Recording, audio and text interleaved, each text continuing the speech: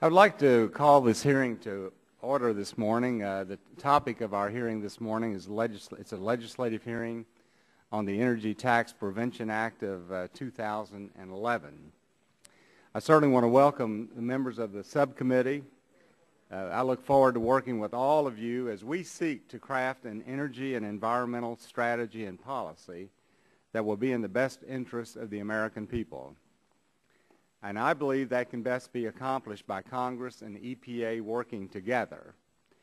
Congress intends to reassert itself in the statutory and regulatory process at EPA. I'm pleased to be serving again with my friend and colleague, the ranking member, Mr. Rush. We served on the CTCP subcommittee in the last Congress, and I look forward to working with him as well as all members of this subcommittee. I also want to thank our witnesses today and thank them for being here to help us look at this very important issue. We're going to have 4 panels of witnesses today, and all of them are going to provide us with information that's going to be helpful as we move forward. Today's hearing is going to focus on greenhouse gas rulemaking within the Environmental Protection Agency that many of us believe attempts to address an issue properly within the purview of the Congress. And then we're also going to be talking about legislation that has been introduced that would restore the proper balance to decision-making affecting greenhouse gases. The Obama administration has been the most aggressive in recent memory. As a matter of fact, 6 rules were issued on Christmas Eve, and there's a pipeline full of regulations waiting to be issued. And states frequently are not being given adequate time to re-examine and rewrite state implementation plans to respond to this aggressive pace. I, like others, have been besieged with calls from entities all over the country complaining about EPA's attempt to regulate greenhouse gases. Congress has made its will crystal clear on this issue. Our esteemed colleague, Chairman Emeritus John Dingell on the Democratic side, who led the negotiations on the 1990 Clean Air Act amendments, wrote, "I would have difficulty concluding that the House-Senate conferees who rejected the Senate greenhouse gas regulatory provisions contemplated regulating greenhouse gas emissions or addressing global warming under the Clean Air Act. As recently as 2008, Mr. Dingell warned that regulating greenhouse gases under the Clean Air Act rather than new legislation would lead to a, as he said, glorious mess." And then on July 25, 1997, Senate Resolution 98, expressing the sense of the Senate that the United States not be a signatory to the Kyoto Protocol that would have required the U.S. to reduce greenhouse gas emissions, was approved by the Senate by a vote of 95 to nothing. And when the 111th Congress revisited this issue last year, it responded with a resounding no to regulating greenhouse gases by not passing the so-called cap-and-trade bill. Although Congress has made its position abundantly clear not to regulate greenhouse gases, we now have a bureaucracy, unelected staff at EPA, and the courts pushing the United States down a path that, in my opinion, will cost jobs and make us less competitive in the global marketplace. Furthermore, what's worse about this is the technology is not available to capture greenhouse gases, and we do not have any idea what the cost versus the benefits will be. And if the tailoring rule is determined to be a violation of the Clean Air Act, which is certainly possible, EPA applying the statutes permitting these thresholds has estimated that over 6 million sources in our country would need to obtain Title V operating permits, and also that would lead to 82,000 permitting actions annually under the Preventing Significant Deterioration formula. And it's also been estimated at EPA that doing that would estimate a cost of $22.5 billion it would cost permitting authorities in the U.S. So good energy policy is about expanding choices. All of us know that our energy demands are going to basically double by the year 2035. And we're going to need energy from all sources to meet the demands of this country. We're going to need renewables. We're going to need natural gas, coal, nuclear, everything. And I do get the sense that sometimes those people who are pushing this country down a quick pathway to green energy are more interested in putting fossil fuels out of business than they are working to solve this problem. We recognize that we have to have energy from all sources. So I'm delighted that you are here today. We look forward to the testimony of all of you. And at this time, I would like to recognize the gentleman from Illinois, the ranking member of the subcommittee, Mr. Rush, for 5 minutes for his opening statement. Thank you, Mr. Chairman, and I want to thank you very much for this opportunity. I want to congratulate you on your selection to become chairman of the Energy and Power Subcommittee. And as you have indicated, I too enjoyed very much working with you when you were the ranking member of the Subcommittee on Commerce, Trade, and Consumer Protection.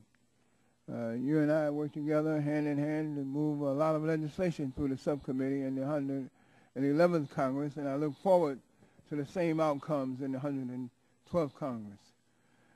Unfortunately, I can't say that the discussion draft that we're taking up today exemplifies good legislation. Before delivering my opening statement, Mr. Chairman, I want to get a few things off my chest. I really have a bone to pick. I know that this is a new Congress and a new majority has come in with it. That said, our committee rules, procedures, and decorum have remained substantially the same. Mr. Chairman, if we're not careful to set the right course of action moving forward, we will find ourselves lost in a sea of confusion. And as we get our sea legs underneath us, we must strive to do better.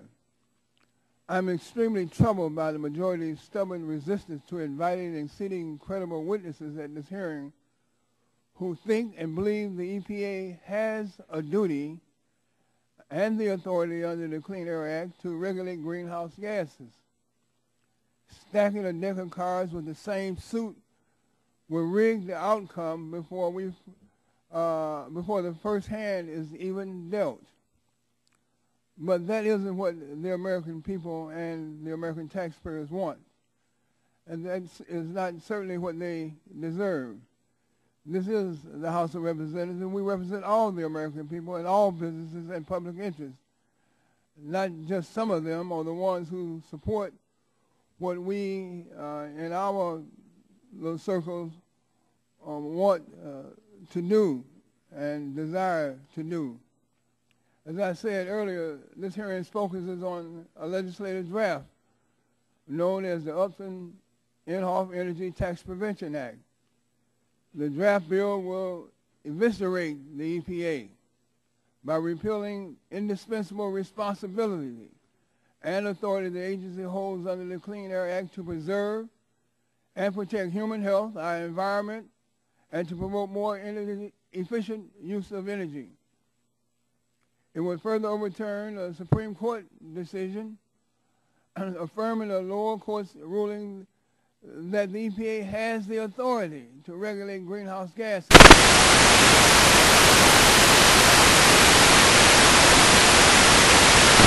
From automobiles, as well as stop the EPA from taking further steps in reducing tailpipe emissions. Mr. Chairman, it goes without saying that this proposal before us overreaches by large limits. And this, Mr. Chairman, really just gets me to what my big rub is today.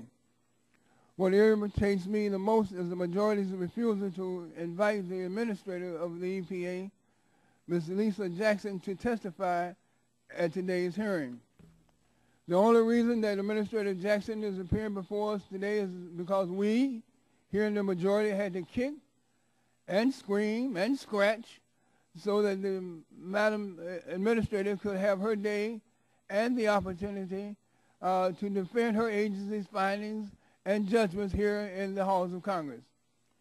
How can we formulate good public policy or look at ourselves as fair and decent lawmakers if Congress as a body doesn't solicit the expert views of the EPA on this draft legislation? And as a member of Congress, I want to hear as many pertinent viewpoints as I am able to hear before deciding how to cast my votes on pieces of legislation that are critical to the welfare of our economy, our own safety as human beings, and the preservation of our planet.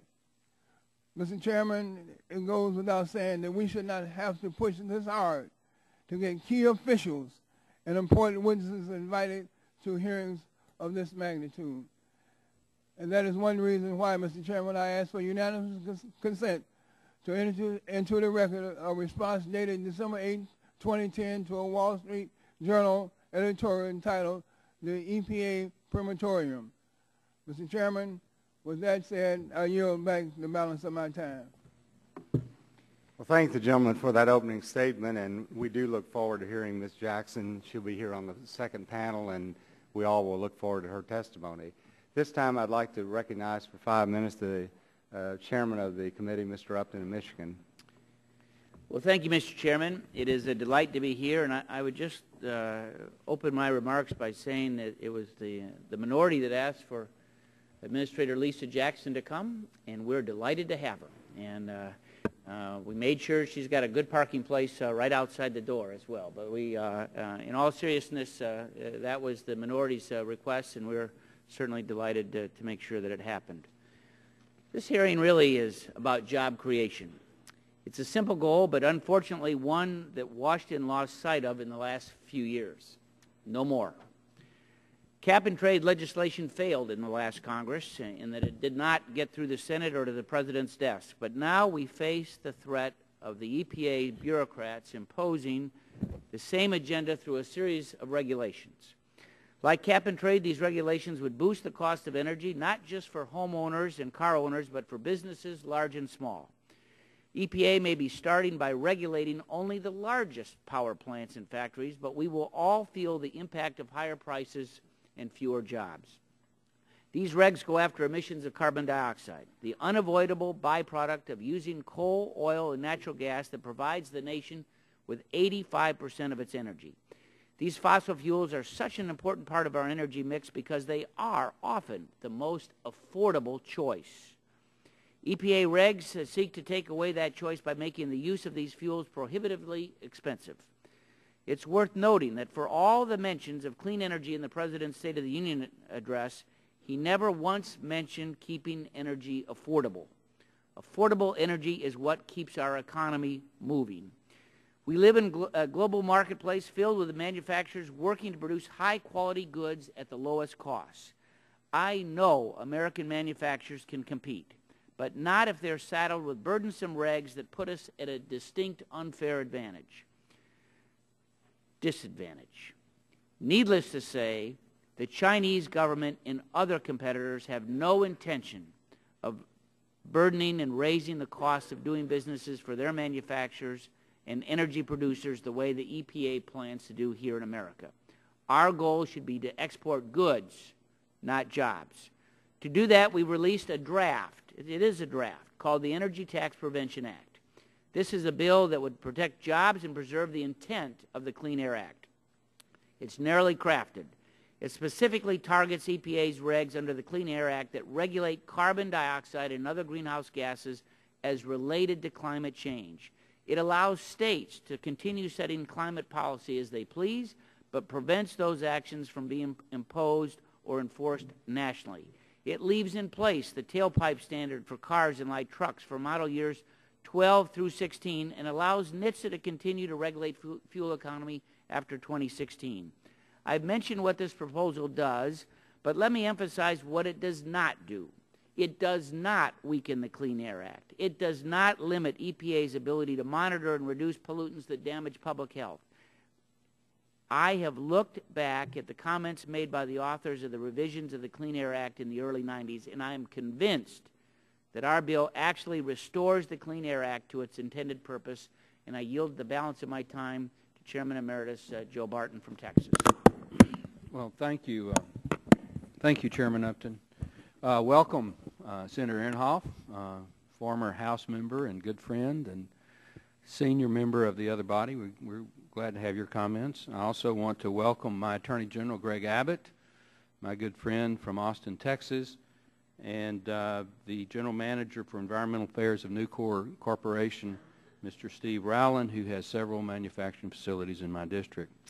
The great Joe Louis, the heavyweight champion of the mid-1900s, was facing a difficult test with another heavyweight contender and made the comment, he can run, but he can't hide.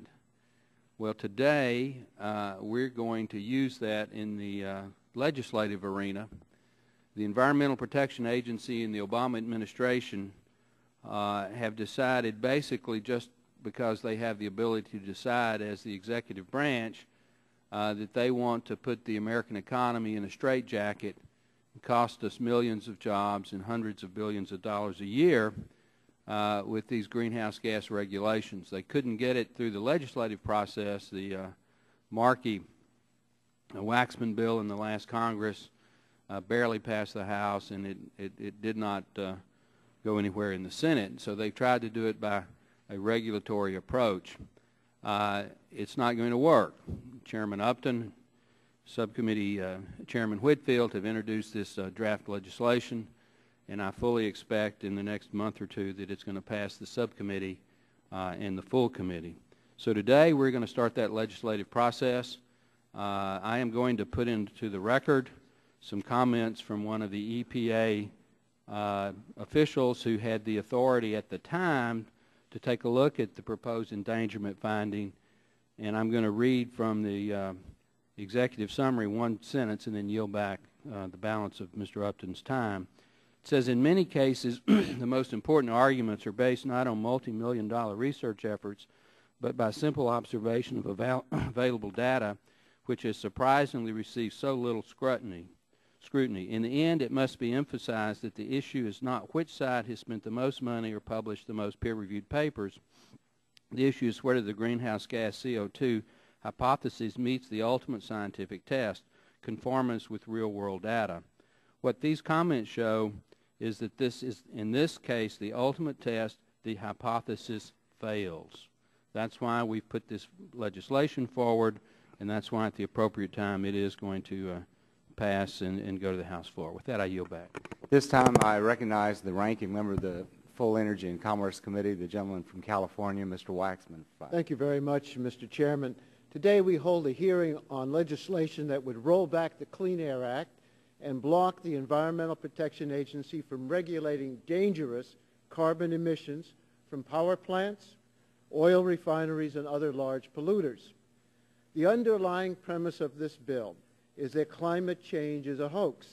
That's the view of the chief Senate sponsor of this bill, and it is also the view of our former chairman of this committee, Mr. Barton. And that's the foundation of this bill. This legislation says carbon emissions do not endanger public health and welfare. Mr. Chairman, you and the new Republican majority have a lot of power to write the nation's laws, but you do not have the power to rewrite the laws of nature. And that is the fundamental problem with this proposal. In 2009, EPA found that carbon emissions endanger public health and the environment. That was a scientific conclusion that is supported by the National Academy of Sciences, the premier scientific organization of all the world's major economies. This legislation would overturn EPA's endangerment finding. Now, this won't stop carbon pollution from building up in the atmosphere. It won't stop the droughts and floods that are spreading like an epidemic across the globe. It won't protect the air quality of our cities when summer temperatures soar to record levels. and it won't stop the strange weather patterns that have locked much of our own nation in a deep freeze this winter. What it will do, though, is gut the Clean Air Act and prevent EPA from addressing this enormous threat to public health and welfare.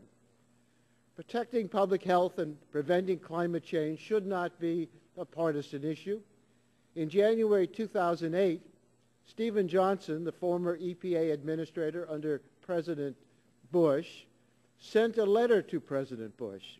Administrator Johnson wrote, quote, "The latest science of climate change requires the agency to propose a positive endangerment finding. It does not permit a credible finding that we need to wait for more research," end quote. And he said that the Bush cabinet agreed with this position. The science hasn't changed in the last 2 years. In fact, it has only gotten stronger. Yet somehow, belief in science has become another partisan battleground. This legislation is called the Energy Tax Prevention Act. This is a title that's total nonsense because EPA has no authority to levy energy tax. What this bill should be called is the Big Polluter Protection Act. The only beneficiaries of this legislation are the nation's largest polluters. The biggest backer of this bill is Koch Industries, an oil company that spent millions of dollars to elect Republicans to Congress. Now, members can have different ideas about how to reduce carbon pollution. I believe the steps that EPA Administrator Lisa Jackson is proposing under the Clean Air Act are moderate and appropriate. They are also remarkably similar to the measures that former Administrator Johnson recommended to President Bush. But I understand that members could reasonably have different views. Indeed, I preferred the market-based approach recommended by utilities and manufacturers that was the basis for the House-passed clean energy legislation last Congress. But what doesn't make sense is this extreme approach in this bill. It will repeal the only authority the administration has to protect our health and environment without providing any alternative. This is another repeal, but no alternative to replace it. Why replace it? Science is a hoax. We don't need to solve the problem. There is no problem. That's the underlying assumption. Well, that will only make the problem worse. History will not judge this committee kindly if we become the last bastion of the polluters and the science deniers. When carbon emissions rise to record levels and our weather system goes haywire, the American people will ask why we acted so irresponsibly. I hope we will be able to tell them that we stood up for science and public health and rejected this extreme proposal. Yield back my time. Thank you, Mr. Waxman. At this time, we'll introduce our first witness, who really needs no introduction. Senator James Inhofe from Oklahoma is the ranking member of the Senate Committee on Environment and Public Works. Of course, he served in the House of Representatives. He's recognized as a real expert in the field of energy as well as other areas. We're delighted to have him with us today, and I might say that he is floating a discussion draft over on the Senate side very similar to our legislation we have on the House side. So, Senator Inhofe, we're delighted to have you with us today, and we recognize you for an opening statement.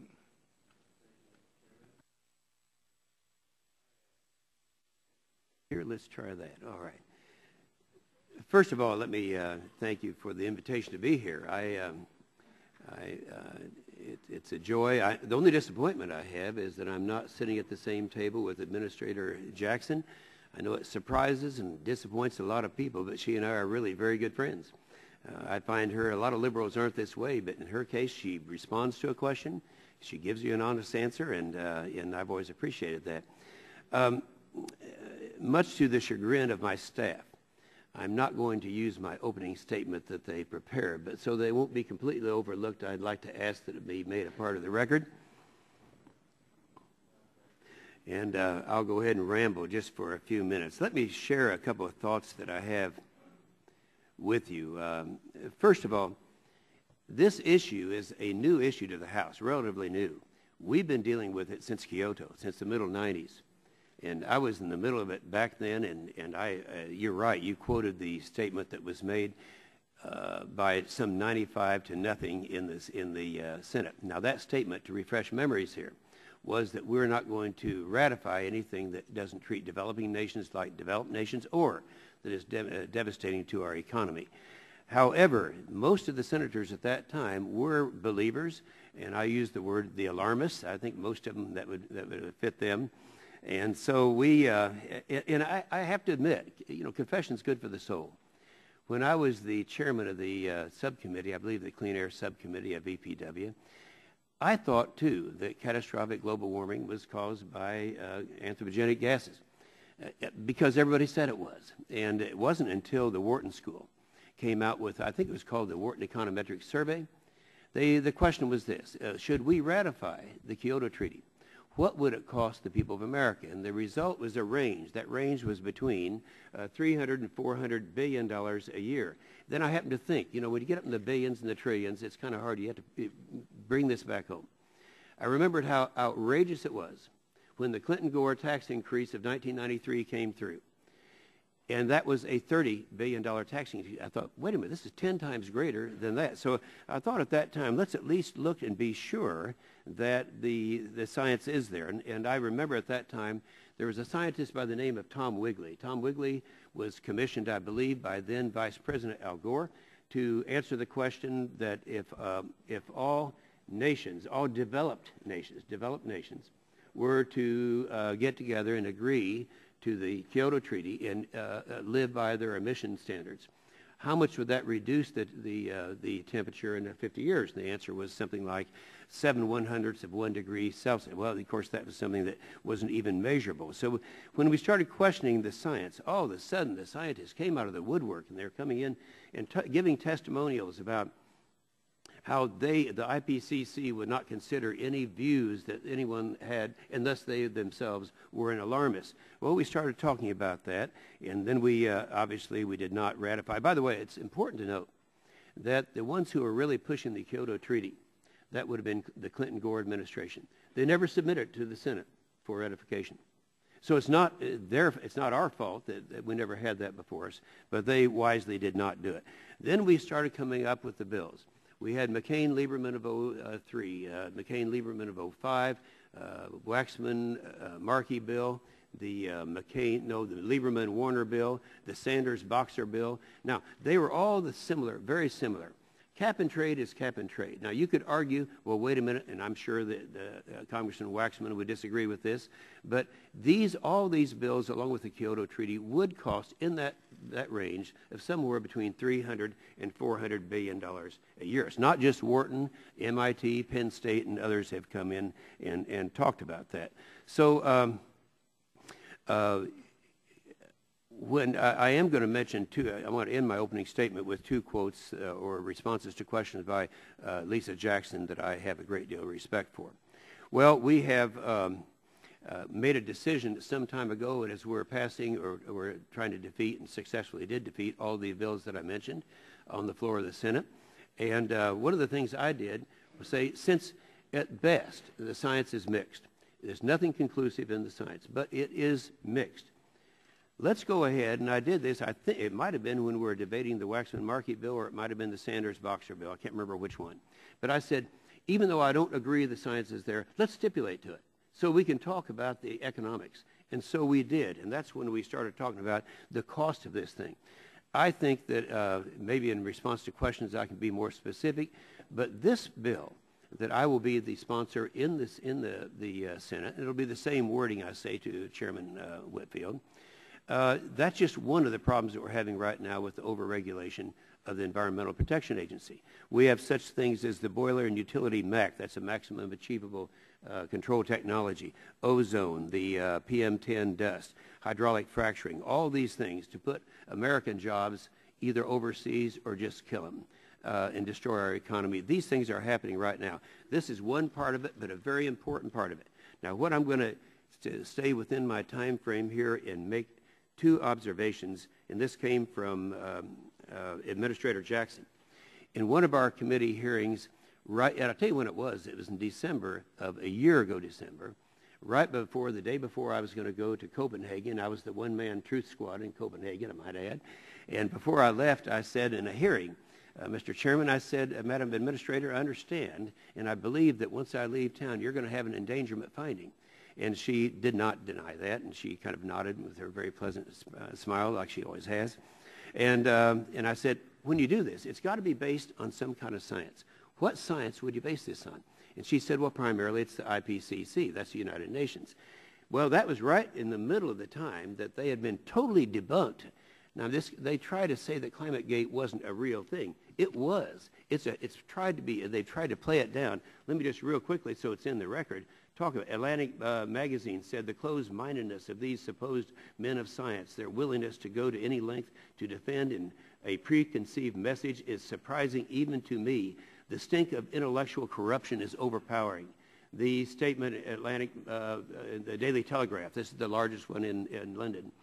The scandal could well be the greatest scandal in science, modern science.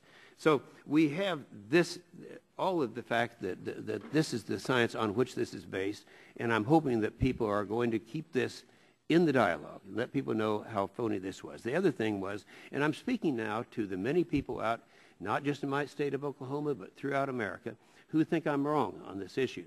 People who really believe, people who think that the alarmists are right, that in fact that this is that these the anthropogenic gases are causing catastrophic global warming. To them, I say this: if they're right, what difference does this really make? Because when I asked the question to Administrator Jackson, I said, if we were to pass this bill, I don't know, I say to my good friend, Mr. Waxman, whether it was the Waxman-Markey bill or which bill it was, but I said, if we pass this, will this have a reduction, a result in reducing greenhouse gases? Her answer was no, because this only applies to the United States. I would carry it one step further. If we cause our jobs to go overseas as a result of having something like this, those jobs are going to go to places like China and India and Mexico where they don't have any restrictions at all. And so those people who say, well, we have to set the example in America, the China is anxious to follow our great example, I say they're laughing at us right now. They're not going to do it. They're waiting for those jobs to come over. So with that, I would only say that I hope we'll get a chance to realize that even if this ends up, those people out here that really believe this, what we take, action that we take, whether it's through regulation or whether it's through legislation here in the United States, is not going to reduce the greenhouse gas emissions worldwide. Thank you, Mr. Chairman. Well, thank you, Senator Inhofe. We appreciate your testimony. Mr. Waxman, in his opening statement, referred to this letter by former EPA Administrator Steve Johnson in a letter to President Bush about the endangerment finding. And I don't know all the details about it, and so I'm going to ask you about it, but it was my understanding that once they really got into the process of looking at that, a number of federal agencies came out very much opposed to an endangerment finding, including ag, commerce, transportation, and energy. Do you have any recollection of the letter that Mr. Waxman was... Yeah, I do, because first of all, I have a great deal of respect for Steve Johnson, and I supported his being put in the position he was in. I would only say this. Those who want to quote him, as was quoted in the opening statement here in this meeting, need to talk about what he has said since then. I'm going to quote him now. He said, one point is clear. The potential regulation of greenhouse gases under any portion of the Clean Air Act could result in an unprecedented expansion of EPA authority that would have a profound effect on virtually every sector of the economy and touch every household in the land. He went on to say, I believe the ANPR demonstrates the Clean Air Act, an outdated law originally enacted to control regional pollutants that cause direct health effects, is ill-suited for the task of regulating global greenhouse gases. Thanks. And this, by the way, you mentioned the Departments of Energy, Transportation, Commerce, Agriculture, and probably some others have made this statement. You know, I was looking at the EPA website actually last night, and there was a comment on there right at the very main page. It said, we're working across the nation to usher in a green economy. Now, we all recognize, as I said in my opening statement, to meet our energy demands, we're going to have renewables, we're going to have everything. Mm-hmm. But this administration seems to be so focused on pushing a green economy, and I know that President Obama in his State of the Union address talked about this green economy is going to stimulate the economy and create the jobs. And I know from the research that I've done personally, one of the countries that has been a leader in green energy has been Spain. And I read an article just a couple of days ago that they have the highest unemployment rate in the industrialized world, approaching 20%. Do you have the same concerns about this all-out push for green energy and the impact that that could have on our employment levels in America? Chairman Whitfield, it goes even further than that. I'd have to, for the record, give you the name of which one in the administration said this. I think it might have been the Undersecretary of Treasury.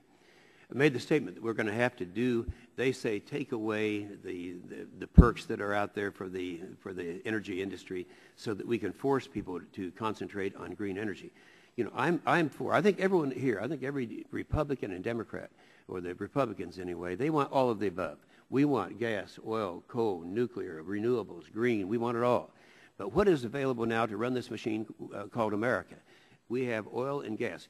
This is new information. As of just a year ago, we in the United States have the largest number of recoverable reserves in coal, oil, and gas of any country in the nation.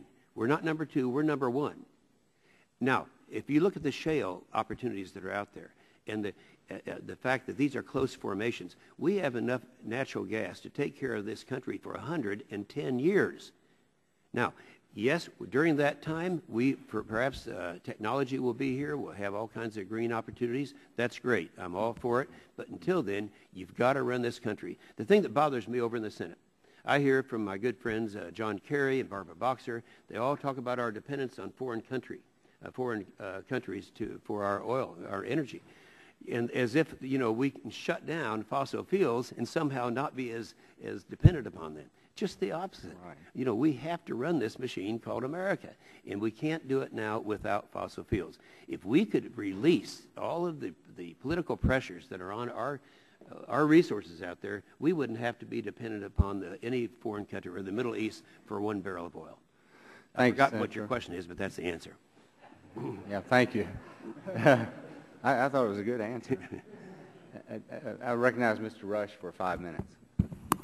I thought it was a good question, but I didn't think it was a good answer. Senator, I have the utmost respect for you. I want to thank you for taking the time out to come to this hearing. As you know, there are some vociferous and very vehement disagreement with some of your conclusions, and especially as it relates to job creation and also electric reliability.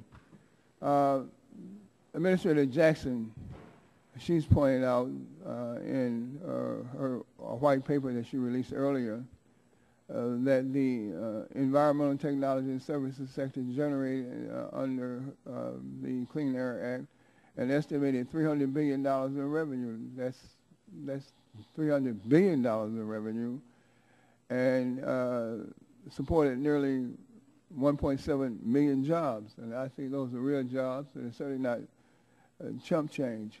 Do you have any comments or any reaction to her conclusions? Yeah, I do, Congressman. First of all, I have a website, inhofe.senate.gov, and if you go there, you'll find I've talked about the amount of money and the jobs that all of these over-regulations would cost. Now, you're addressing only the greenhouse gas, what's happening with the regulations, the subject of this committee. But I mentioned in my opening statement, there's also all of the MAC laws, the utility MAC, the boiler MAC, the trying to stop hydraulic fracturing, the ozone, all of these issues that are there, the PM10 dust. If you add those up, each one has a price tag in terms of dollars and the amount of the jobs that would be lost. Those jobs, that information comes from most of the labor unions in the United States, along with, I might add, the National Black Chamber of Commerce, who will be testifying. I don't know whether he's on today or not, but he is great. He's testified before our committee. And I want you to ask him that question, because I think it's very specific. The jobs that would be lost, the costs that would be there, are something that we can't sustain in this country. Thank you, Senator. Senator, let me ask you, as I think you're the ranking member on the, which committee now? Environment and Public Works, yes. We're a majority. I want to make sure I got it right. As ranking member and during the course of that committee's hearings, I'm sure you had a number of different hearings on this particular subject. Is that correct? Yes, we have had hearings. All right. Do you think that it's, or has your committee conducted hearings with no scientists among the witnesses? Have scientists been included in your hearings? Yes, we've had scientists there on both sides, as you well know, because you're going through this now. Right. When you're a minority, you don't get as many witnesses. But do you find it strange that this hearing is being conducted with no scientists at all? And we had scientists in our hearing. I would just use one. Richard Lindzen, for example, at MIT, is recognized as one of the very top individuals. He testified and testified. Senator, would you, I do understand, but do you find that it's strange that this hearing of this importance, that we have no scientists that on the witness list at all for this hearing? Do you find that strange? I don't know. Maybe you'd have to ask the chairman that question. I do know that the rules of the House and the rules of the Senate do provide for minority witnesses, and so I don't know how this was constructed. All right. Lastly, Senator, Chairman Waxman and I on February 7th sent a letter to the ranking member and to the chairman, and asking that the Republicans and the Democrats work together to write bipartisan legislation to establish a clean energy standard. Do you support a similar activity in the Senate? Well, yes, we've been trying to do that for a long period of time. Unfortunately, CO2 has held hostage all kinds of opportunities. We had the Clear Skies bill. That would have been SOx, NOx, mercury. We could have passed the most restrictive bill in terms of emissions of pollutants, but it was held hostage because we don't care about all that. We want to make sure that CO2 is there. So I do support programs that affect all kinds of emissions, and I strongly support it. I would say this, that we're going to go through the process, and I'm hopeful that I can get my bill passed in the Senate and this bill passed here, and we'll see what happens. It could be we'd have to override a veto. I don't know, but we may end up, things are going to change in a couple of years, so we'll have to wait and see. Thank you. I yield back Okay. to balance. Thank you, Mr. Rush. At this time, I recognize Mr. Upton. Thank you, Mr. Chairman. And again, Senator, we appreciate you being here, especially on a day that the Senate doesn't have votes. And I know you're trying to get back to snow-laden Oklahoma, where they have, I'm told, cross-country skiing. I'm not sure you've got any hills for downhill, but you've got good 10 inches last night, and people at least can go straight forward. Two questions that I want to ask. One is, I mentioned in my opening statement, and I wanted you just to comment on, as regards to some groups that are offering criticism towards this discussion draft. In your view, does it in any way undermine the Clean Air Act? No, it's not going to weaken the regulation of air pollution that, people are concerned about, asthma and heart attacks and all these, that long list of things, the lung cancer. The Clean Air Act has reduced air pollution and done so in a conjunction with a period of economic growth. That's significant because during that period of time, all these things have actually reduced, and I can't see that this would have any effect on that. I did mention that things like the Diesel Regulation Act, Clear Skies, these are things that we have been trying to do and have done successfully. So we are addressing that and have been addressing that with such legislation as I just mentioned. Now, I know that you're writing a book. And, guess what the name of it is?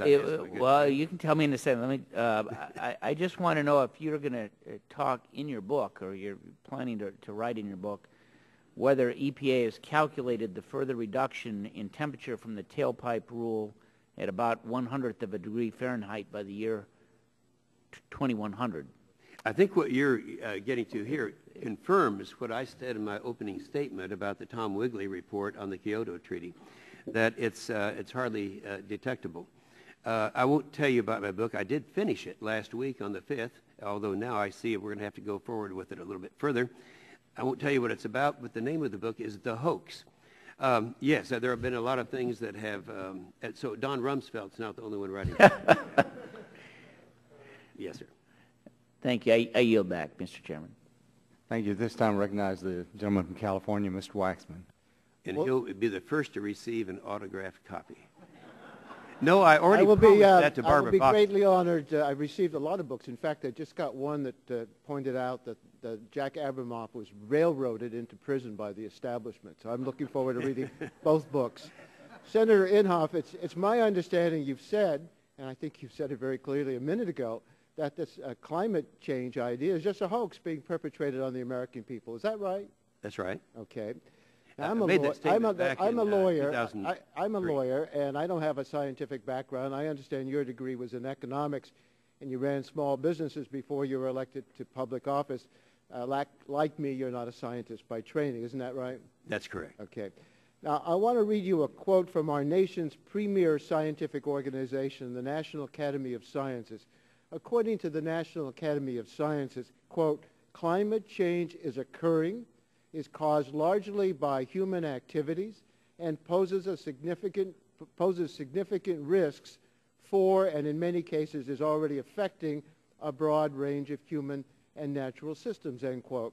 Mm-hmm. Senator, you disagree with the National Academy of Sciences. Well, I disagree with that particular interpretation. I would add that there are several members, former members of the National Academy of Sciences, who are not there anymore because they disagreed. Well, that's their conclusion, and you disagree with it. No, Senator, my turn now. You're in the House, and this is a 5-minute round, so you know how that goes. Yes, sir. It hasn't been that long. So you disagree with that in the National Academy of Science. The National Academy of Sciences is our nation's premier scientific institution.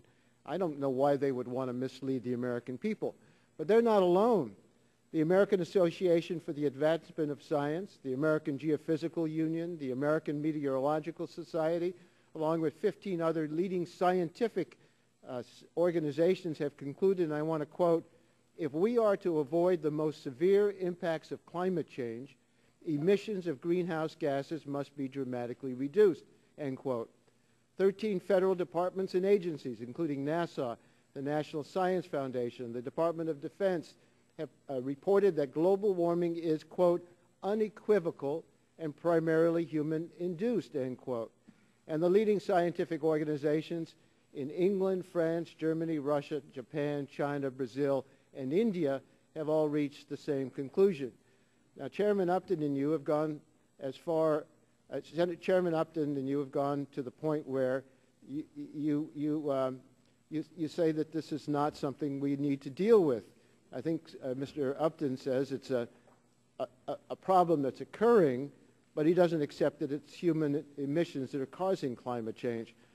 Well, Mr. Rush raised this point. I think it would be important, and I would request that we hold hearings on this fundamental issue of science before we vote on this legislation. The premise of the Inhofe-Upton legislation is that carbon emissions don't endanger public health. Before we proceed, we should call the best scientists in the nation before the committee so we can understand whether Senator Inhofe's views are, or Mr. Upton, Chairman Upton's, are supported by the science. But it seems to me what you are saying is even if climate change is real, we can't do anything about it, so we shouldn't even try. And if that's the situation, I find that quite amazing. Now, the reason this is under the Clean Air Act is because the Supreme Court, by 5-4, said EPA must regulate if they have an endangerment finding. The Supreme Court by 5-4. There are a lot of the Supreme Court decisions that went 5-4 that I didn't like. But this is one where the court said that this is part of the Clean Air Act. I think that there's a fundamental flaw in one of the arguments that I've been hearing. When you calculate the benefits of action, there's an assumption that the U.S. and other nations will take only minimal steps to control emissions. But when you calculate the cost, there's an assumption that there's a completely different scenario, that the United States will implement draconian control measures. I don't think that's fair. A fair analysis will show that the modest measures that EPA is currently proposing will have little impact on the economy. In fact, EPA's analysis shows our economy grows because we become more energy efficient. In other words, we're making a small step forward on climate change at virtually no cost to the economy. A fair analysis will show that if we adopt more far-reaching measures, we can have a major impact on climate change at a manageable cost. Last year, the House passed the Waxman-Markey bill, passed out of this committee as well. That would have reduced U.S. emissions by 80% by 2050. Modeling of that bill proved that we can dramatically reduce pollution for only a postage stamp per day while cutting the deficit. Well, I think if we do nothing, and this bill is a repeal and no replacement for dealing with this problem. If it's a real problem, let's acknowledge it and figure out a way to deal with it and resolve our differences on how to approach a constructive resolution. But if it's not a problem, then I think what we're doing is saying that we can't do anything about the droughts, the floods, the storms, the public health and economic misery climate change will cause, so we simply should give up trying. And I don't think that's the American way. Yield back my time. Mr. Chairman, I know his time has expired, but he asked me three questions. I can answer them real quick. Okay. Good. First of all, I knew you were going to end up with the droughts and the floods and all of that. It's the fear that's been driving this for so long. Let me just answer the three questions. First of all, the fact that if we were, the reason in my opening statement. What are the three questions you seek to answer? Well, I'm answering them right now. You asked me. One was about the reductions. That the fact I asked is you whether you they're disagree not with the National Academy of Sciences. I asked you very specific questions. Mr. Chairman, we should let our witness I'd like to make a answer statement. questions. Mr. Waxman talked for 4 minutes. Mr. Chairman, He basically gave an the opening time now statement. goes 6 to minutes, please. whoever on your side is next, and they can yield their time for that purpose. But I'll go along with whatever. We always let the witness answer a question. Well, or I make didn't have a comment. question pending. Yeah, you did. Senator I've wants got to to answer two respond to my questions, Mr. statements, Chairman, and if that's you'll up to quit the talking, chair I'll whether be that able to comes do out of my time. I tell you what, let's do, Senator Inhofe. I'm going to go to Mr. Barton, and he can ask questions. We have a lot of other people, and I'm sure that That's fine. we will get to the issues that you want. Mr. Barton, I recognize you 5 minutes. Well, first, thank you, Chairman. Excuse me. We do give our witnesses the courtesy at the end of their, when somebody gives a soliloquy or a monologue like Chairman Waxman did, to at least make a comment on it. So, Senator, you have participated in dozens of hearings on this issue in the other body, some as chairman and some as ranking member. Is that not correct? That's correct. You would consider yourself, at least in that body, to be knowledgeable on this issue? Not scientifically, as pointed out by Mr. Waxman, but yes. You mentioned in your opening statement millions of jobs and hundreds of billions of dollars per year, and studies that have been done by independent groups. I think the U.S. Chamber's done a study, Heritage has done a study, you mentioned MIT. Have any of those studies been refuted by the EPA or any other executive branch authority in the Obama administration? No, they haven't. The interesting thing is that there is a consistency here. It doesn't matter whether you're talking about the Kyoto Treaty or any of the other issues or bills that we considered, including the Waxman-Markey bill. The amount's always in that range, $300 to $400 billion, and that's pretty consistent. So there's been no refutation of those type order of magnitude numbers? I can remember when we've had witnesses from the EPA who have agreed with that. Some will not, of course. And obviously, if cap and trade had been implemented, like Mr. Markey and Mr. Waxman wanted, or if these pending greenhouse gas regulations are implemented, we could expect that type of an impact, and that would certainly be a tax, if not explicitly, implicitly on the U.S. economy. Would you agree with that? I would say it would be precisely the same. I don't see a difference in what they're attempting to do with regulations and what they were attempting to do with legislation. So I think it would be the same. Yes, sir. Now, you indicated that you've got a draft bill that's either identical or very similar to Chairman Whitfield and Chairman Upton's bill. Is that correct? That's correct. Does your legislation or this pending legislation that is in draft form, does it change the standard on ozone under the Clean Air Act? No, no. Does it change the standard on particulate matter? No, it doesn't. Does it change the standard on carbon monoxide? No. Does it change the standard on nitric oxide? No. Does it change the standard on sulfur dioxide? No. Does it change the standard on lead? No. Those are the 6 criteria pollutants that are regulated under the Clean Air Act. Is that not correct? That's correct. So if you don't change any of those standards, to paraphrase former Chairman Waxman, you are certainly not gutting the Clean Air Act, are you? No, sir. What you are doing, though, Senator, is saying that the Clean Air Act and its amendments were never intended to regulate CO2 as a pollutant. Is that not correct? Which is also what Mr. Johnson said. Yes, sir. And I think this is a true statement. I was on this committee when we passed the Clean Air Act amendments of 1990. I was a co-sponsor. I participated in the debate, in the amendments.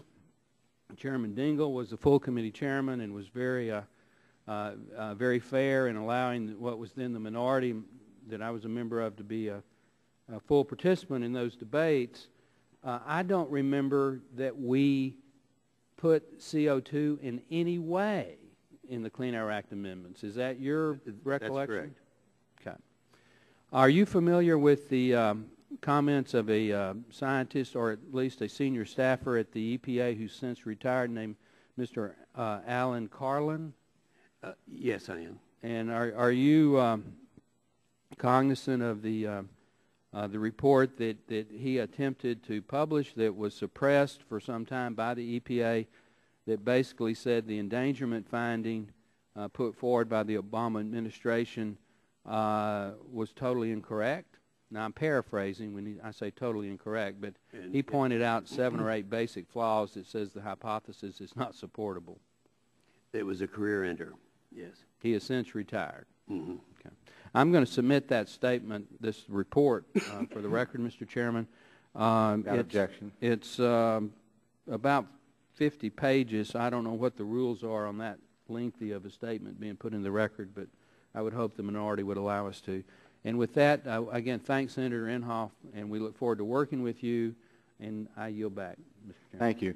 I'm going to call on the Chairman Emeritus, Mr. Dingell, for questions. But before, Mr. Dingell, you ask your questions, Senator, it's my understanding that you're going to have to leave relatively soon. Well, we're having a problem now. I'm trying to get back to Tulsa, but there's a record snow, and maybe they're canceling the flights. But yes, I do have to try. Okay, well then, Mr. Dingell, I'm going to allow Chairman, you I thank you for your courtesy. This will comfort you, and I'm sure Senator Inhofe. I have no questions. I wanted to welcome the Could I Senator use back. some of your time to answer the question from Mr. Marcy? Well, all I really wanted to do, Senator, is welcome you back. Thank you very Good to much. see you Nice. again. then I would recommend. Mr. Dingell, would you mind yielding your time? I'm sorry? Would you mind yielding your time to a fellow No, member here? I really don't want to. Thank you very much. Senator Inhofe, welcome to the committee. You are right on one thing. You are right on one thing. The alarmists should not be listened to here, because the alarmists are those pessimists who figure out that Americans aren't smart enough to innovate our way out of this pickle, and we are in a pickle. And Senator, thank you for telling me about your book. I'm going to suggest a book you might want to look at. It's called Apollo's Fire. Book I co-authored, and it tells you how we're going to grow our economy, an economy that the evidence shows we can grow. Now, the American people are against this Dirty Air Act, and that's what it is, and I'll explain why in a minute. They are against this Dirty Air Act 3-1, and the reason is they know that the Clean Air Act reduced pollution 60% over the last 40 years, while we grow our economy 207%. I agree. Americans get it that we can innovate our way out of this pickle. Now, this is why this is a Dirty Air Act. I hear my friends saying, we don't have anything against the Clean Air Act. We're not gutting the Clean Air Act. It's like saying they're not against the Anti-Terrorism Act. all we're doing is passing a bill saying the FBI can't enforce it. Now, when you gut the EPA's ability to enforce the law, you turn the Environmental Protection Agency into the environmentally pathetic agency, and that's not what Americans want. They want something rather than dirty air. And this Dirty Air Act hurts kids with asthma, it hurts seniors with respiratory problems, and it hurts our economy. Now, I want to suggest to you there's a fundamental problem here. And that problem is that we are not listening to the scientists. And I'm going to ask you a question when I'm done here for a minute, and I hope I'll give you time to answer. But the scientists are telling us that we've got a real health problem in our hands. We got a letter from 1,800 scientifically trained medical professionals yesterday. It says communities across the nation will suffer, not maybe, will suffer from still suffer from poor air quality. Low-income families face the impacts of toxic air pollution every day, from smog causing asthma attacks to toxic mercury harming children's neurological development. Far too many people face a constant threat from the air they breathe and the impacts of climate change. Now, that letter is signed by, among others, doctors, Dr. Guillermo Arnand of Tahlequah, Oklahoma, Dr. Therese Kwan of Kingston, Oklahoma, Dr. Warren Teal of Sarnia, Oklahoma. Doctors across this country and scientists across this planet know that our health is adversely affected by these chemicals. And by the way, carbon dioxide is in the EPA, in the Clean Air Act. It's in Section 103 if folks want to look at it. Carbon dioxide is in the Clean Air Act. And yet you are trying to take away the ability of Uncle Sam to protect our kids from asthma. And I got a problem with that. I'm going to ask you this question because I think it's fundamental to our disagreement. I respect your opinion and right to have an opinion. But the National Science Foundation, these doctors, the IPCC, depending on science from the U.S. Navy, from Nobel Prize winners, none of whom are going to be called by this committee, by the way, and I think it's too bad we don't have a real scientist up here. All of these people say that these things are bad for our kids' health. And yet this committee, their first witness, caused somebody, rather than listening to Nobel Prize winners, think somehow that he's smarter than the 2,500 scientists that are telling us this is a problem. Now, I want to ask you this question. If you've got, I think, grandkids, and I trust that if your grandkids were having a health problem, if they couldn't breathe, if asthma is affecting them, that you wouldn't take them to a lobbyist for the fossil fuel industry, you would take them to a pediatrician. You would take them to a scientist. So the question I ask you is, shouldn't we listen to the scientists here rather than the politicians? And shouldn't we trust people of science that have an overwhelming conclusion about this issue? I'll yield to you for an answer. Thank you very much.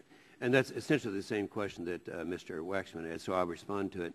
Yeah, in the very beginning, when people were listening just to the IPCC, as I said in my opening statement, that's been pretty much debunked. Now, I don't know how anyone with a straight face is going to say that that should be the leading science. But when you mention scientists, yes, many of them are saying this. If you go to my website, I've given 5 speeches on the science, very long ones, I might add. We started out with some 50 scientists, went up to 100 and up to several hundred.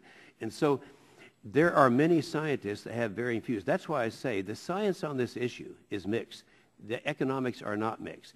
The last thing I want to mention that, because somehow it's got to be in this record, and this is responding to Mr. Waxman, the court did not mandate that the EPA regulate CO2. And this is the words of the court. Under the Act's clear terms, the EPA can avoid promulgating regulations if it determines that greenhouse gases do not contribute to climate change, or if it provides some reasonable explanation as to why it cannot exercise. Well, what they're saying is they had 3 choices. Either regulate it, don't regulate it, or do nothing. And that was not a mandate from the courts. And I believe that has to be in here at some point. Go to my website, you'll see the science. Thank you. I might say that we did invite a scientist to testify. Mr. Chu was invited, and he declined our offer. And now, Senator Inhofe, do you have to go now, or can you take more questions? I think I need to. You need to go? Yes. All right. Well, we appreciate very much your taking time to be with us, and we may very well have another hearing. Let me thank you, because this is only the third time since 1994 when I left this that I was been invited to come here. Point of order, So I appreciate it. Point of order, Mr. Chairman. Yes, sir. Mr. Chairman, I just want to make sure that the record accurately reflects that Secretary Chu indicated that he had a conflict in schedule. He didn't decline. It was just a conflict in his schedule. That's the reason why. Well, we advised Senator Chu, but he had a conflict in his schedule. Thank you. Okay, we'll now call our second witness. Thank you, Senator Inhofe. And our second witness is what? Yeah, is the Honorable Lisa Jackson, Administrator of the United States Environmental Protection Agency. And we're looking forward to her testimony.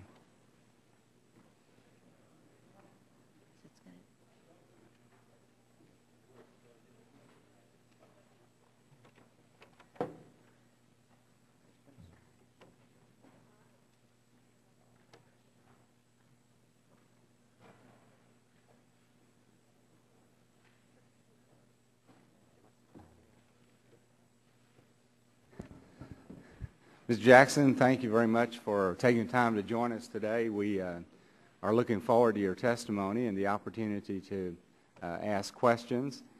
And with that, I'm going to go on and recognize you for an opening statement. I will say that Senator Inhofe ended up taking almost 7 minutes in his opening statement, so we'd be happy to give you 7 minutes in your opening statement. So you're recognized. Well, thank you, Mr. Chairman. I'll try not to take all 7. To you, Mr. Chairman, and members of the committee, thank you for inviting me to testify about Chairman Upton's draft bill to eliminate portions of the Clean Air Act, the landmark law that all American children and adults rely on to protect them from harmful air pollution. The bill appears to be a part of a broader effort in this Congress to delay, weaken, or eliminate Clean Air Act protections of the American public. I respectfully ask the members of this committee to keep in mind that EPA's implementation of the Clean Air Act saves millions of American children and adults from the debilitating and expensive illnesses that occur when smokestacks and tailpipes release unrestricted amounts of harmful pollution into the air we breathe. Last year alone, EPA's implementation of the Clean Air Act saved more than 160,000 American lives, avoided more than 100,000 hospital visits, prevented millions of cases of respiratory illness, including bronchitis and asthma, enhanced American productivity by preventing millions of lost workdays, and kept American kids healthy and in school. EPA's implementation of the Act also has contributed to dynamic growth in the U.S. environmental technologies industry and its workforce. In 2008, that industry generated nearly $300 billion in revenues and $44 billion in exports. Yesterday, the University of Massachusetts and Ceres released an analysis finding that 2 of the updated Clean Air Act standards EPA is preparing to establish for mercury, soot, smog, and other harmful air pollutants from power plants will create nearly 1.5 million jobs over the next 5 years. As you know, Mr. Chairman, the Supreme Court concluded in 2007 that the Clean Air Act's definition of air pollutant includes greenhouse gas emissions. The court rejected the EPA administrator's refusal to determine whether that pollution endangers Americans' health and welfare. Based on the best peer-reviewed science, EPA found in 2009 that man-made greenhouse gas emissions do threaten the health and welfare of the American people. EPA is not alone in reaching that conclusion. The National Academy of Sciences has stated that there is a strong, credible body of evidence based on multiple lines of research documenting that the climate is changing and that the changes are caused in large part by human activities. 18 of America's leading scientific societies have written that multiple lines of evidence show humans are changing the climate, that contrary assertions are inconsistent with an objective assessment of the vast body of peer-reviewed science, and that ongoing climate change will have broad impacts on society, including the global economy and the environment. Chairman Upton's bill would, in its own words, repeal that scientific finding. Politicians overruling scientists on a scientific question, that would become part of this committee's legacy. Last April, EPA and the Department of Transportation completed harmonized standards under the Clean Air Act and the Energy Independence and Security Act to decrease the oil consumption and greenhouse gas emissions of model year 2012 through 2016 cars and light trucks sold in the U.S.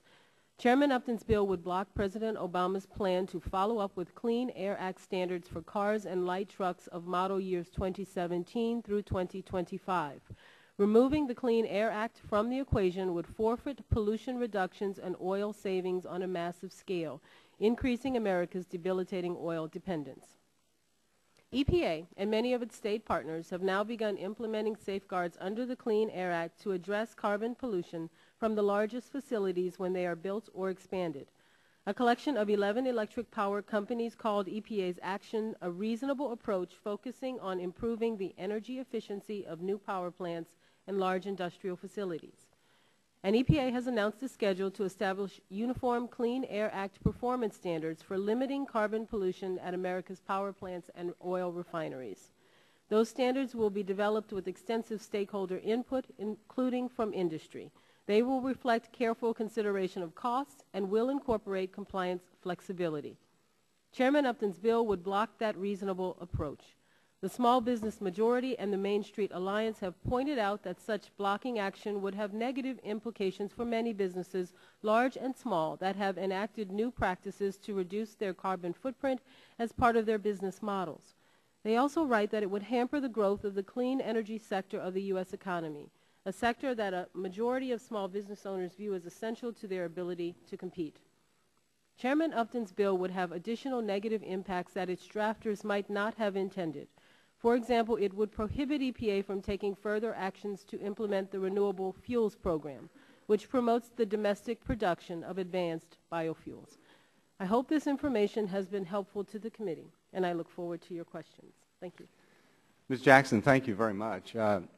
Before you came in, I had mentioned in my opening statement that Congress had specifically looked at regulating greenhouse gases on 3 different occasions.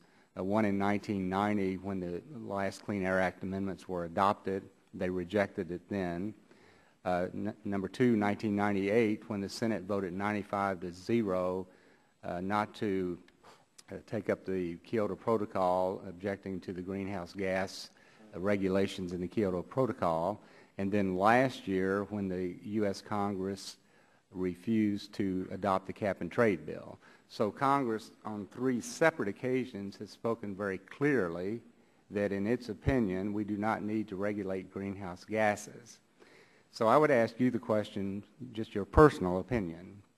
Do you object to Congress having an up or down vote approving or disallowing EPA's greenhouse gas regulations? Sir, I am here to explain the impact of our greenhouse gas regulations, and then Congress is obviously going to make a determination whether so you wouldn't object to Congress having an up or down vote on your regulations then, correct? Sir, I would not presume to tell Congress its business. Thank you. Now, I want to ask you, did your agency conduct an overall comprehensive assessment of the cost of the greenhouse gas regulations? We conduct assessments of costs of regulations. We did not conduct an assessment of the cost of the endangerment finding because it is a scientific finding. But do you have any idea what the cost of the greenhouse gas regulations would be?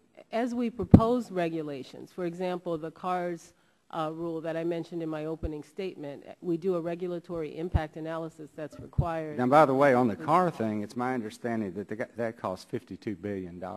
Is that correct? The cost of the cars and trucks rule, I don't have the exact number in front of me, but well, my understanding, the light duty vehicle rule, according to the information I have, costs $52 billion and will increase in 2016 the cost of one of those vehicles by $948. Now, we recognize cost goes along with regulations, but it's also the information that we have that by the year 2100, the greenhouse gas standards for the light-duty motor vehicle is expected to reduce global temperatures by 0.006 degrees centigrade, $52 billion. And that's about mobile sources. And I don't think anyone has any idea what the regulation of stationary sources would be. Would you give us a guess on what the cost would be on that? Mr. Chairman, just 2 points. The auto rules that you speak about were hailed by the industry, consumers, and environmentalists because of cost savings. You see, they're efficiency rules for automobiles and trucks, and so they pay for themselves, and as the price of gas increases, they pay for themselves in shorter and shorter periods. I believe at the time the estimate was somewhere between 3 and 4 years. So the amount you save on gasoline... you know, another understanding that I have is that there really is no technology available to really reduce greenhouse gases other than efficiencies. Would you agree with that? There are emerging technologies for stationary sources, but energy efficiency is thought to be the low-hanging fruit in terms of dealing. Yeah, and that's my understanding that we're getting ready to implement this tremendous greenhouse gas regulation. It's going to, in fact, your air chief indicated that if your tailoring rule is determined to be illegal, that EPA is going to require 6 million sources to obtain Title V operating permits, and would have to have 82,000 permitting actions under the PSD program, resulting in an estimated $22.5 billion just for the permitting authorities. It sounds like you agree with me that the tailoring rule is a good idea to protect small business and sources from unneeded regulation. Doesn't it explicitly violate the language of the Clean Air Act, which says specifically if it's 100 or 250 tons per year emitting, that it must be regulated? No, sir, I don't see it as a violation. I see it as But that's what the language says, doesn't it? Yeah, the legal theory your is tailoring to prevent absurd results. Your tailoring rule says what, 25,000 tons, or is it 75,000 tons? It's 100,000 tons, the equivalent of a railroad car of coal burned to death. Tell me about this. Well, my time's expired. Okay. Thank you, Ms. Jackson. I recognize at this time Mr. Rush. Well, Administrator Jackson, I am certainly glad to see that you finally arrived. It wasn't easy getting you here, and so, but you're here. First of all, do you have a scientific or technical background? Yes, sir. I'm a chemical engineer by training. I have a master's degree in chemical engineering from Princeton University and an undergraduate degree from Tulane University. Well, I'm glad to know that. I am glad to know that we do finally have someone with a scientific background here on the panel. Do you find it amazing, as I do, that the subcommittee has not called any scientists, medical professionals, biologists, ecologists, or any other scientists to consider this draft legislation? What do you think about that? Sir, I think if this is going to be a referendum on a scientific question, it would be important to hear from the best scientists in our country. Thank you very much. The legislation we'll consider today overturns your scientific determination that carbon emissions are dangerous. And I'm concerned about the precedent that this would set. Whether carbon pollution is dangerous or not is fundamentally, and I agree with you, a scientific question and not a political question. I believe that we should leave these types of decisions to expert scientists. Are you aware of any precedent for Congress to overrule EPA or any other agency on a question of science like this? Sir, I'm not aware of it, sir. Chairman Upton said yesterday that he does not believe that climate change is caused by human pollution. That certainly is an extreme view that has been rejected time and time again by scientists. So now he's trying a different approach. He's asking this committee to approve legislation that says he is right and the scientific community has made a glaring mistake. And I don't believe that's the right way for us to proceed. We should be telling you to listen to America's best scientists and not ignore them because Chairman Inhofe or Chairman Upton have decided that they don't like their conclusion. Senator Inhofe tested earlier, just a few moments ago, that the science on climate change is mixed, but that the economics are not. As I stated during my questioning of the senator, the Clean Air Act has been the catalyst for creating close to 2 million jobs and creating an industry generating $300 billion in revenues. Are the economics as mixed as Senator Inhofe suggests, in your opinion? Sir, the history of the Clean Air Act's implementation, I think, is consistent with what we would see for its implementation with carbon dioxide and greenhouse gas pollution, and that is that our economy can grow and thrive because of innovation while we reduce pollution and increase energy efficiency. Thank you, Mr. Chairman. I yield back. This time I recognize the gentleman from Michigan, Mr. Upton, for 5 minutes. Thank you, Mr. Chairman, and welcome, Administrator. You found a parking place okay? I didn't find the parking place, but I am here. We had one right out there in the horseshoe. We checked with the police in advance. I want to ask one quick question on maybe an unrelated topic first, and that is the Boiler-Mac regs. As you know, you all asked for a 15-month extension back in December, and the court said, no, we want them done by, I want to say, the 21st of February. Would it be helpful, useful, constructive, if we gave you a little assistance legislatively to extend that deadline? Yes or no? The EPA argued that we will need to make administrative re-proposal of the rule in order to increase the amount of transparency and time that we have. And I'm disappointed that we have to get the rule out, but we will use the current administrative practices under the Clean Air Act to ensure that the American public and industry gets a chance to look at these new rules. They will be significantly different. Okay. So would you like a little, it's sort of like... I believe the Clean Air Act is strong enough to allow for that kind of transparency. OMB's not here. You can say whatever you want. You can give the truth. Oh, who's not here? Never mind. All right, let me go to this hearing.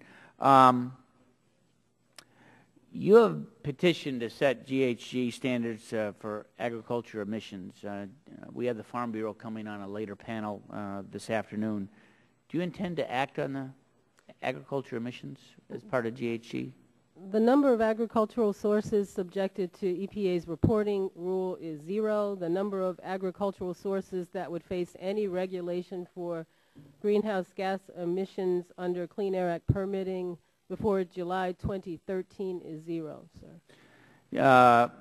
There are GHG emissions from non-road vehicles, ships, boats, planes, railroads. Do you intend to set any standards for those types of vehicles? We have certainly, sir, been petitioned to do so. We have made no determination on a regulatory calendar that I've been briefed on. My state of Michigan, there have been some reports that the implications of EPA GHG regs for the Michigan economy would do a number of things. Reduce Michigan GDP by $18 billion, destroy 96,000 jobs, reduce household incomes by nearly $1,600, and reduce Michigan manufacturing output by $3.2 billion. Those are independent estimates. Has EPA done an analysis of what the full costs of regulating GHGs under the Clean Air Act would be by state or by the entire country? We have done impact analysis and economic analysis as we propose and finalize regulations, sir. But the analysis you're talking about and you're referring to is of regulations we have yet to propose, and implications that therefore would be unfair. We would actually have to go to industry and ask them to tell us what it is they're planning to do in order to tell them what the impacts might be. So that is a very difficult hurdle and probably not one that industry would welcome. A number of us have commented about the regulations that could be imposed in this country versus on employers overseas. Does EPA intend to look at the potential of jobs leaving the United States and going someplace else? Is that going to be a factor that's going to be considered as the regulations are pursued? Certainly part of our economic analysis is an impact on jobs, both jobs that could be lost but also jobs that could be gained. And you heard in my opening statement that there are potentials for our environmental and air pollution control industry jobs to actually have increases. And that figure was, what was it, 90, how many jobs did you, I know you cited, did you say 96,000? I believe what I These would said, be inspectors? is that there was a study yesterday that talked about nearly 1.5 million jobs over the next 5 years. That was not an EPA. That's University of Massachusetts and Ceres. That's an independent study. So if the continuing resolution, which might be a funding freeze at 08 levels, is adopted, that would be, you'd have a pretty difficult time reaching that number of inspectors. Would these be EPA government jobs? Sir, this was an contracted out? No. These are not government jobs in any way. And with respect to your question on budget, the EPA's regulatory authority incentivizes and promotes innovation in the private sector. It promotes investments here. There are estimates that there are almost $2 trillion waited to be invested in this country, and that's what that study is getting. Well, I mean, what I'm interested in is the net increase or decrease in jobs. And you may have more inspectors that are out there, but at the same time you might not have nearly as many companies still producing goods here because they might go someplace else. And then I'm more concerned about a dramatic net loss of jobs rather than an increase based on the proposal. So I see my time has expired. Thank you, Mr. Chairman. Yeah, I just want to clear up for the record. I don't know what net increase in inspectors you're speaking of. I do believe that we remain committed to enforcing the Clean Air Act, but none of the jobs numbers that I speak about are public sector employment. They are private sector employment. Thank you. The gentleman from California is recognized for 5 minutes. Thank you, Mr. Chairman. Administrator Jackson, the Republicans have made the argument that you don't have the authority under the Clean Air Act to do these regulation of greenhouse gases. Are they right? No, sir, they are not. The Clean Air Act requires you to regulate carbon emissions? Yes, as the Supreme Court said, greenhouse gas emissions fit within the definition of pollution under the Clean Air Act. Okay. Republicans further have made the argument that public health is not at risk from these greenhouse gases. Could that be true? No, sir, I don't believe that to be the case. The endangerment finding is about that very issue, and in that finding we determined that unchecked greenhouse gas emissions increase the intensity and duration of heat waves. That increases heat-related mortality and morbidity, especially among children, among the elderly, among the sick, people who work outdoor, people who can't afford air conditioning or have never needed it because their climate was temperate enough. By raising temperatures, you also exacerbate the impact of smog, and we know the life-threatening impacts of smog on people who have compromised lung function, especially people with asthma and other lung diseases. Unchecked emissions are said by our best scientists to increase the severity of flooding, and having grown up in New Orleans and seeing the impacts of flooding on just one small part of the town, the part I know that also means more contamination, more pollution, more disease as we deal with the impacts of our changing climate. So this is really a threat to the public health, and if we don't regulate, we're allowing that threat to become greater. That is the nexus of the endangerment finding. It is a threat to our public health as Americans and our welfare, sir. You've been criticized for this finding that greenhouse gases endanger the public. Mr. Abbott, the Texas Attorney General, claims that the finding is arbitrary and legally flawed. We learned yesterday, however, that your predecessor in the Bush administration looked at the science and apparently reached the same conclusion you did. In a private letter to President Bush, Administrator Johnson stated, and I quote, "The latest science of climate change requires the agency to propose a positive endangerment finding as was agreed to at the cabinet level meeting in November," end quote. According to Mr. Johnson, quote, "The latest climate change science does not permit a negative finding, nor does it permit a credible finding that we need to wait for more research," end quote.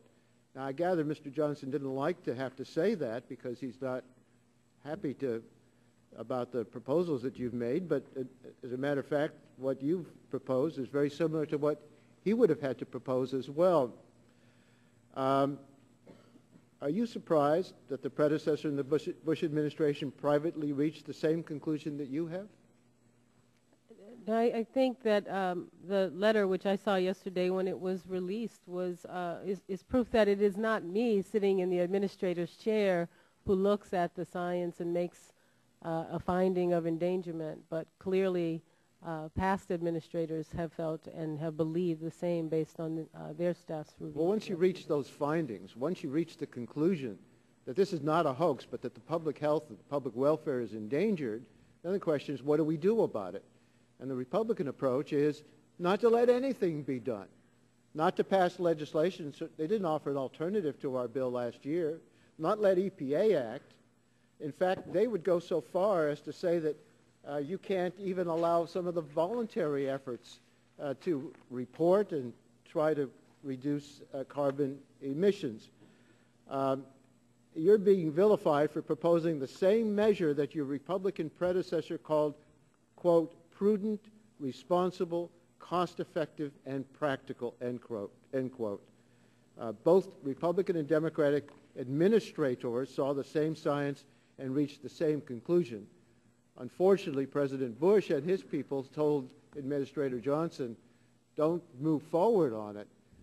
You represent a president that wants to protect the public health and safety and well-being, and he's allowed you to do your job. I think the Congress ought to allow you to do your job as well. And if we have an alternative, let's hear what it is. But saying there's no problem, it's all a hoax, is not a responsible answer. Thank you, Mr. Chairman. Recognize the gentleman from Texas for 5 minutes. Thank you. Thank you, Mr. Chairman. The minority seems to be of the impression that we didn't want you to attend, Madam Administrator. We're delighted you're here. If I knew you better, I'd come down and hug you. I can assure you that Chairman Upton and Chairman Whitfield and Chairman Stearns are going to invite you numerous times, you and your deputies, to come before this committee and its various subcommittees for the next 2 years. So welcome, and we do appreciate your attendance. I need to educate the subcommittee briefly before I start asking my questions, because there is an attempt by Chairman Waxman and perhaps by yourself to rewrite history. The Clean Air Act does not specifically mention CO2 as a criteria pollutant. The reference that Mr. Inslee made talks about ozone, not carbon dioxide. The court case in Massachusetts versus EPA was a 5-4 decision in which the majority of the Supreme Court said that since the CO2 did not explicitly prohibit CO2 being regulated under the Clean Air Act, it could be, and the EPA needed to, I don't think it said the EPA needed to, but it said the EPA could make a decision. As you well know, when your administration, Mr. Obama, President Obama came into office, very quickly issued an endangerment finding saying that CO2 should be regulated. Mr. Waxman alluded to a private letter that has miraculously come forward in the last day or so for this hearing, and I would emphasize the term private. I would hope that maybe we could get Carol Browner's private correspondence and some of the other Obama officials' private correspondence. We do have some emails from the direct supervisor of Mr. Carlin back and forth to people in the White House in which Mr. Carlin is explicitly told, stop investigating whether CO2 is a danger. The decision's been made. The White House has decided that they're going to issue the endangerment findings. Stop working on this report. I don't have those emails with me, but they are available. So I'm going to ask you the same question that I asked Senator Inhofe.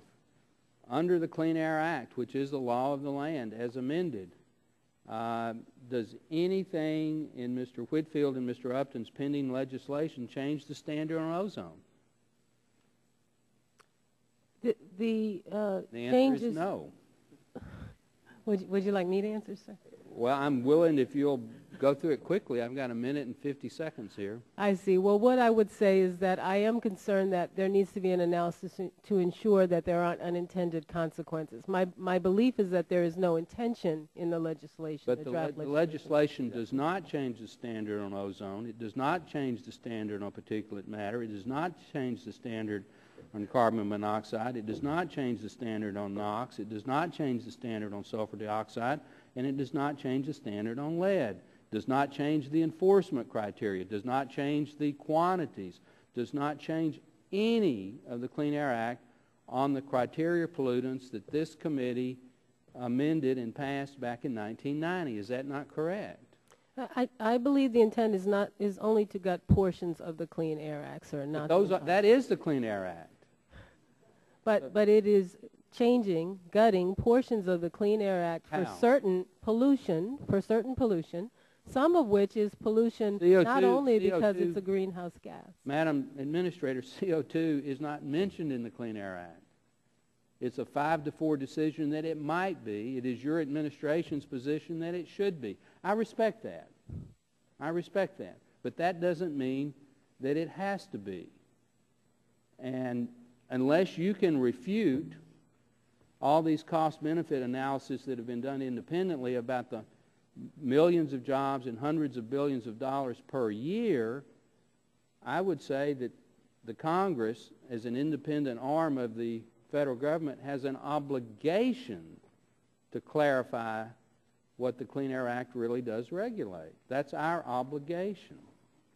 Do you have an objection to that? Again, sir, I would not presume to tell the Congress its business in any way. Well, my time has expired. I'm going to yield back. I'm going to ask you some specific questions in writing about what you're doing in Texas. You have denied every existing air permit issued since 1992, and we're going to ask some specific questions about that. Thank you. I recognize the gentleman from Michigan for 5 minutes of questions.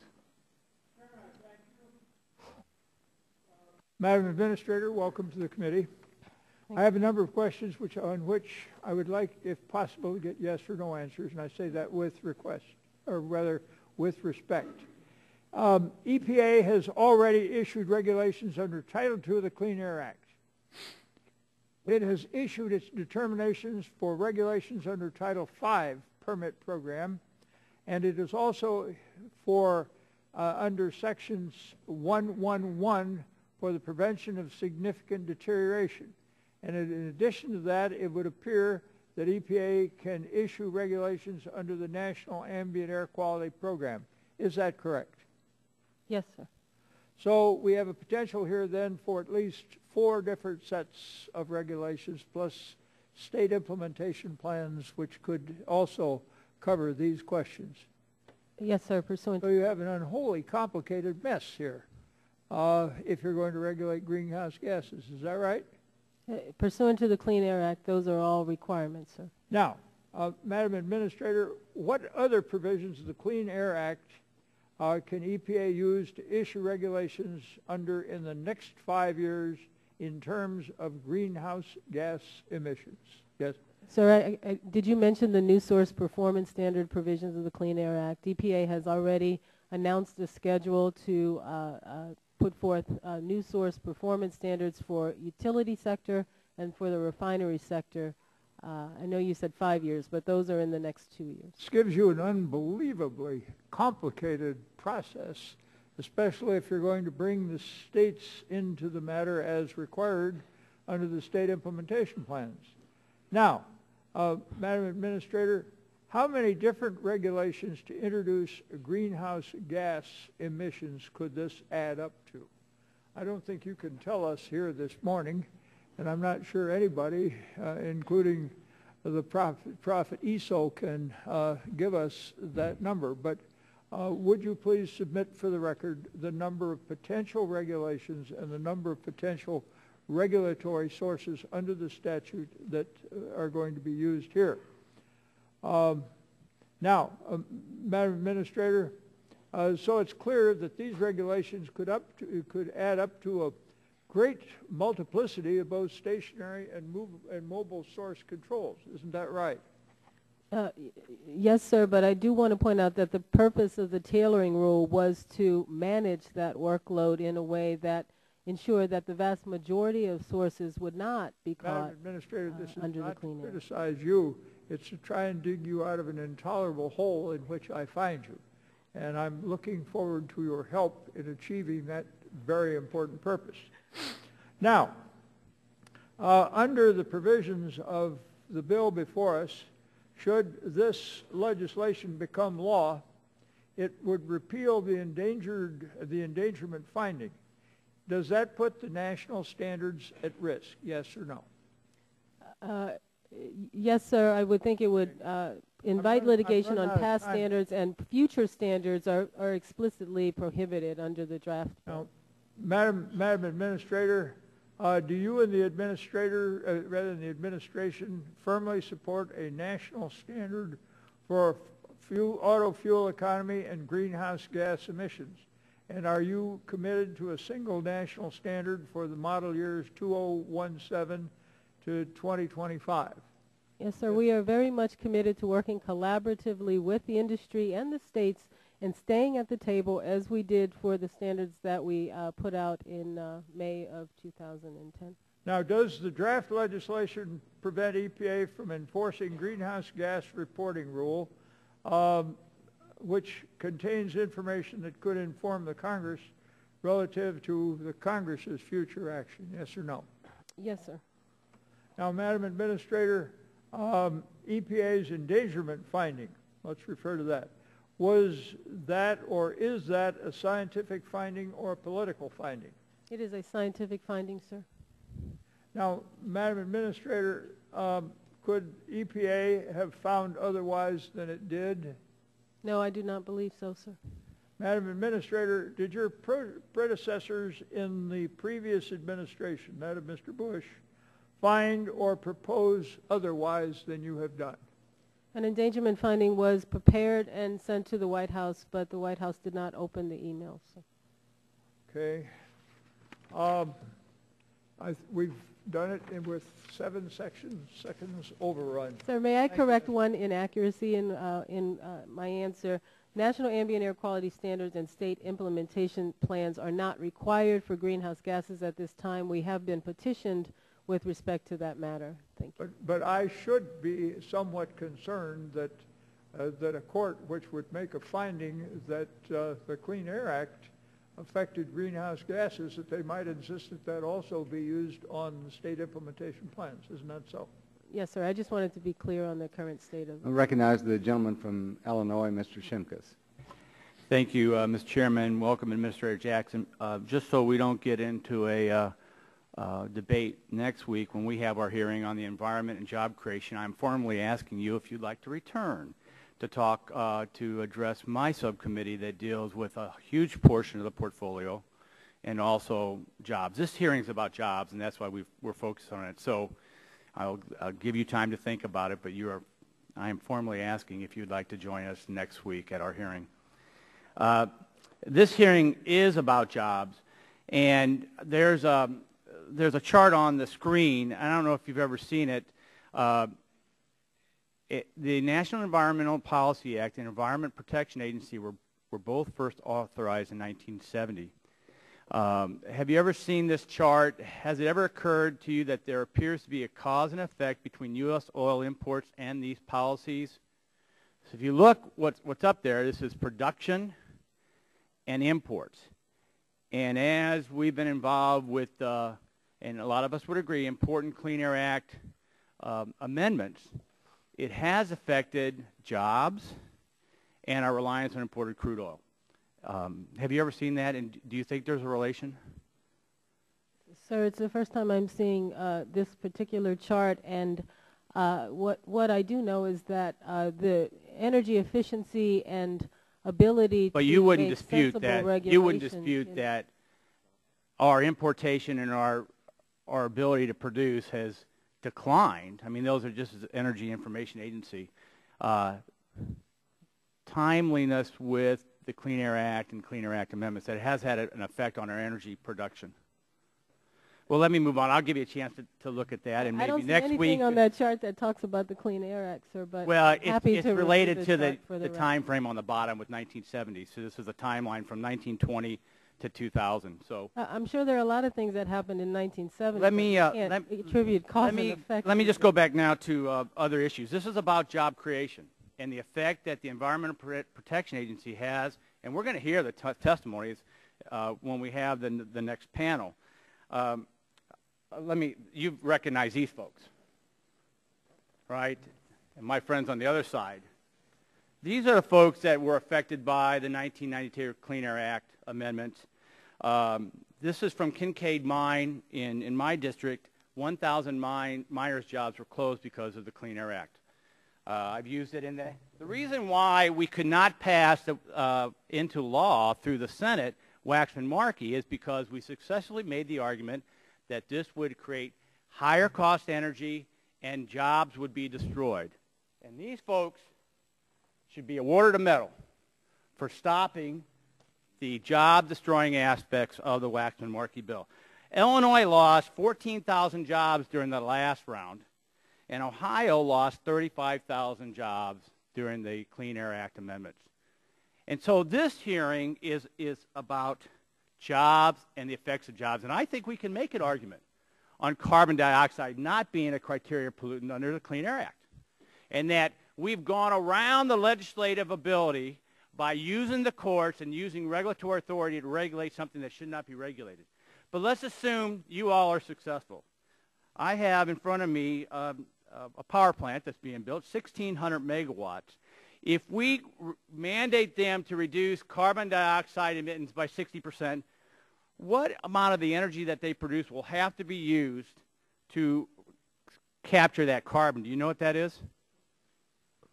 Sir, I'm sure you were going to give us your preferred number. 22% of the energy that they were going to put on the grid will now have to go to capture. If they go to 85%, you know how much energy that would require? 30% of what they were going to put on the grid to sell would have to. Do you believe in the law of supply and demand?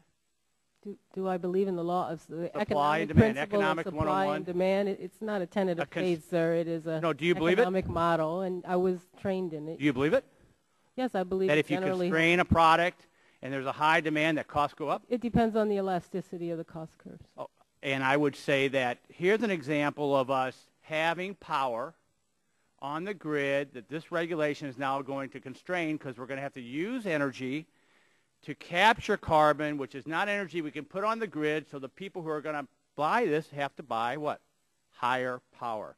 You know what the capital expense for this power plant is if they're going to build new facilities to capture carbon? What is the new capital expense at 60%?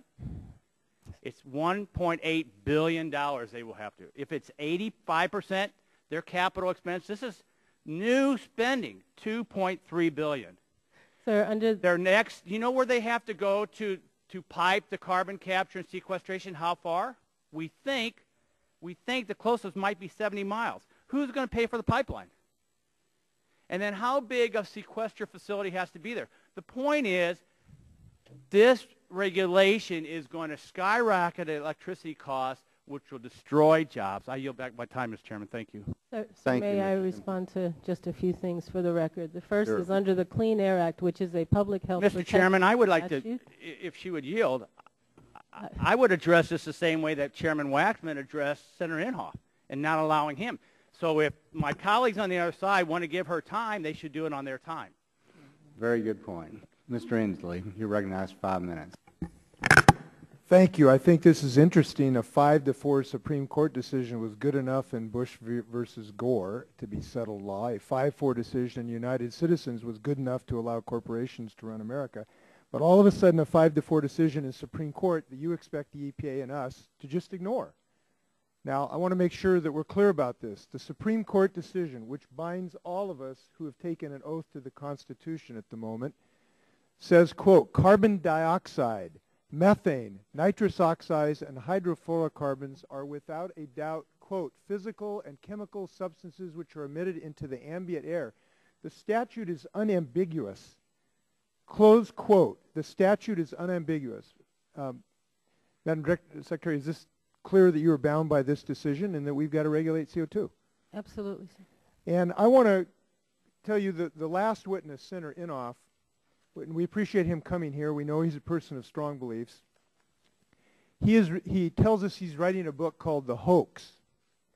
Now, I haven't seen it, but I think it's about the alleged Apollo moon landing on the lunar surface, because we know there are people that are still out there doubting that. They're doubting that the National Academy of Science has confirmed we landed on the moon. They're doubting the IPCC that confirmed we've landed on the moon, but there are still those who doubt. And I want to ask you about the status of science on this. Could I have the picture of the Arctic here put up, please? I ask the clerk, thank you. This is a picture. I'm afraid it's not as visible as I would have liked. This is a picture of the current status of the Arctic ice cap in September. It's difficult to view, but there's a red line showing what the Arctic ice cap used to look like before we started dumping millions of tons of carbon dioxide in the atmosphere. And what it shows is the Arctic ice cap has now shrunk about 40% by mass. Now, scientists several years ago thought it was going to disappear in its entirety. And this is the ice cap of the world. This is the air conditioner for the world. This is what controls the ambient air and bounces light back into, and it's going to disappear. Now, scientists thought it was by 2040. Now we think it might be within this decade actually being gone. Now, my understanding of the status of the science, National Science Foundation, National Academy of Science, International Panel on Climate Change, 2,500 scientists who sent this committee a letter dated a couple days ago saying that this science is clear by compelling, cogent, and consistent evidence in the peer-reviewed literature that we are having an impact on climate, visibly in many, many manifestations, this being just one of them. I have not been able to find, and I understand for political purposes, people are trying to drum up questions about this. I understand politics. But I have not been able to find a peer-reviewed scientific study that challenges this finding of the consensus of scientists in America, including those who work for the United States Navy, and they do a pretty good job on our submarines. Is it a fair statement that there is wide consensus about the science upon which you've made this finding? Yes, sir. It is very broad and based on multiple lines of research. And are you aware of any single peer-reviewed scientific journal which has questioned the foundations of the relationship between our actions on Earth and the increase in CO2 in the atmosphere? Because I am not. I am not, sir. Now, I tell you what, I hear a lot of political flacks.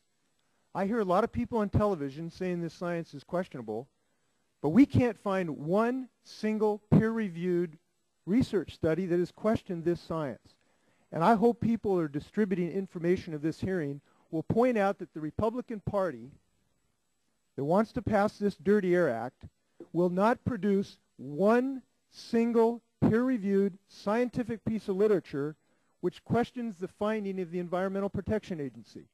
Now, I think that's pretty stunning that they want to put our kids' health at risk and won't produce one peer-reviewed piece of research to support their conclusion. One last question on the economy. In fact, the research has shown that we increase our economy by a factor of 3 or 4 every time we make an investment under the Clean Air Act. And I want to put in the record, and you made reference to this. It's a study by industry and institutional investment. It's called New Jobs, Cleaner Air, and it finds as a result of your proposal, there will be a estimated job gains in Illinois of 1,222,695 jobs associated with the new construction jobs, the new scientific jobs, the new jobs in utilities associated with making the air cleaner. Is it a fair thing to believe that as we make our air cleaner, we can grow our economy? Yes, sir. Thank you. Recognize the gentleman from Oklahoma, Mr. Sullivan. Thank you, Mr. Chairman, for holding this hearing. I'd like to state that this hearing is not about science. It's about the destructive economic impacts of the EPA trying to use the Clean Air Act for what it was never designed to do, regulate greenhouse gases. Administrator Jackson, thank you for being here today. I have several companies in my district ranging from chemical companies, manufacturing, energy companies, and they are scared to death of the EPA's pending rules on greenhouse gas. The energy industry in my state employs over 320,000 workers, and I intend to see that number grow by vigorously supporting this legislation. The Oklahoma Farm Bureau is also concerned with the GHG rule, as they are the second largest industry in my state. Heck, Administrator Jackson, I've even had churches that are concerned about this. You have been petitioned to set GHG standards for agricultural emissions. Do you intend to act on this? Sir, as I stated earlier, there are no agricultural sources subject to EPA's mandatory reporting rule and no agricultural sources that need to address greenhouse gas emissions and Clean Air Act permits before July of 2013. So that would be no? Just no? Has EPA done an analysis on how much greenhouse gas regulations will impact the cost of producing food on farms and the price of American families will have to pay at the grocery store? I mean, we have a lot of people concerned that spend a lot of their money on groceries. If you're taxing the food they eat, it keeps them alive. Sir, I just mentioned that we're not going to be regulating agricultural sources. They're not even required to be subject to our mandatory reporting rule for greenhouse gas. But did you do any analysis on how it would affect the price of food at all? You don't do any of that, huh? No, sir. When we analyze our regulations, or, for example, as we analyzed legislation pending before this committee last year, we analyzed changes in potential energy costs and, of course, its impact on the economy. Do you think it would be a good idea to require an economic analysis on how these rules impact family farms and the price of groceries? Is it that you don't know what the total economic impacts will be on the agricultural section? All told, 17,000 farms nationwide are impacted by the EPA's greenhouse gas regulations. Sir, we will do economic analysis of regulations as they are proposed and finalized. That's a process required under the Clean Air Act already.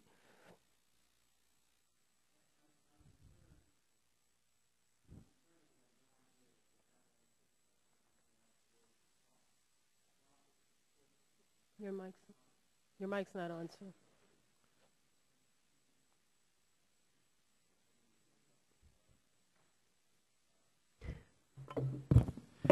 I'm concerned that we have no idea what the avalanche of greenhouse gas rules will cost, costs that could shift and shatter the economy. The Obama administration has come out recently with an initiative for regulatory reform, seeking to be more business-friendly, stating that our regulatory system must take into account benefits and costs. On paper, we agree. Has EPA done an analysis of what the full cost of regulating greenhouse gas under the Clean Air Act will be? We do regulatory analyses, and of course we will be complying with the President's executive order to do a cumulative review of all of our regulations. Under the Clean Air Act, we know that the benefits to costs of the Clean Air Act are 30 to 40 to 1 cumulatively, and in the regulations recently proposed are oftentimes at least double, if not an order or two of magnitude higher than the cost. The benefits are higher than the cost. So you will be doing an analysis. When will you be doing it? Do you know? We will do economic analysis as part of the rulemaking process, sir. Has the EPA looked at the impact on jobs? Yes, just yesterday EPA put out a white paper in response to a question from a member of this committee on jobs and the Clean Air Act, and it confirms that which we've heard earlier today, which is that having regulatory certainty allows businesses to innovate and give us clean air and grow our economy at the same time. That is the history and legacy of the Clean Air Act, sir. It's a very powerful piece of legislation. Have you looked at the risk of manufacturing jobs moving overseas? I hear that all the time, that people are going to do it if this happens. Do you look at that? We do an economic and jobs impacts analysis on regulations as part of the regulatory process, sir. So you do it. Thank you. But you haven't done that yet? We do them for the regulations as they come out. When will you be doing it?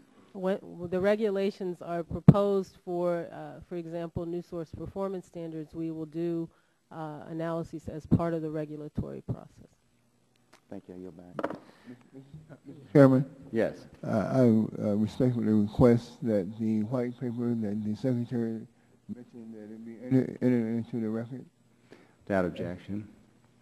Recognize at this time Mr. Markey of Massachusetts. I thank the gentleman. This bill that we are considering, the Polluters Protection Act of 2011, repeals the scientific finding that global warming pollution is dangerous. It ties EPA's hands and prevents it from moving forward with any regulations to reduce global warming pollution. It even prevents EPA from thinking about global warming pollution as part of its other duties under the Clean Air Act. In George Orwell's 1984, Big Brother's faceless minions at the Ministry of Truth dispose of politically inconvenient facts by pitching them down a memory hole. Today, Big Oil and Big Coal have been working with the Republican thought police to comb through each and every reference to global warming pollution in the Clean Air Act and then disappear them, sending scientific consensus down the memory hole at the expense of public health and welfare. But their bill will create new jobs.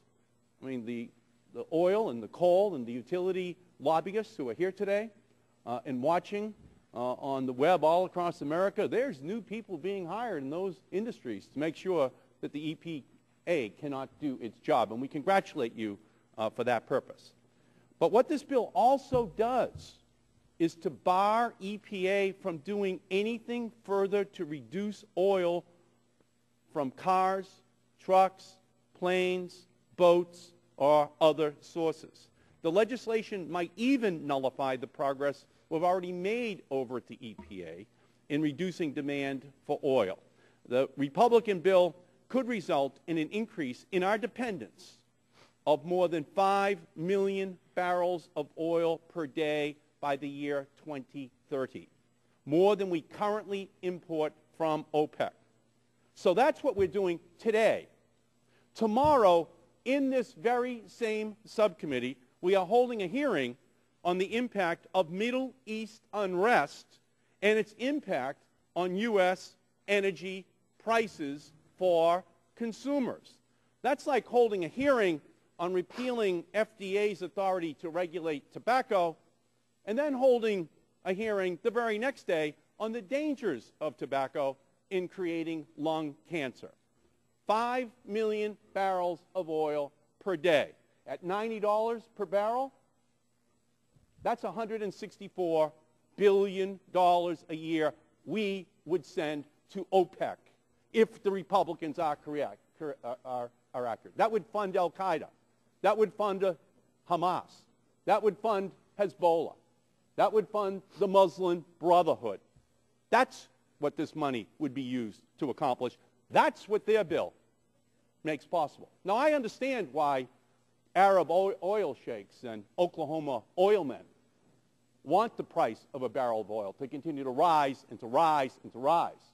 But the consequences for American young men and women that we would have to send over there, the impact on our geopolitical status around the world would be devastating. Instead of holding the line so that we continue to back out that imported oil, the Republicans have offered us a unilateral disarmament policy that Al-Qaeda and other groups around the world will be able to exploit as we send more money over there to import oil into our country. By repealing the endangerment finding, Republicans are endangering the current standards by opening up a litigation loophole in the current standards to reduce oil use in cars and light trucks. And Republicans are barring EPA from moving forward with any new standards at all. Do you agree, Madam Administrator, that this legislation would increase our dependence on foreign oil if you are prohibited from promulgating additional regulations to reduce our dependence upon that imported oil? Yes, sir.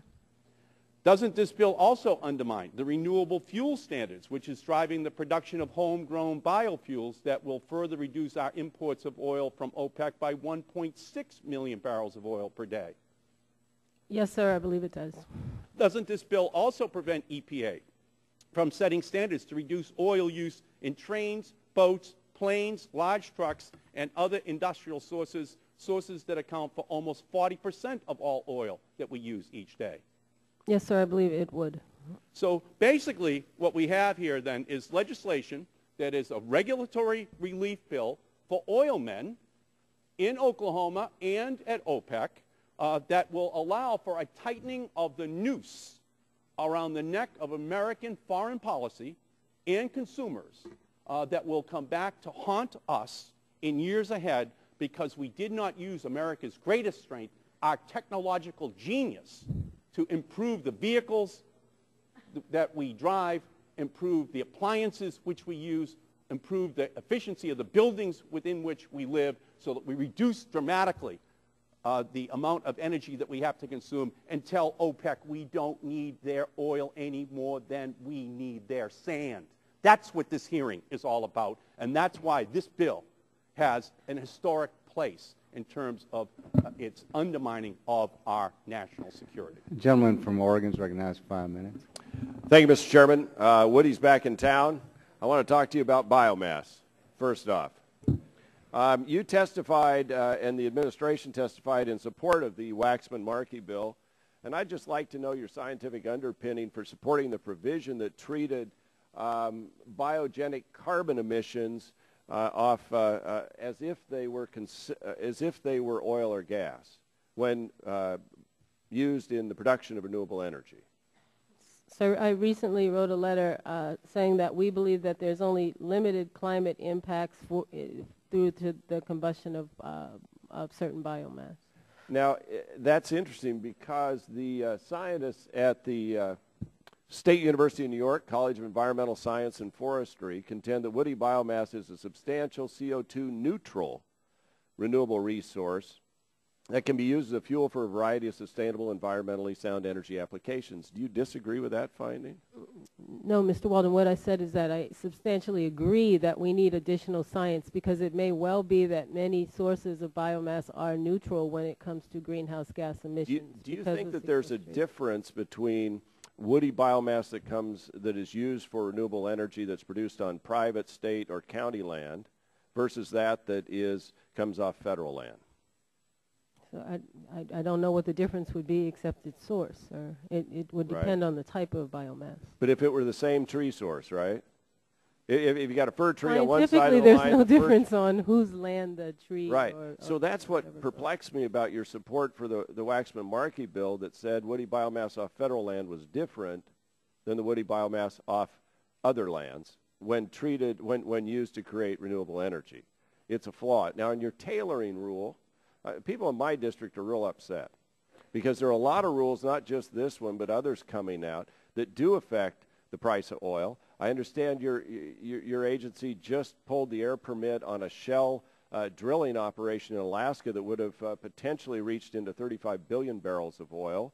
They've gone through 35 of their permits. That one's been pulled. You want to talk about accessing America's great energy reserves?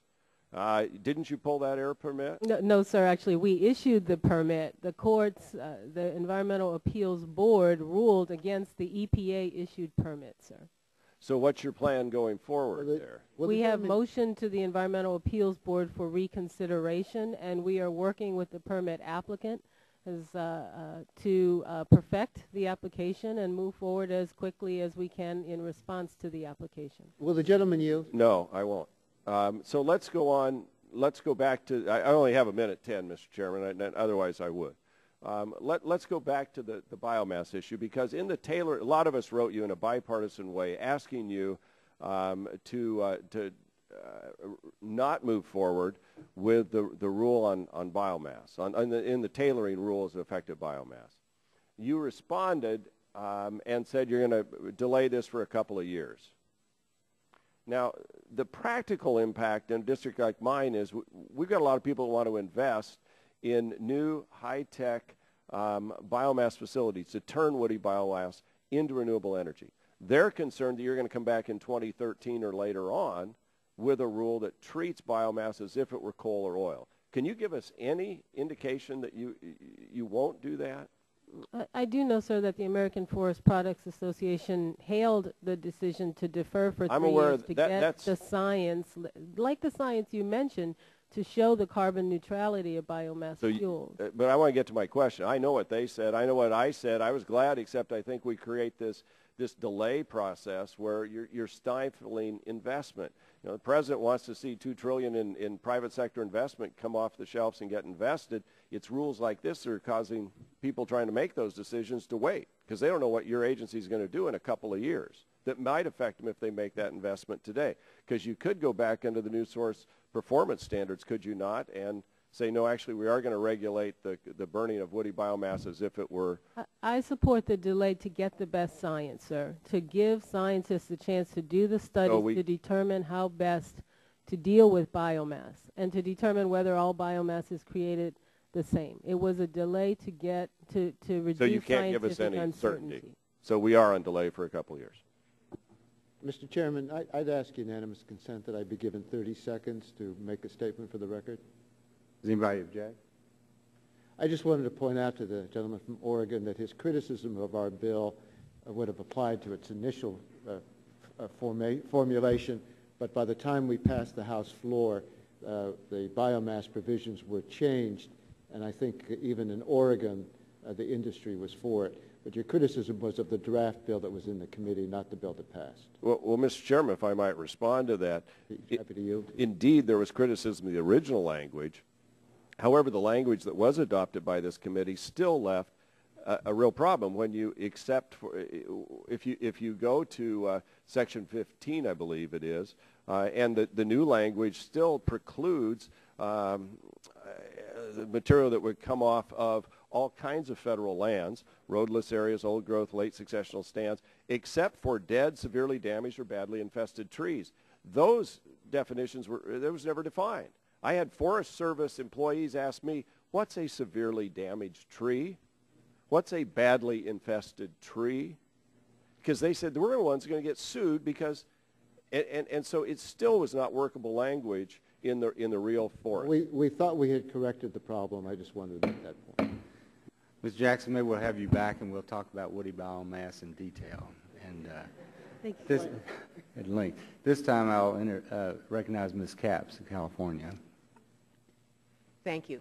Before I get to my questions, Mr. Chairman, I ask unanimous consent to place into the record a letter, and it's signed by more than 1,800 physicians, nurses, and other health professionals from all 50 states, calling upon Congress to, and I quote, resist any efforts to weaken, delay, or block progress toward a healthier future for all Americans.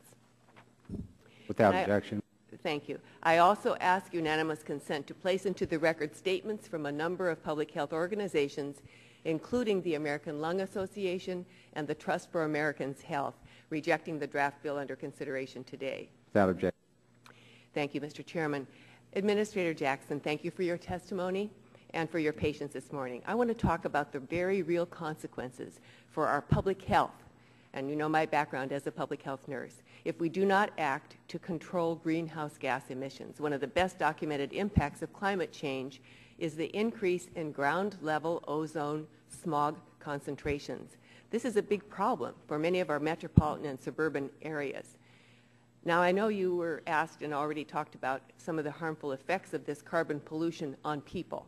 But can you be more specific or give some examples, if you will, from your data collection on kids' respiratory health being impacted, the cases of asthma or heart problems or cancers? EPA's work under the Clean Air Act to address smog is directed primarily at reducing ground level ozone, which we know, which science does not dispute, increases the risk of asthma attack and premature death for people who have lung disease. Thank you. I know in my years of being a school nurse, we saw a dramatic increase in the number of children with asthma, which is the case today as well. 2 years ago, when you issued the endangerment finding, you considered these effects on human health. They were a part of your decision-making process, right? Absolutely. The unchecked emission of greenhouse gases would change the climate, thus exacerbating the effects of smog on asthmatic children and people with lung disease. Yeah. Can you please also share with this subcommittee some of the other public health research and science that you reviewed in making this decision? I know that it was an extensive and thorough decision-making process in which you didn't ask a few selectively chosen groups, but you went broad-based. Maybe we need to know how broad-based your research was. Yes, it was based on the peer-reviewed work of multiple research programs, both public research as well as privately and academic research. The U.S. Global Change Research Program, for example, projects that the impacts we would see in America from unchecked carbon dioxide and global warming pollution would be tremendous. They would not be limited to urban areas. They would not be limited to arid areas. The Great Plains would experience more sustained drought and increased infestation of pests. That means more pest-driven disease. The Southeast would experience declines in livestock production.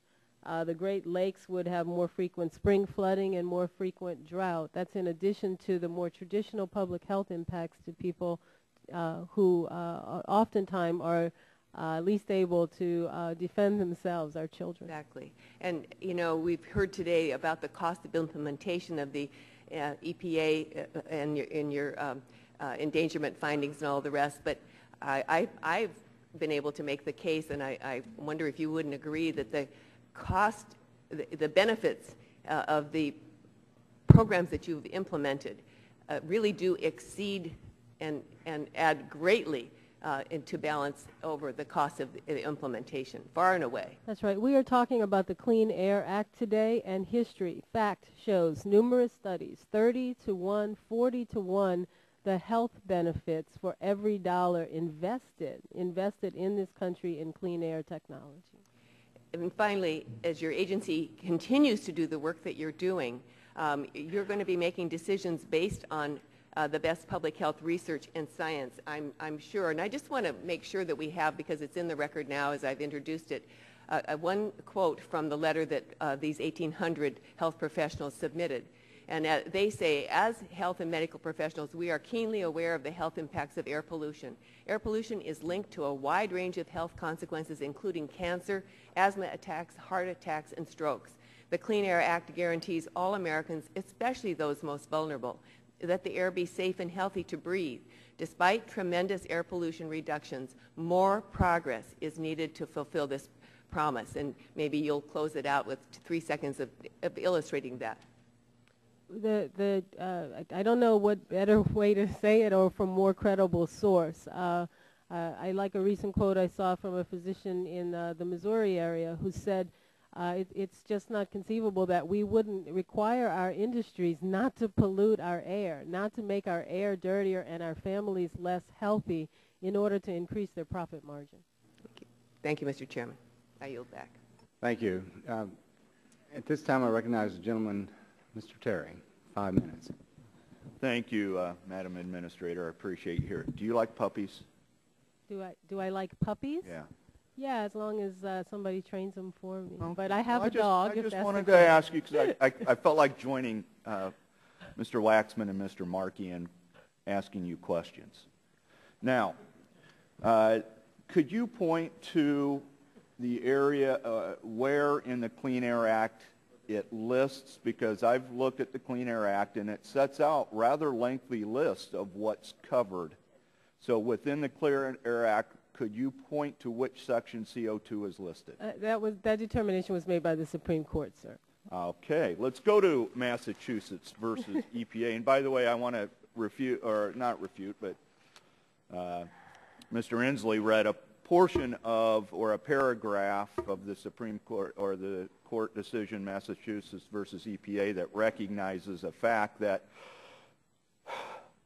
I just put CO2 into the air. And I appreciate that the Supreme Court recognized that when I exhale or there's CO2 emissions, I am not going to comment on any contribution by me of methane. That's humor, by the way, Ms. Jackson. Larry the Cable Guy is from Nebraska, so we have a certain level of humor. But here is, I Humor is think, good. a compelling part or part of the Massachusetts versus EPA that is really the subject of the debate over this issue of whether or not the EPA has the power to do this. And I'm going to read the full paragraph like Mr. Inslee did. It is in the in the order part.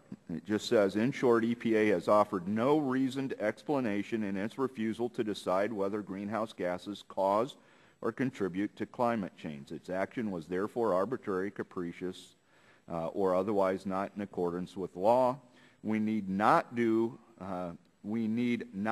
and do not reach the question whether on remand EPA must make an endangerment finding or whether the policy concerns can inform EPA's actions in the event that it makes such a finding. We only hold that the EPA must ground its reasons for actions or inaction in the statute. And the issue here is whether or not this administration is grabbing power without congressional approval. And I would submit to you that the language in Massachusetts EPA does not say that the EPA has the power to start regulating CO2.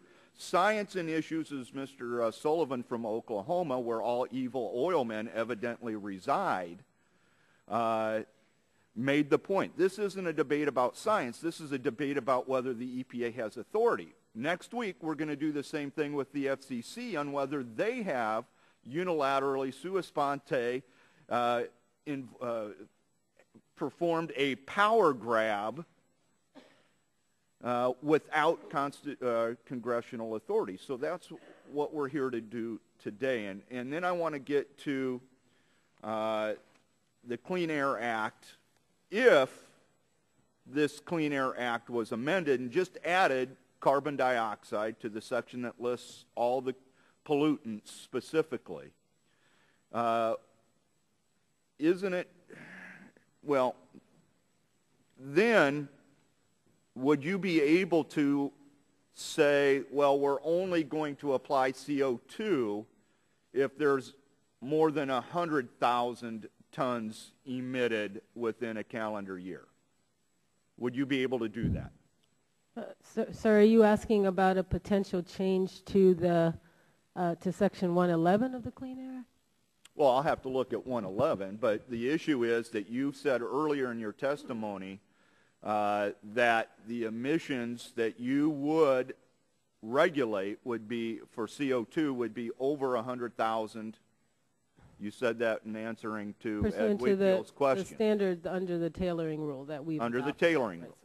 But when reading the Clean Air Act, under what triggers it, it's either 100 or 250 tons per year, 250 being cited exemptions, of which CO2 is not, or it's type of industry. So let's say coal industry.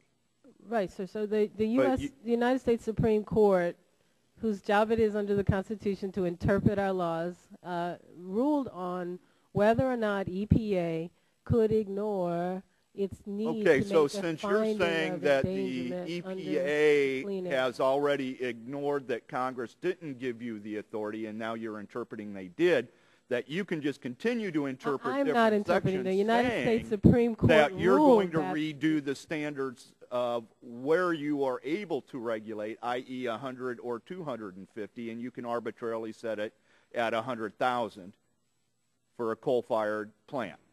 Sir, correct? In an attempt to ensure that we you're not gonna minimize answer the number of Thank you for your sources testimony. that were regulated, we have proposed and summarily adopted after public comment a rule that is intended to ensure that only the very Madam largest Secretary, the sources Clean Air Act does not give you that authority. The United States Supreme Court says it does, sir. I recognize the gentleman from Texas, Mr. Green, 5 minutes. Thank you, Mr. Chairman. Welcome, Madam Administrator. And I know there's an image here that there are only oil men in Oklahoma. We have a couple in Texas and Louisiana and Alabama and Alaska and other places in our country. And my first question was talking about new source performance standards, and you've asked that. I guess my concern is that there was a consent decree signed, but there was no economic analysis except during the rulemaking process. It seems like we ought to look at that ahead of the rulemaking, but I know you've already asked that question. My question, though, is concerned, what happens if only the United States acts to reduce its emissions while major emitters like China or India, and China may overtake us if they haven't already, do not follow suit? Can we really address climate change without strong mandatory reductions by other major emitters in other countries? We will not ultimately be able to change the amount of CO2 that is accumulating in the atmosphere alone, but that does not then mean we should all start at the exact same time. I'm concerned that the regulations are put our smaller manufacturers, plants, and refineries at an economic disadvantage compared to similar industries overseas, a disadvantage that several of our witnesses later on will outline. And what specifically can your agency do to address the concerns of these smaller facilities? Well, the tailoring rule, which I just mentioned, was intended to ensure that, to give certainty that those facilities would not be subject to regulation. We are talking about facilities that emit more than 100,000 tons of CO2 or its equivalent per year. You get that by burning over a railroad car of coal every single day. That's how large these facilities are. It was intended to be a reasonable first step, to start with the large sources, not with the small ones, and to rely heavily on energy efficiency, because the belief was that if we're going to invest and make ourselves more competitive, making ourselves more energy efficient will help our bottom line and put more money in the economy for us to spend on something besides oil, especially foreign oil, of course. Well, I have to admit the hearing today is on potentially legislation that would actually remove the EPA's authority. I think we have to address carbon in our country. I just prefer it to be on the legislative level, and we made an effort last time. We know cap and trade didn't pass during Democratic Congresses, so it's not going to pass during a Republican Congress. But I would like us to see Congress take that effort, and maybe EPA doing it will push us. Would you agree that the measures your agency is undertaking in an attempt to curb greenhouse gases would still be necessary to increase environmentally responsible production of domestic natural gas supplies to meet the short-term carbon reduction goals in keeping these manufacturing jobs in the United States? Is natural gas part of the solution to carbon? It's natural gas. Natural gas is much less carbon intense than some other forms of fossil fuels, particularly coal, which is used for baseload electricity generation in this country. So it can certainly be a very useful step in the right direction. Well, and I've said it before, and I think this is something we can agree across party lines, is that the other side is nuclear power. Our country, compared to both France and Japan, are so far behind in utilizing nuclear power. But as we know, nuclear power has no carbon emissions except for the construction. But natural gas emits 30% less of the carbon dioxide than oil does. For our New Englanders who still use fuel oil to heat their homes, maybe they need to put a pipeline with the natural gas. But it's 50% less than coal. So I would hope this Congress would look at empowering cleaner burning fuels, including substantial expansion of nuclear. We're struggling, as you know, to get loan guarantees that were passed in the 2005 energy bill for expansion of nuclear power in our country. And here we are in 2011, and we still don't have it.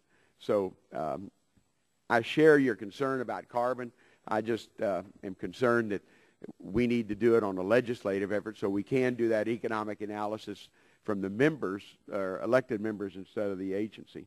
With that, Mr. Chairman, I yield back my time. Recognize the gentleman from Texas, Mr. Burgess, 5 minutes. Thank you, Mr. Chairman. Thank you, Administrator Jackson, for being here. I'm going to ask you a series of, I think, 6 questions. They're detailed and complicated, and I know they're going to require answers in writing. Some of these I've submitted to you before. We're still awaiting answers. So what I'm interested in this morning is getting affirmation that some type of response will be coming from your office on these issues. Now, North Texas, where I live, last week, a week ago today, We were subject to rolling blackouts of electrical power. Businesses, schools, hospitals were all affected. This was not because of tree branches weighted down by the ice cutting power lines. This was simply an effect of the very cold temperatures that were in place in Texas last week. We do have all recognize there are new regulations coming down the pike. And can you assure us here at the subcommittee that these rules will not make instances of rolling blackouts more common? We'd also be interested in the studies that are underway to look at the cumulative effect of all of the EPA regulations on electrical reliability, not just in Texas where we have our own reliability council, but across the country. A second area, did the EPA consult with anyone at Office of Management of the Budget or the White House before moving forward in taking over the Texas Flexible Permitting Program under the Clean Air Act? The EPA is now issuing its own permits to utilities in Texas, displacing the state agencies that have been responsible for that historically. The first time, to my knowledge, that the EPA has taken over a state system. And did the EPA consult with Office of Management of the Budget on regulations for the permits it is issuing in lieu of the state-based permits? And I would be interested in your development of that answer in light of President Obama's recent executive order calling for greater scrutiny of regulations and streamlining of problems encountered with the bureaucracy. So areas where you and the EPA have identified regulations for streamlining, I would like to have your thoughts on that. Gene Green mentioned natural gas. It is a big industry in my part of Texas. There is, of course, some controversy over the production of natural gas, and there are issues that are being worked out at the federal, state, and local level. Still, your administrator in Region 6 has made public statements that he is going to be much more actively involved in the regulation of this industry, employs 100,000 people in my area of North Texas. So my question that I would like for you to provide some insight is, are there active discussions within the EPA to take over? We're talking about the Clean Air Act today, but this could also involve the Clean Water Act. Is there going to be greater involvement at the federal level in these activities, and how are you going to justify that with the President's call for greater streamlining of burdensome regulations? The ethanol mandate that was accelerated in December of 2007. E15 is now, we are told, going to be mandated by the EPA, 15% ethanol. Can you provide us with the testing that has been done in both vehicles and small engines utilizing 15% ethanol? Can you provide us with information on the testing done to date and the testing methodology that was employed? And again, I'm particularly interested in older engines, cars produced between 2001 and 2007, and the small engine, the snowblower, the weed eater, and that type of activity. Under Title 42 of the United States Code, the section for the Department of Health and Human Services, it does allow for increased salaries for limited positions requiring specialized expertise. And I get that, and that is not necessarily a bad thing, but it appears that EPA is also utilizing some of those 42 exemptions. Can you provide for the committee how many EPA employees are receiving pay under Title 42 exceptions? Have you placed a limit of pay under Title 42, and what is the total amount of the Title 42 program costing the federal taxpayer within the Environmental Protection Agency's budget? Now, this last question, perhaps you can address this while we're here today. The Business Roundtable in June of this year, under the President's request, submitted to the President some issues that they thought might help in job creation, because this was an issue last June that the President was concerned about. And the Roundtable specifically mentioned the Environmental Protection Agency's moves against Texas Flexible Permitting Program as one of the major examples of the administration's hostility, their words, towards growth. So 6 months later, what has your office, Office of Management of the Budget, the White House, done in response to the Business Roundtable's suggestion that to remove the EPA's restrictions on the Texas Flexible Permitting Program? So, sir, I will answer all the other questions in writing for the record. I'm happy to do that. I just want to point out one important fact. It was the Bush EPA, the Bush administration, that found that under the Clean Air Act, the Texas Flexible Permitting Program was not legal. So when I became administrator, I found a situation where businesses in Texas have no certainty that the permits they have protect them from lawsuits for emitting excess pollution. We have worked individually with businesses in Texas to bring their permits into compliance with the law, and that process will take some amount of time. But the answer certainly could not have been to look the other way, as these businesses got permits that weren't worth the paper they were printed. If I may point out, in the Business Roundtable report prepared for the President, similar rules exist in other states which have not been challenged by the EPA. Okay. This appears to be Texas-specific, and if it is, that is wrong, and I would like you to look into it, and I'll await your answers. Thank you. At this time, recognize Mr. Engel, New York, 5 minutes. Thank you very much, Mr. Chairman. As my colleagues have discussed, this legislation would repeal EPA's scientific determination that greenhouse gases threaten public health and welfare, known as the endangerment finding. I happen to believe that carbon emissions are a serious threat to our nation's welfare. I mean, I know that some of us might wish that the earth is flat, and I understand that different districts have different needs. I understand my colleagues are trying to protect industry in their districts. But the bottom line is, this is scientific research. This is proven. And we have decisions, and we're supposed to abide by them. Ms. Jackson, let me first of all thank you for the excellent job that you are doing. And your testimony here this morning has just affirmed in my mind how what a grasp you have of the issues, how determined you are to be on the right track. And I just want to thank you for your good work. Legislatively repealing that scientific determination directly conflicts with the consensus of climate scientists, including President Bush's EPA Administrator, Stephen Johnson, and the world's most authoritative scientific organizations, which use words like indisputable and unequivocal. We talk about it killing jobs. Well, this is an interesting statistic. Since its adoption, the Clean Air Act has reduced key air pollutants by 60%, while at the same time the economy grew by over 200%.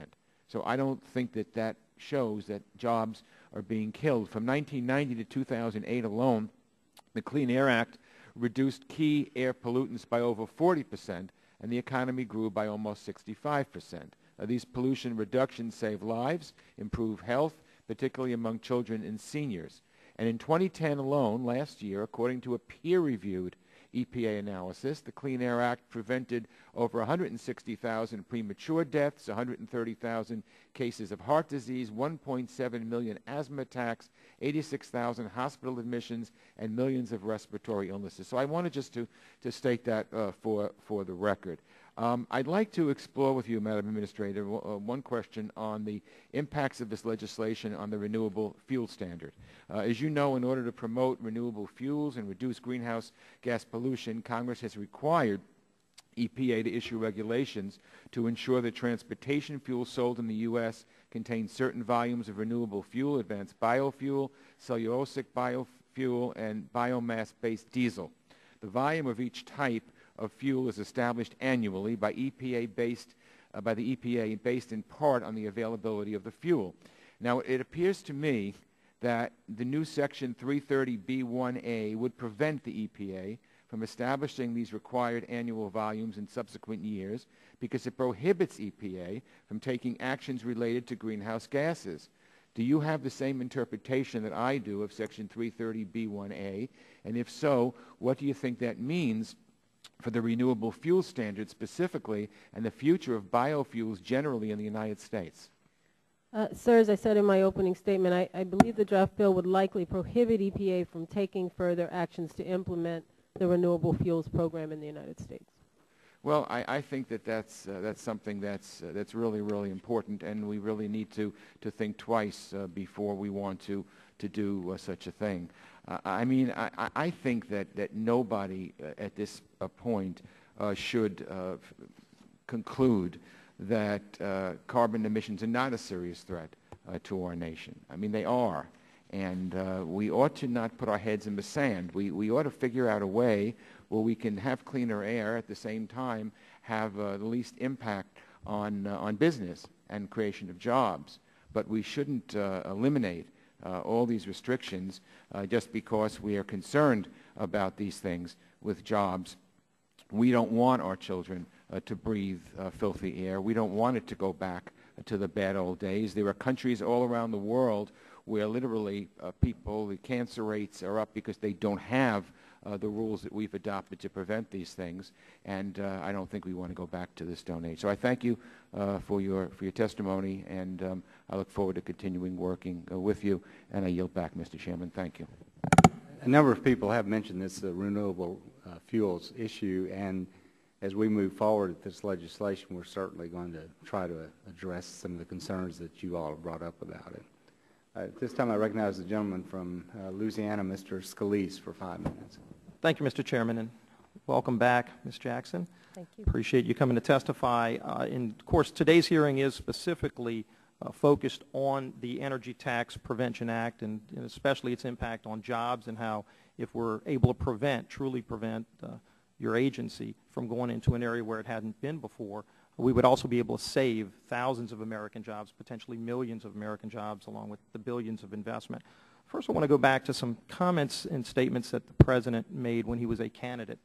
President Obama on multiple occasions has talked about cap and trade in this kind of regulatory scheme increasing the cost of electricity. And I'll read one of his quotes. "Under my plan of a cap and trade system, electricity rates would necessarily skyrocket." That was then Senator Obama as a candidate for president. Do you agree with that statement?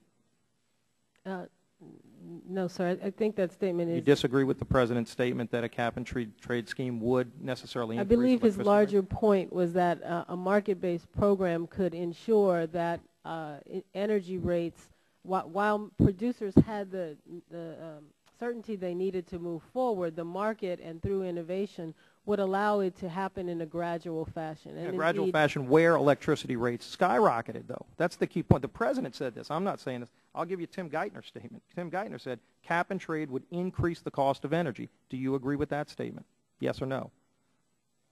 Controlling pollution yes is or not no? free. I mean, it's a yes or no question. Tim Geithner made the statement. President Obama made the statement. Sir, I don't know what Electricity cap rates and trade you're would asking me to speculate about. We're here to talk about This the is the Clean President. Air Act and its use to We're talking reduce about pollution. the regulatory scheme that your agency is currently undergoing that is No, costing that is not jobs, true. There is no and the cap effects it and would trade have on scheme electricity rates. planned or provided Do you think that for this under wouldn't the have any Clean Air Act. impact on electricity There is rates? no cap and trade scheme provided for under the regulatory scheme for for greenhouse gas gases, I should which say. which your agency is currently doing. Is that are you currently doing this? What we're doing is Yes or no? I enforcing mean, the Clean I hate to Air put you on the Act spot. I to know Mr. reduce Dingle the emissions got a lot of of good yes or greenhouse no gases. answers. I'd appreciate the same courtesy to a yes or no question. Well, no, if you're asking me about cap and trade for greenhouse gases. But the because regulation there are no of greenhouse plans gases. for cap and trade at EPA. Okay, so and there are no so is it plans safe for to say you disagree with the President when the President said that cap and trade would skyrocket the cost of electricity? Sir, what I do know is that we are not planning any cap and trade regulations or standards. That is we not both have what limited is time, and I happening. appreciate that I guess maybe you want to evade the question. It's a direct question. It's a pretty simple question that many in this administration have been comfortable acknowledging. Many in business have acknowledged that this would increase the cost on families. Seems like for whatever reason you don't want to acknowledge it, but if you then go to the next step of regulating greenhouse gases, do you think that if you regulate greenhouse gases in your agency that it would cost jobs?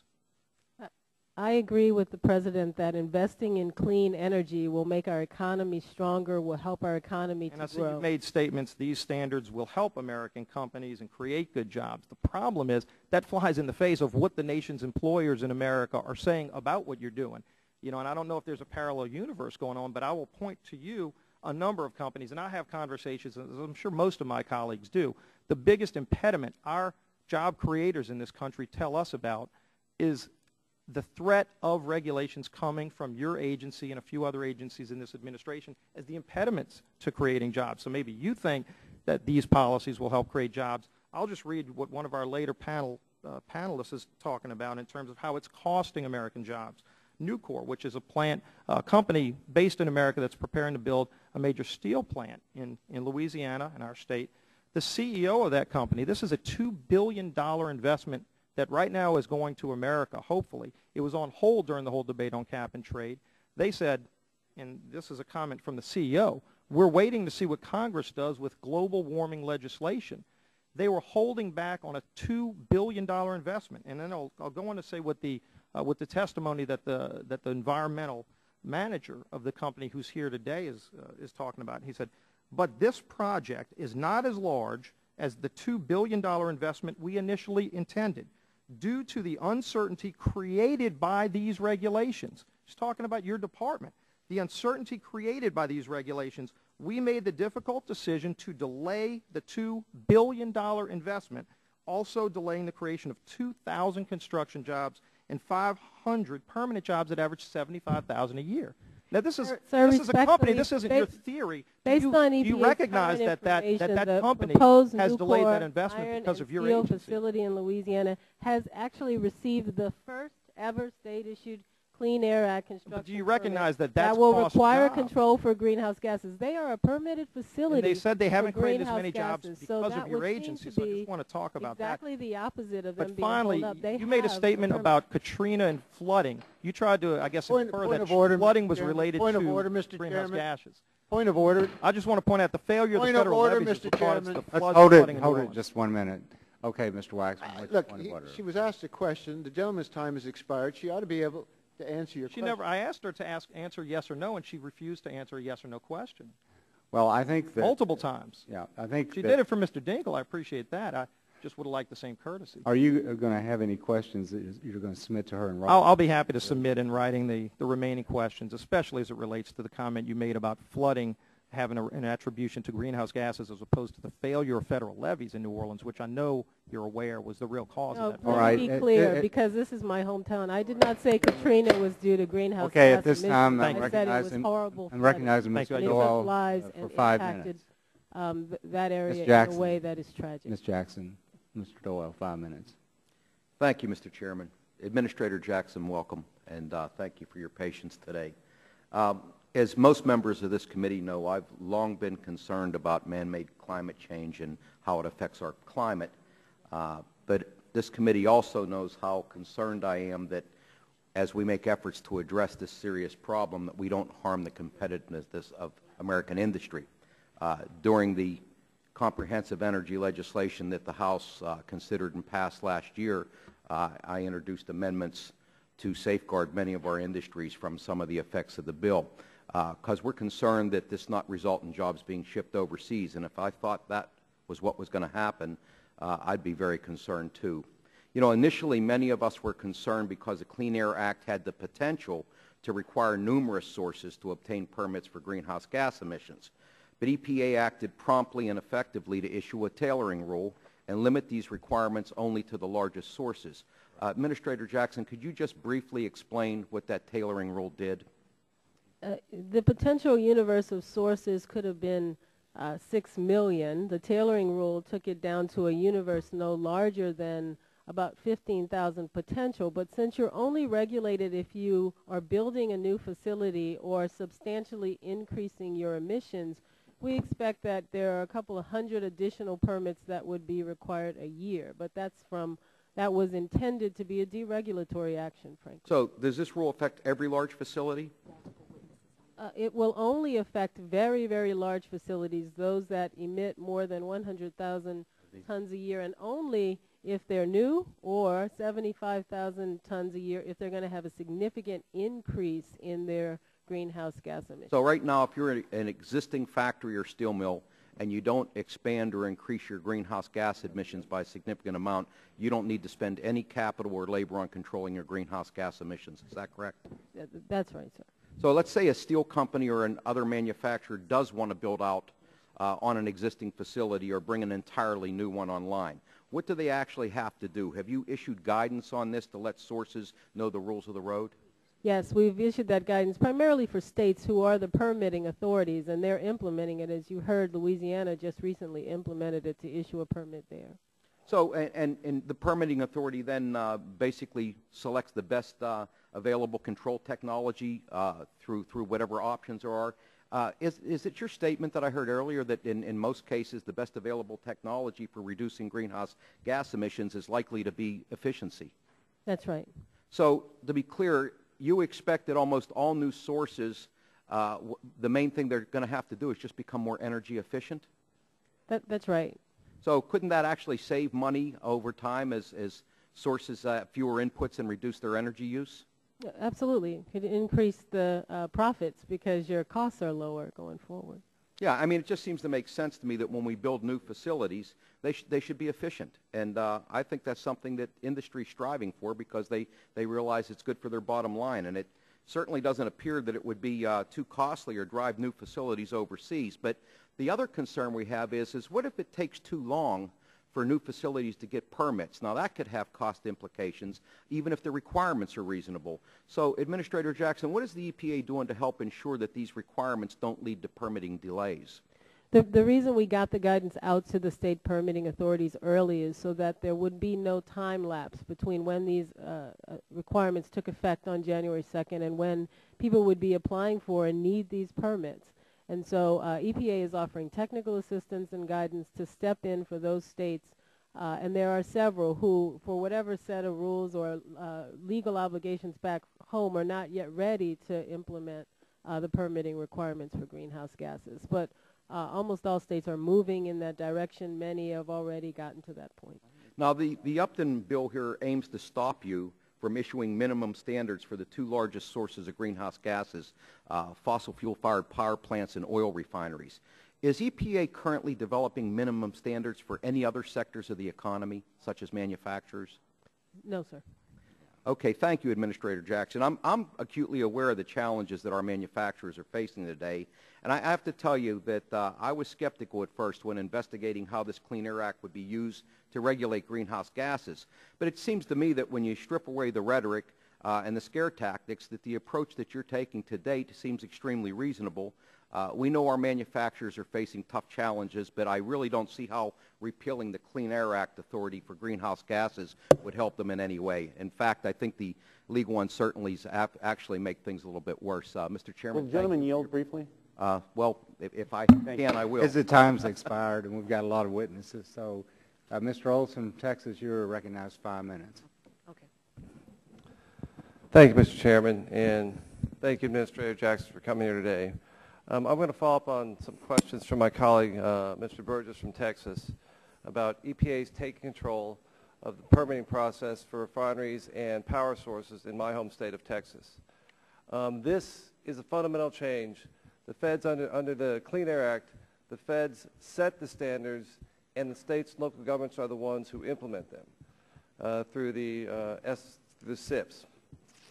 And to justify this change, EPA says it erred in the original approval of the SIP back in 1992, nearly 2 decades ago, 3 presidential administrations, because the SIP didn't contain the authority to regulate greenhouse gases, and that must be corrected.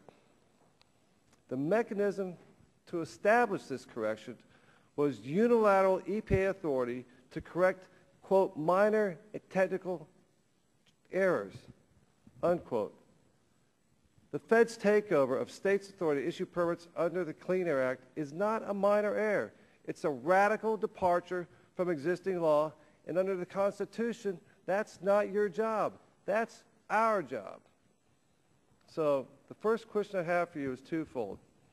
Has any previous administration used an error correction to overturn state authority to implement its SIP after it's been approved for 18 years? Sir, I'm happy to get you an answer, but again, I'll point out that it was the previous administration that determined that parts of Texas's permits did not meet the requirements of the Clean Air Act. It is EPA's job to enforce the Clean Air Act, and EPA stepped in because if we didn't, Texas businesses would not be able to build or expand because they could not get a greenhouse gas emission permit in the state of Texas that was legal. So they would have been subject to any number of lawsuits. Yes, ma'am, but the previous administration didn't come in with a couple of month deadline for the Texas companies to comply. I mean, usually this happens when there's a change in the SIP. As I understand it, there's about a 3 to 4 or 5 year process for the states to come through and propose what they're going to do to EPA. We were given less than a year, less than 6 months to do it. And that's something that's on this administration. It's not we would much prefer that Texas issue the greenhouse gas permits themselves. But if Texas refuses to do it, as I'm sure you'll hear from the next witness, then EPA is stepping in to do so because the businesses in Texas still need permits under the Clean Air Act, sir. And once again, how is changing the Clean Air Act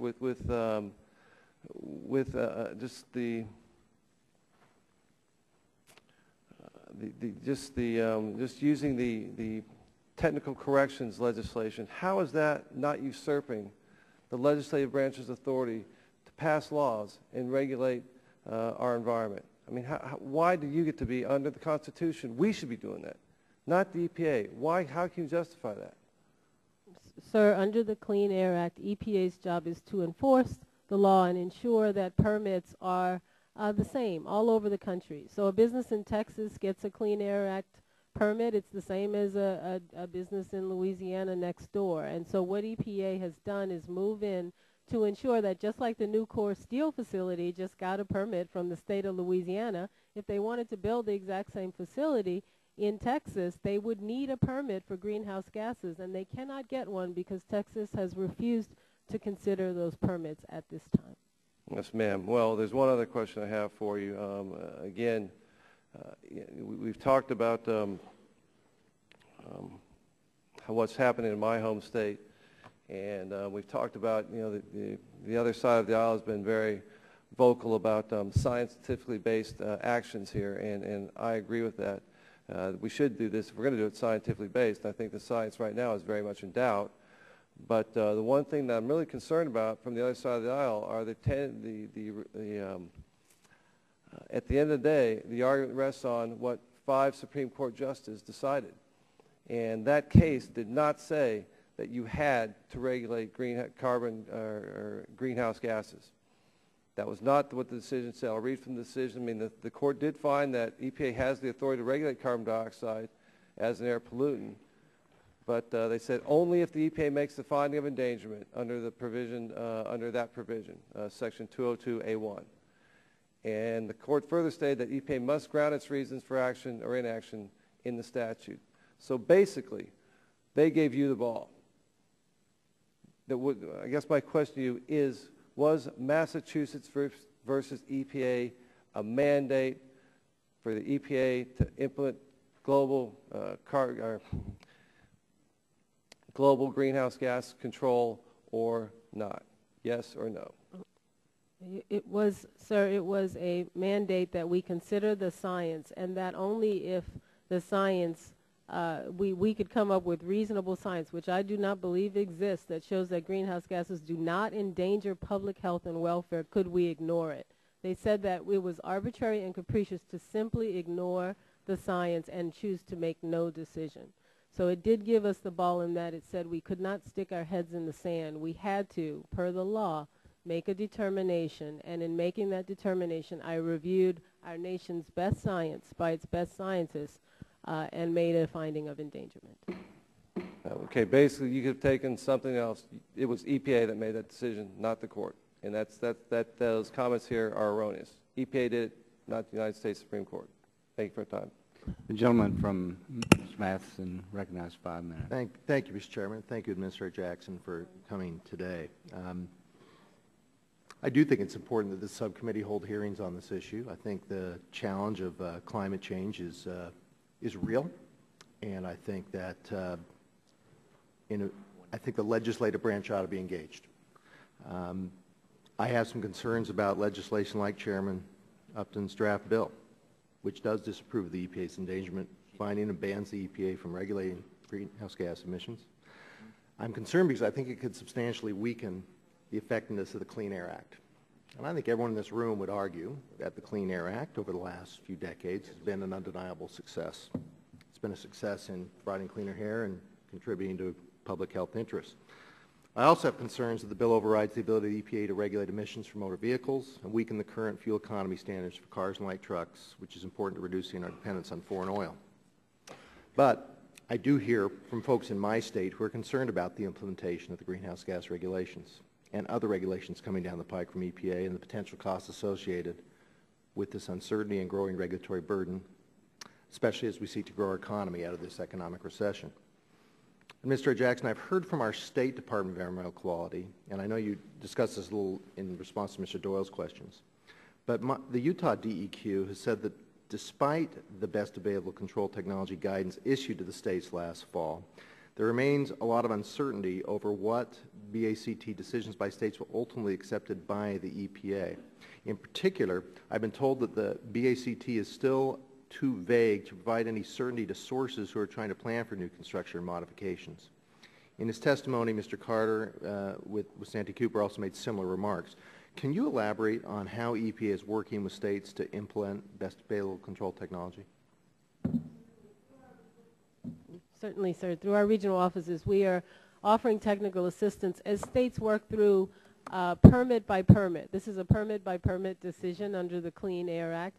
And essentially what you do is you lay out the options for controlling greenhouse gases, and you look at whether they're commercially available, whether they're available at reasonable costs, and whether they're effective.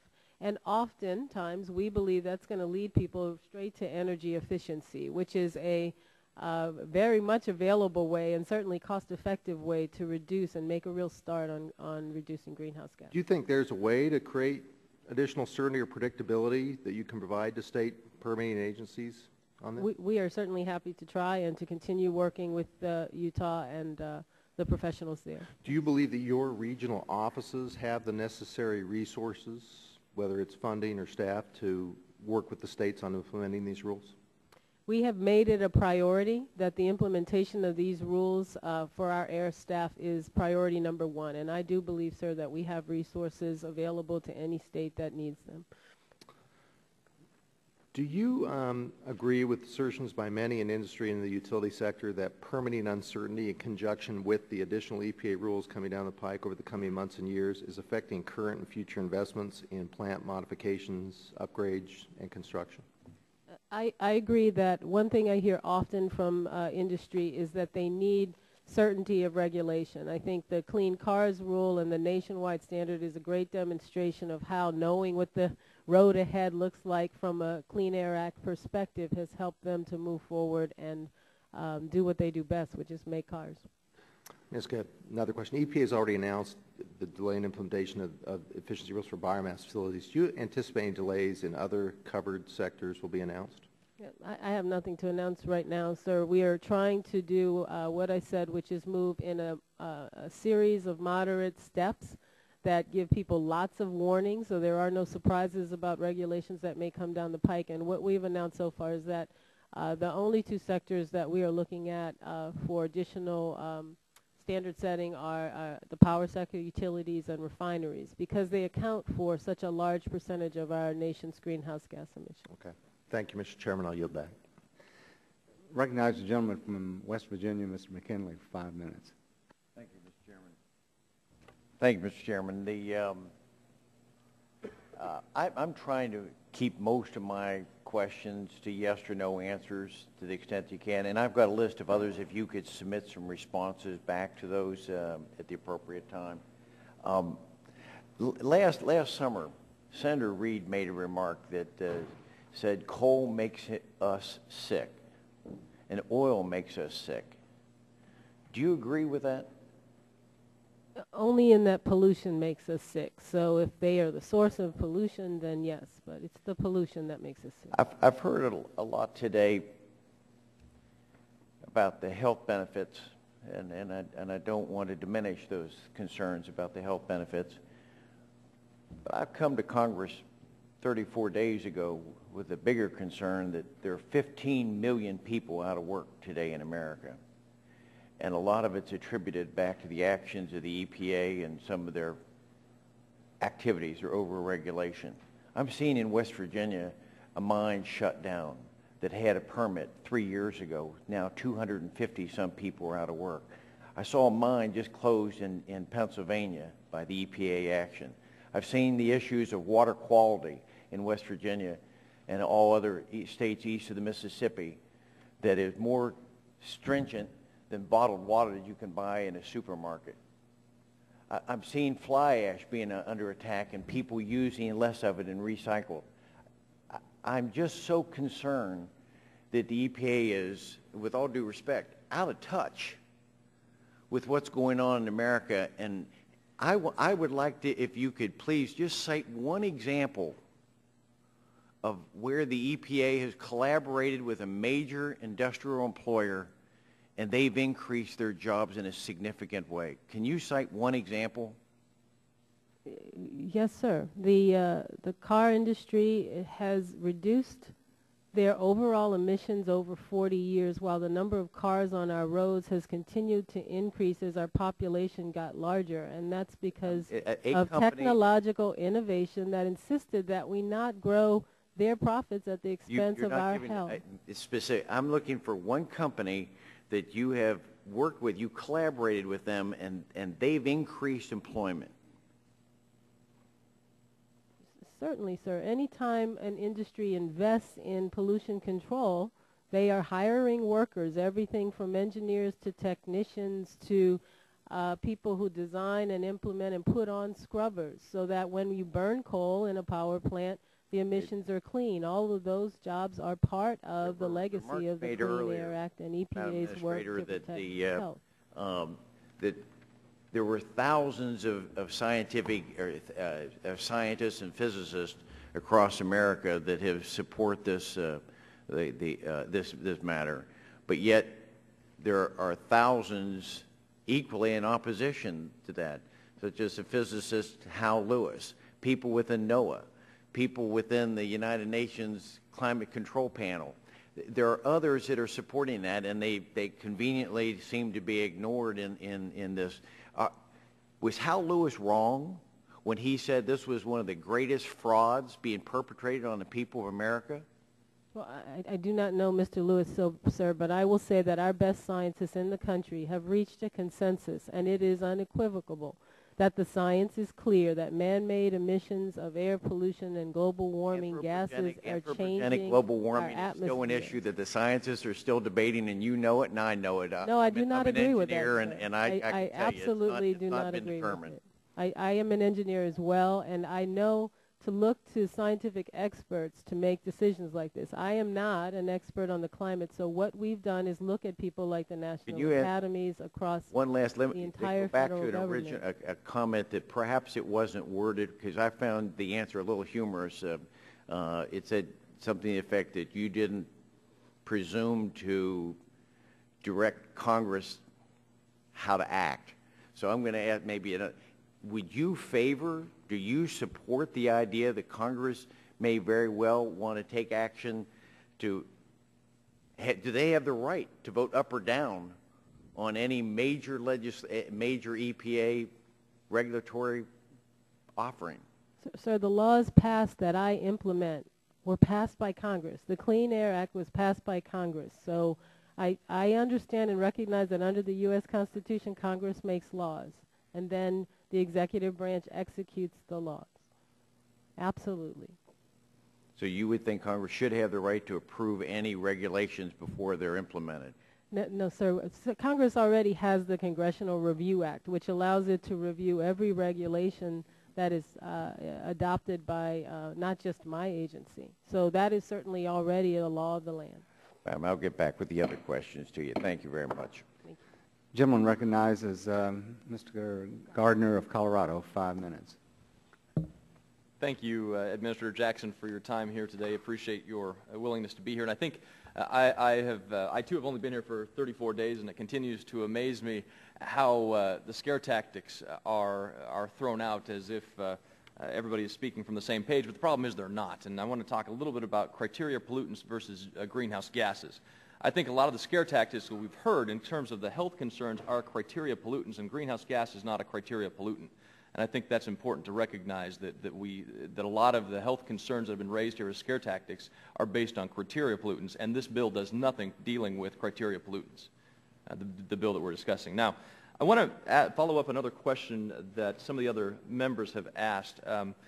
I met with a CEO of a company in Colorado who employs 1,000 people directly, 2,000 people indirectly, and he mentioned to me at our meeting, this was just this past Friday, that he is very concerned about regulations because he's worried that the cost and reliability of energy and the energy and power infrastructure, he's worried about the energy infrastructure, he's worried about the ability of our country to continue to produce affordable energy for consumers and for businesses.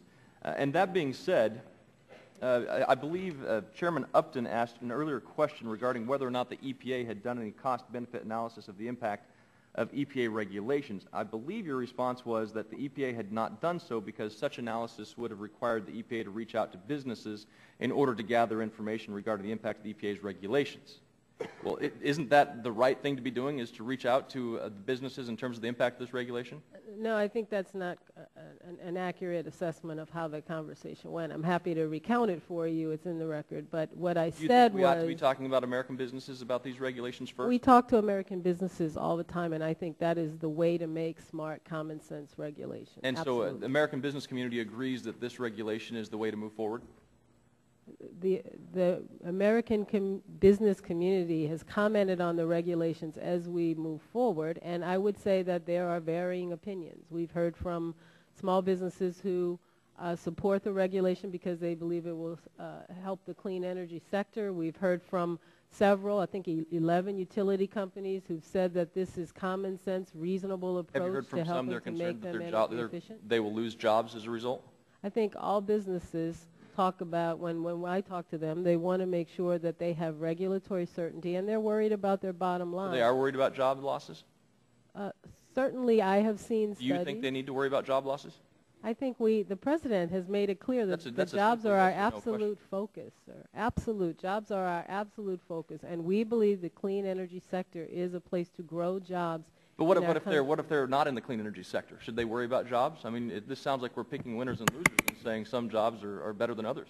I do know this, sir. The Clean Air Act is supposed to relieve their minds about pollution in the air that might make them and their families sick. That's a criteria pollutant, not greenhouse gas. No. The endangerment finding makes clear that greenhouse gases also endanger public health and welfare. But I think, again, we're confusing the issue of criteria pollutants and greenhouse gases. You mentioned earlier that ag would not be, there would be no imposition on agricultural sources. I believe you put a timeline of 2013 on that. Will there be ag sources put under this rule after 2013? I can't speculate to that. I have made a commitment that there will be no regulations for permitting for agricultural sources until July 2013. But after that, there may be permitting requirements brought into this rule? Yes, it's my hope still that this body, that Congress, will look towards legislation at some point. And on agriculture, I think it's important, too, when we talk about that agriculture is not affected by these rules and jobs in agriculture aren't affected by these rules, I want to point out a letter that talked about the cost of running a sprinkler for farmers in my district. The estimated cost of certain greenhouse gas emission controls would cost the farmer in this particular rural electric association nearly $2,000 a year per meter. Do you think that will affect their ability to hire people and to grow their operation? Sir, I don't know what you're referring to. I'm happy to review it, and I'm also happy to again state what I said before, that as we put these regulations out, they are meant to be common sense moves that in general will rely on energy efficiency and other moderate steps that will add up, that will get us started in moving towards reducing greenhouse gas pollution. Do you believe that agriculture is affected by increased cost of energy? Certainly, absolutely. Do you believe agriculture is impacted by the increased cost of fertilizer? Certainly, sir. Do you believe that these regulations will increase the cost of farming equipment? No, sir. I don't necessarily believe that because I'm not sure what regulations we're talking about. We have regulations on the board right now, for instance, for cars that make clear that they pay for themselves essentially because of the savings in fuel. There are tremendous opportunities in rural America for the economy to continue to grow as it has thrived over the past several years, and we are not looking to regulate. Thrived over the past several years? Rural America's economy has done fairly well as the rest of the country has seen the housing market and economy really do poorly. Well, Mr. Jackson, I would invite you to my district to meet with people who believe the economy has not thrived over the past Bring it on, Mr. Chairman. I'm happy to do that, sir. Recognize the gentleman from Kansas, Mr. Pompeo. Thank you, Mr. Chairman. Thank you, Ms. Jackson, for coming today. In 4th District of Kansas, we do lots of things. We have agricultural, and we make airplanes, a lot of airplane stuff. Manufacturing, I came from that industry. The cost of manufacturing has driven lots of jobs. We've got unemployment in our aircraft manufacturing industry that is enormous, and families are hurting. I heard Mr. Waxman and Mr. Markey talk about children. I've seen the impacts on families from what the regulatory environment that this administration has put forward has caused. And I want to ask you, in response to something you said to Mr. Shimkus, a question. You acknowledge the existence of the law of supply and demand, or the economic principle, and then you joked about price elasticity, because you wouldn't answer his question yes or no about whether what the price elasticity of something was. Tell me what you think the price elasticity of energy is as it relates to supply and demand. Is it zero? Does energy stay, as you impose regulations, does energy costs stay fixed? Sir, I want to state here, I have not said that there are not potential costs to move to cleaner energy. What is at stake is making reasonable decisions on how to move to cleaner energy, less polluting forms of energy, but do it in a way that does not harm our economy. And I am committed as head of the EPA to enforcing and implementing the Clean Air Act to protect our public health, but doing it in a way that's modest and moderate and that is mindful of our economy at the same time. I appreciate that. I will tell you that the folks that I talked to in the 4th District of Kansas don't believe there's anything moderate or modest about the proposals that your agency has put forward. I'll ask you this. You earlier cited statistics that said that the benefits of the Clean Air Act have been about 40 to 1. That's correct. It would seem to me then if we would just appropriate $1 trillion, we could take out all the deficit because we get a 40 to 1 return on that investment. Is that what you're proposing in terms of return on invested capital? No, sir. What I'm trying to propose is that for every dollar invested to control pollution and protect public health, that's $40 of health costs that the American people are avoiding. They are healthier and more productive because they don't have to worry about increased asthma attacks and premature death as a result. Right. And if your analysis is therefore right, what do we spend on health care a year? We just pick 1/40 of that number, and we would invest that amount of money, and we would solve the health care problem. That's what your analysis suggests. Is that am I misunderstanding something? Yes, you are, sir. Okay. Help me understand what it is I'm misunderstanding. You are misunderstanding the point that the Clean Air Act is a public health statute. It is designed to protect the health of Americans through preventive medicine, if you will. It removes pollution from the air that causes asthma attacks, that cause lung disease, that make us and our children. I understand. I have one more question. I'm trying to clean up. If we're here towards the end, I want to clean up a couple things you said earlier. You spoke to the fact that you appreciated regulatory certainty being important, and then you just told Mr. Gardner that our agriculture community gets something less than 2 years of certainty with respect to greenhouse gas regulation. I will tell you that their return on invested capital calculations go far past 24 months. And so I'm trying to understand how you can argue that you think regulatory certainty is important and yet tell us that our agricultural folks in the 4th District get just a little less than 24 months before you'll chase them too. Well, sir, I am not here to tell your constituents or anyone else for that matter that greenhouse gases are not a problem or are not something that we should be addressing as a country. I believe that we should be incentivizing and innovating to move to cleaner forms of energy and reduce the accumulation of greenhouse gases in our atmosphere. And that is something that is out there, not because I sit in this seat, sir, but because they are a challenge for our country. Fair enough. If you believe that these regulations were going to have a net loss of jobs, would this change your view of how the EPA ought to proceed? Certainly, sir. If I were seeing regulations that I thought. Thank you. Thank you. Gentleman from Virginia, Mr. Griffith, is recognized 5 minutes. Thank you, Mr. Chairman. Massachusetts v. EPA, last line, the holding. We hold only that the EPA must ground its reasons for action or inaction in the statute. Can you tell me where in the statute it allows you to create a tailoring rule? The tailoring rule is based on our belief that the statute does not speak to the fact that there'd be too many sources to regulate all at once. It is an absurd result. That is the theory of the law And I don't on disagree which we with you, base the ma'am. rule. It's an absurd result, but that's what the law says, and isn't it the right of the elected officials, this Congress, to make that decision and not unelected officials in the EPA?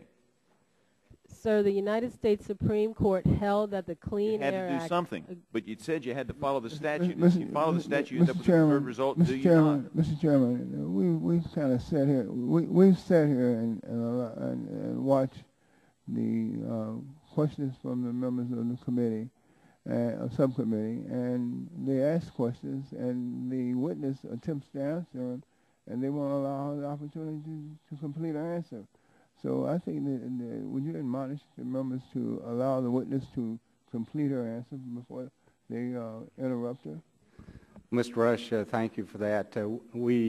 These members have waited a long time, and we've been here. You've been very patient to be here, but I'm going to allow them to continue to ask questions. And can the witness please answer? Yeah, I'll make it a yes or no question. Do you believe the EPA should follow the law as written, or request Congress to change it, or ask Congress to relieve them of that obligation when the result of the law would be an absurd result? Yes or no, please.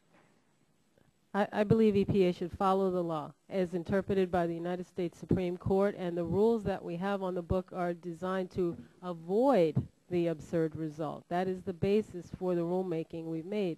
That is the basis for our attempts to be as reasonable as we can. In regard to certainty, and I'm doing a little cleanup too, in regard to certainty, you indicated that there were no plans for a cap-and-trade program. How long can you give me certainty for my folks? I should have said for greenhouse gases, because we have a cap-and-trade program for greenhouse gases, cap-and-trade, you said you had no plans. We're going to keep going until we do you have any ability to give the businesses, the industries, and the folks that produce in my district any certainty? How long can they count on that? They will see proposed rules long before for public comment, and we have agreed to do industry listening sessions to hear from the industries how best they think we should approach future regulations. So there will be a transparent process. There will be no secrets. But you have no I do plans? not believe there will ever be a cap-and-trade program authorized under the Clean Air Act. Thank you. Okay. And then let me ask you, when you talked about health and safety of the American folks and looking at the endangerment ruling, I'm wondering if you all looked at the fact, because you mentioned something about the heat being higher, causing folks to have strokes or heart attacks, et cetera. And I'm wondering if you looked at the fact that with the electric rates going up, the heating bills going up, fuel oil going up, that there are a lot of folks in my district who are having a hard time paying for their heat. And what is the offset on the other side? Did you look at what it's going to cost those folks and the danger to their health by not having sufficient heat? Sir, I am absolutely not asking people to freeze to death or be very warm in the summer. I'm not sure I understand your question. Well, you said in your opening statement that one of the things that they looked at, that you looked at in making the endangerment ruling, was the fact that increased heat, when folks, if the planet warms, that folks are going to suffer more disease as a result of overheating and heart attacks. I think you mentioned heart attacks or strokes. And I'm just asking if the counter side to that was looked at, and the fact that we're going to raise the cost for Americans to buy fuel, therefore some of them are not going to be able to have sufficient heat to heat their homes. The actions we've taken under the greenhouse gas regulations are not intended to make less fuel available to Americans, sir. So these are common sense steps that actually, in the case of the car rule, means we'll need less oil. They're energy efficiency. They're meant to make us get every drop of energy we can out of every drop of gasoline or fuel that we use. So perhaps I'm not understanding, but the endangerment... Are you unaware that the regulations already imposed and additional regulations that are being placed on the power plants of the United States of America will make it more difficult to use coal, which is now 50% of our source, and if you eliminate that as a source, you're going to raise the cost of electricity, therefore making it hard for people to heat their homes? We are not intending to eliminate coal as a source of fuel. That is not the goal of reducing greenhouse gas emissions. What we are saying is that we can use the Clean Air Act to reduce and make a start in reducing greenhouse gas emissions. And I'm wondering if you all have looked at the possibility that, since I believe that you will send a number of jobs overseas, that the Chinese and the Indians and even the Ukrainians are going to use coal from my district and other districts around the United States, that the impact of that is that we may actually have more manufacturing in areas where they're not doing even the reasonable things that we're doing at this point, therefore contributing to the global environment additional pollutants in the air which will actually harm the Americans more than what you believe your actions will solve.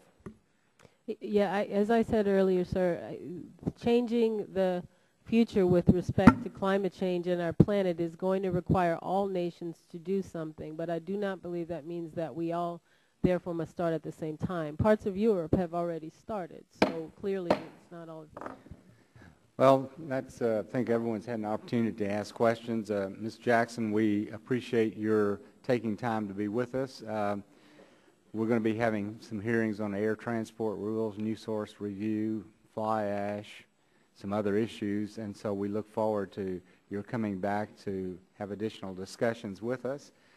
And I know throughout this questioning period with you, a number of members said they were going to be submitting written questions for you to answer.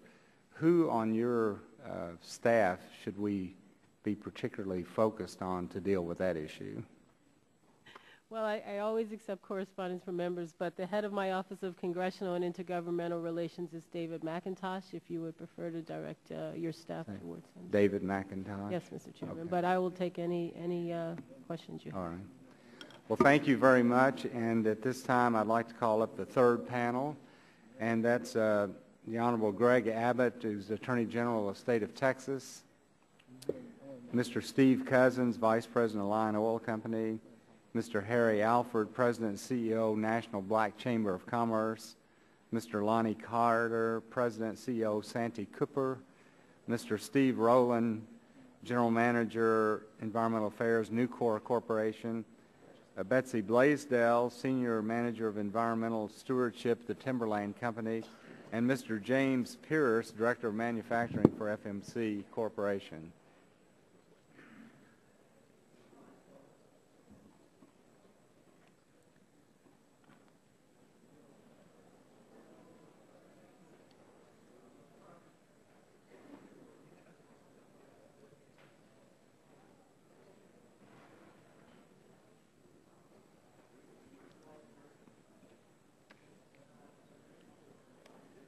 Somebody needs to move that chair so Mr. Abbott can get in there. They'll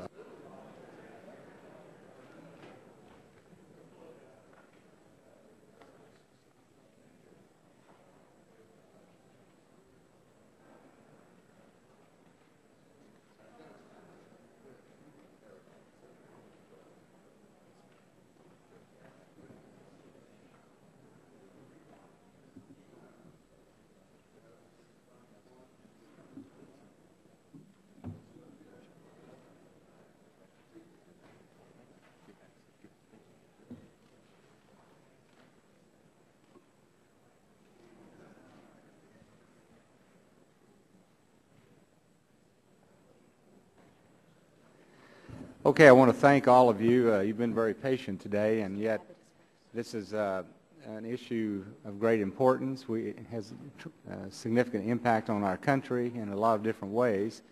So we look forward to the testimony of all of you. When Mr. Abbott, you're the Attorney General of Texas, we're going to start with you. We'll recognize you for 5 minutes for your opening statement, and then we'll go right down the line, and before we ask any questions, we'll have all of you complete your opening statements. So, Mr. Abbott. Thank you, Mr. Chairman, for the opportunity to appear before this subcommittee. As you noted, my name is Greg Abbott, and I am the Attorney General of the state of Texas. And I want to first point out that in my submitted remarks, I have more detail about this, but Texas has strived to work very effectively with the EPA to enforce environmental laws. Texas also strives to prevent pollution before it occurs. Ozone and NOx emissions have been on a steady decline in Texas since 2000. Texas has installed more wind power than any other state and achieved one of the largest declines in greenhouse gas emissions of any state in the nation. Texas remains committed to working with the EPA to improve air quality and to hold polluters accountable. But Texas cannot support the EPA's regulation of greenhouse gases. Texas believes the EPA has ignored the plain language of the Clean Air Act, violated notice and comment requirements, and attempted to rewrite federal laws written by the United States Congress by the administrative rulemaking process. Texas lodges several challenges to the EPA's regulation of greenhouse gases. For now, I'll try to plug in just 3 of them that reveal legal problems with the EPA's regulations. One that you all have talked about already a lot this morning is the tailoring rule. The Clean Air Act defines in precise numerical terms the emission thresholds that trigger permitting requirements for stationary sources. The EPA concedes that regulation of greenhouse gases at these statutory thresholds produce results, quote, inconsistent with the congressional intent concerning the Clean Air Act by subjecting thousands of schools, churches, farms, and small businesses to Clean Air Act regulation. These admittedly absurd results indicate that greenhouse gases simply are not the kind of substance the Clean Air Act was designed to regulate. Well, dissatisfied with Congress's clear instructions, the EPA attempted to amend by administrative fiat the Clean Air Act. EPA calls the revised language its tailoring rule, and we believe that the EPA has violated the Clean Air Act by its tailoring rule. Texas also challenged the EPA's SIP call rule. The Clean Air Act empowers the EPA to require states to amend their permitting programs by issuing a SIP call. The Act gives states up to 3 years to bring their regulatory program into compliance with major federal mandates such as the greenhouse gas regulations. When the EPA issued the SIP call rule on September 2nd, 2010, it gave states just 15 months until December 2nd, 2011 to change their laws and regulations to comply with the new greenhouse gas mandate. The EPA shortened the time frame violates the Clean Air Act by giving states just 15 months rather than the congressionally mandated 36 months. Texas also challenged the EPA's FIP rule. In August 2010, we informed the EPA that Texas would not satisfy the EPA's greenhouse gas demands. A few months later, in late October 2010, an assistant EPA administrator filed a sworn statement in federal court swearing that the EPA could not take over Texas air permitting program until December 2nd, 2011 at the earliest, meaning almost 10 months from this very day. Well, despite that sworn statement, the EPA did a 180-degree turn on December 23rd and issued an emergency FIP rule in an attempt to immediately federalize Texas's air permit program. When it suddenly changed courses, the EPA not only acted duplicitously, it also violated the Administrative Procedures Act, which requires the EPA to solicit notice and comment from the public. EPA's FIP rule, however, was issued without notice and comment period at all, in direct violation of federal law. Not only did the FIP rule violate the notice and comment required by the EPA, it was promulgated just before the Christmas and New Year's holidays in an obvious attempt to minimize public scrutiny. The EPA had known for more than 4 months that Texas would not comply with the SIP call rule, and yet it waited until just before Christmas to announce without public comment or notice that a supposed emergency required it to seize control of the air permitting system in Texas just 2 weeks later on January 2nd, 2011. These are some of the reasons why Texas is lodging its legal challenges against the EPA. Thank you, Mr. Abbott. At this time, I recognize Mr. Alford with the Chamber of Commerce. We look forward to your testimony. Chairman Whitfield, Mr. Vice Chairman, distinguished members of this committee, thank you for having me. I'm Harry C. Alford, President and CEO of the National Black Chamber of Commerce. After failing to persuade the American public of its intentions to pass a cap-and-trade program through the legislative process, the Obama administration has now unleashed its Environmental Protection Agency to tackle climate change with non-transparent, burdensome regulations. This bureaucratic zeal is not only disastrous for American consumers and businesses at large, but also particularly threatening to the future of prosperity of black communities. The Energy Tax Prevention Act of 2011, introduced by Representatives Upton, Whitfield, and Senator Inhofe, offers our nation much-needed reprieve from this EPA overreach. And it is my hope that both Democrats and Republicans will join this new effort to stop the agency's power grab of our domestic climate policy. The Congress must be in charge of policymaking for such a serious issue, one that touches the lives and welfare of virtually every American, not unelected officials with zero accountability. The Act aims to protect American jobs and businesses, especially in light of increasing competition from developing nations such as China. Again, for the African American business community and black workers nationwide, EPA's regulatory overreach will kill their competitiveness and innovation and impose significant burdens to new employment. Back in 1979, manufacturing employment here in America reached its high point, providing jobs for roughly 19.6 million Americans. Since then, we have lost more than 8 million manufacturing jobs. Now, many of the factories that once employed our workers here in the U.S. are now popping up in China, Indonesia, and other Asian countries. When I was a young man, I began my career in Detroit. Upon revisiting throughout the years, I can attest to how cumbersome government regulations have come to destroy small businesses and starve families. EPA's plan to implement emissions regulations will sadly result in far greater strife.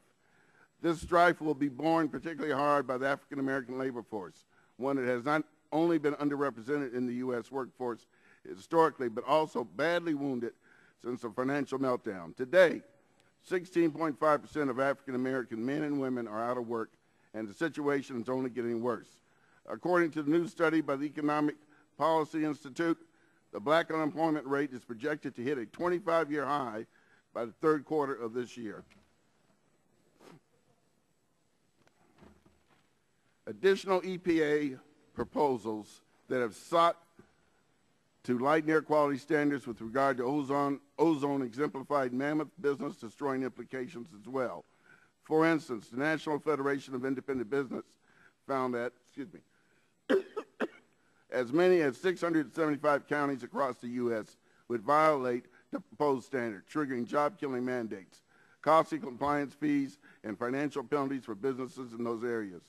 Just imagine how businesses would be forced to close and how many workers would be laid off if EPA's broader proposal to implement a regulatory cap-and-trade scheme is successful.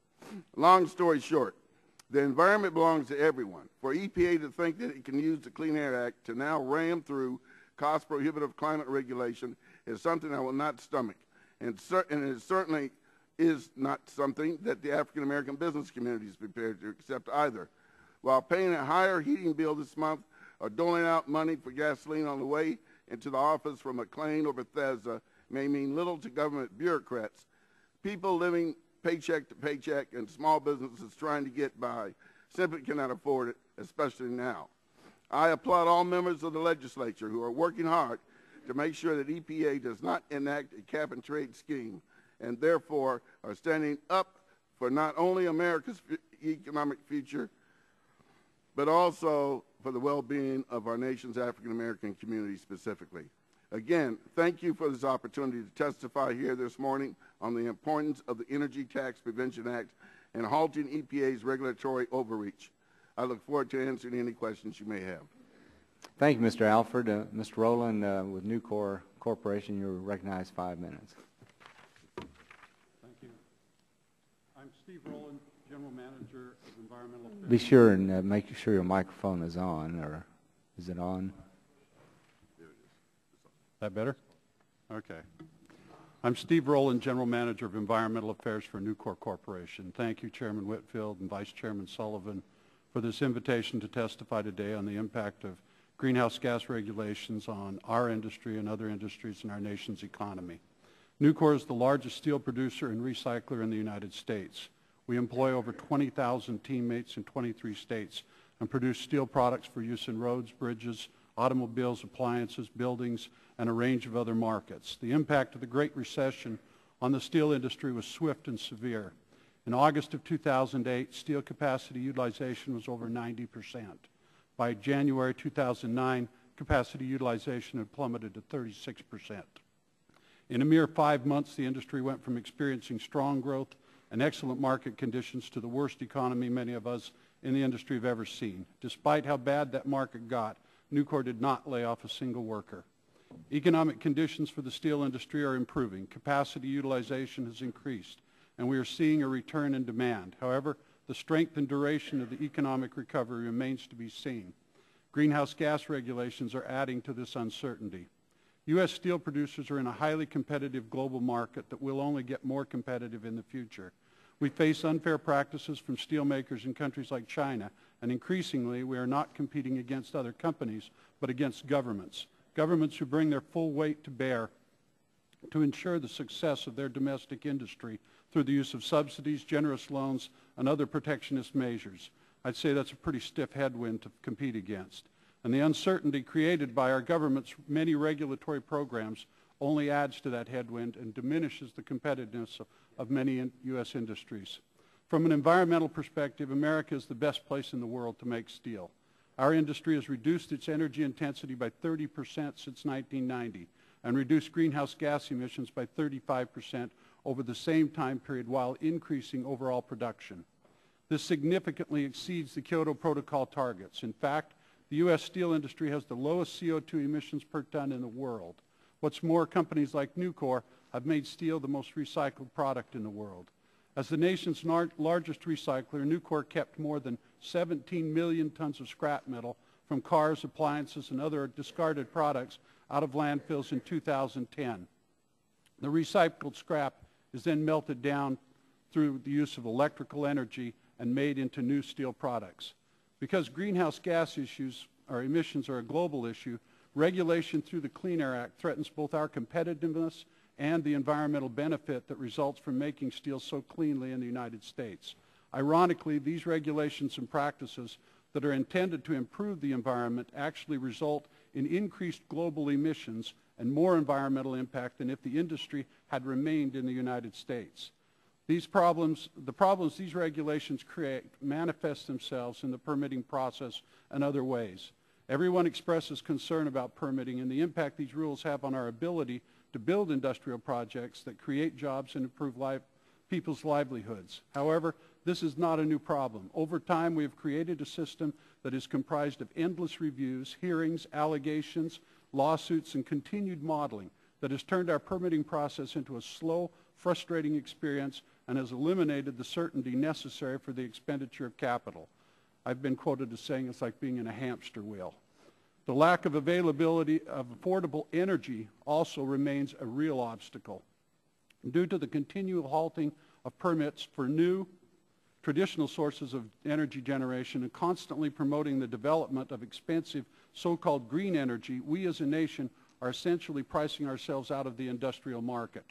Mechanisms such as greenhouse gas rules, regional cap and trade programs, renewable energy standards, and other permit battles are creating an environment where affordable energy, the lifeblood of industry, is becoming a rare commodity.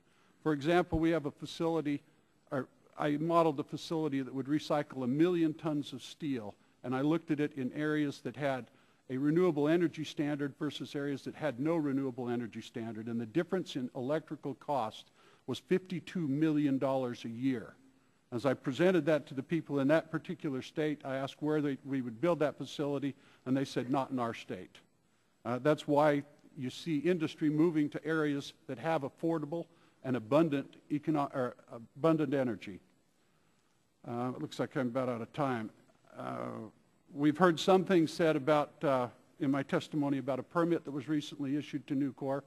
I will tell you that we did receive a permit for a significantly diminished project versus the $2.1 million we were going to invest. That permit, however, for that project, which would be phase 2, is still not fully issued. It's stayed pending some other actions. Thank you for your time.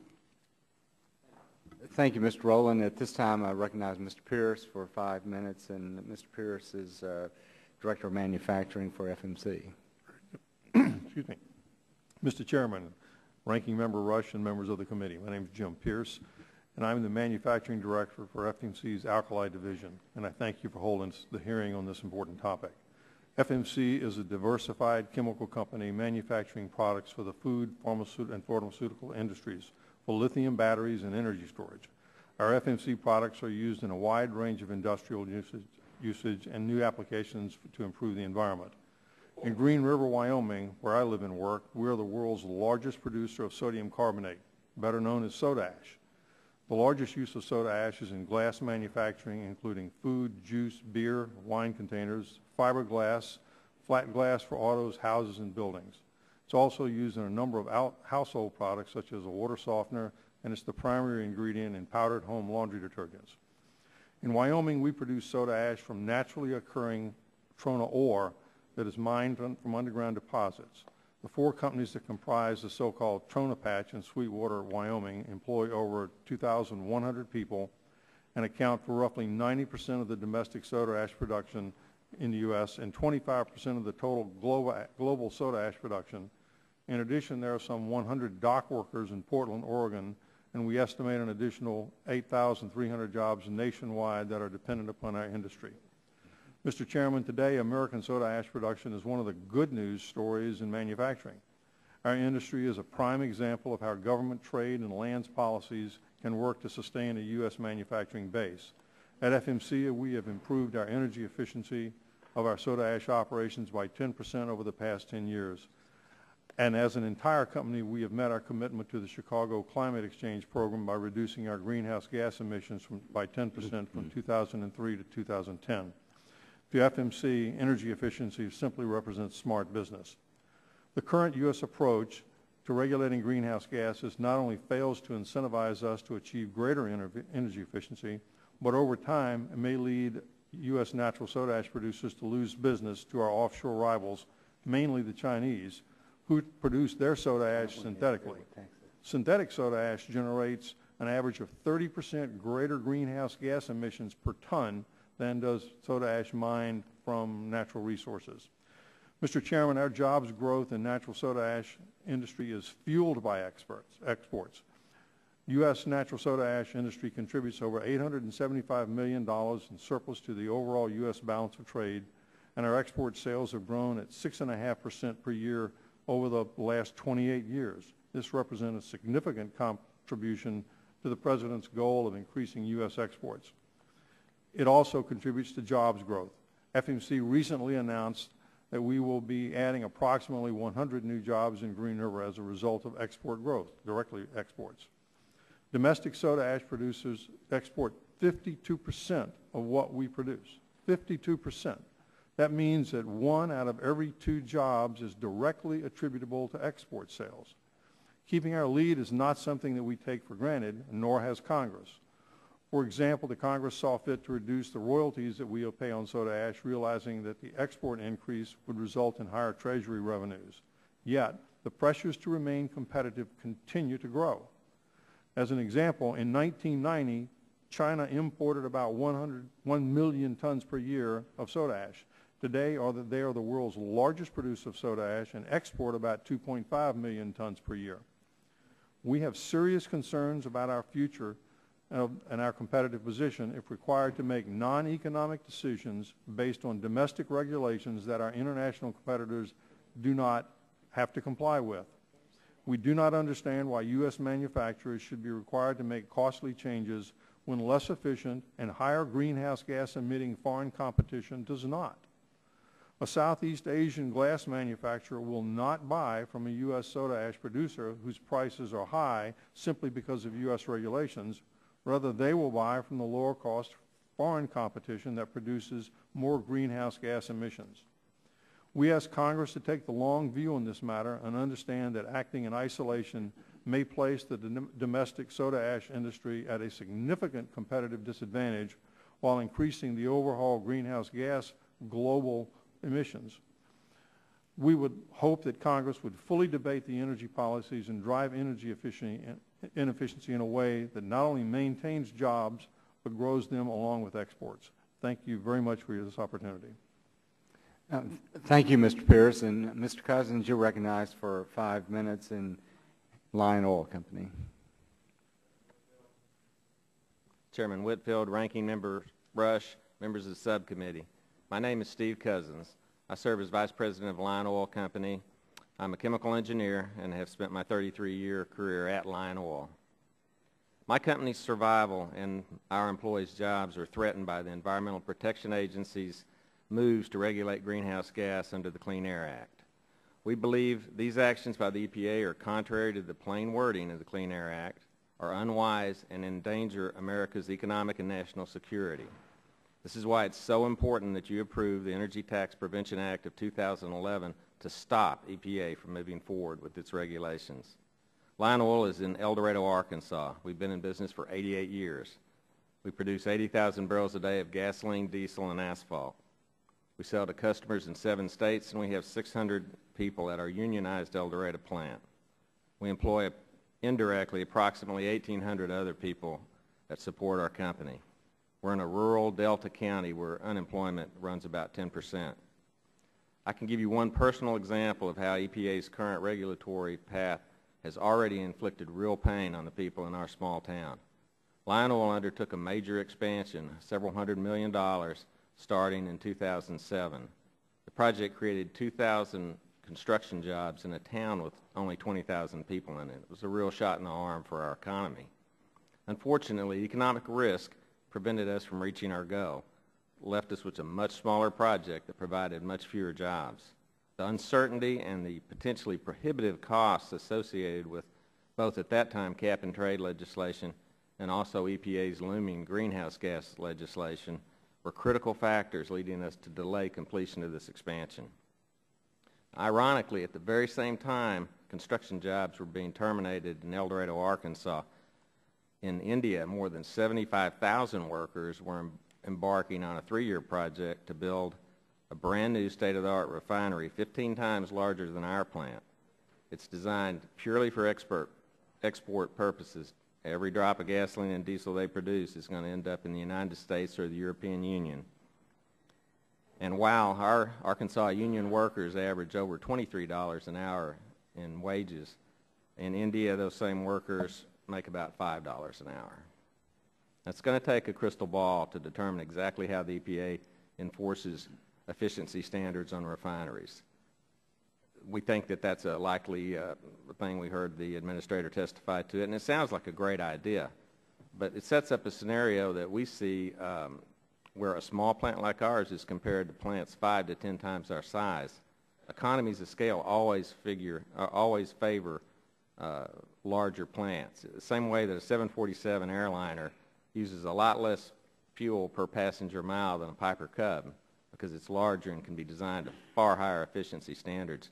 Our plant, if we're held to the largest plants in the world to the same efficiency standards, then there is no cost that will allow us to achieve this. It will be out of our reach, and it will put us out of business.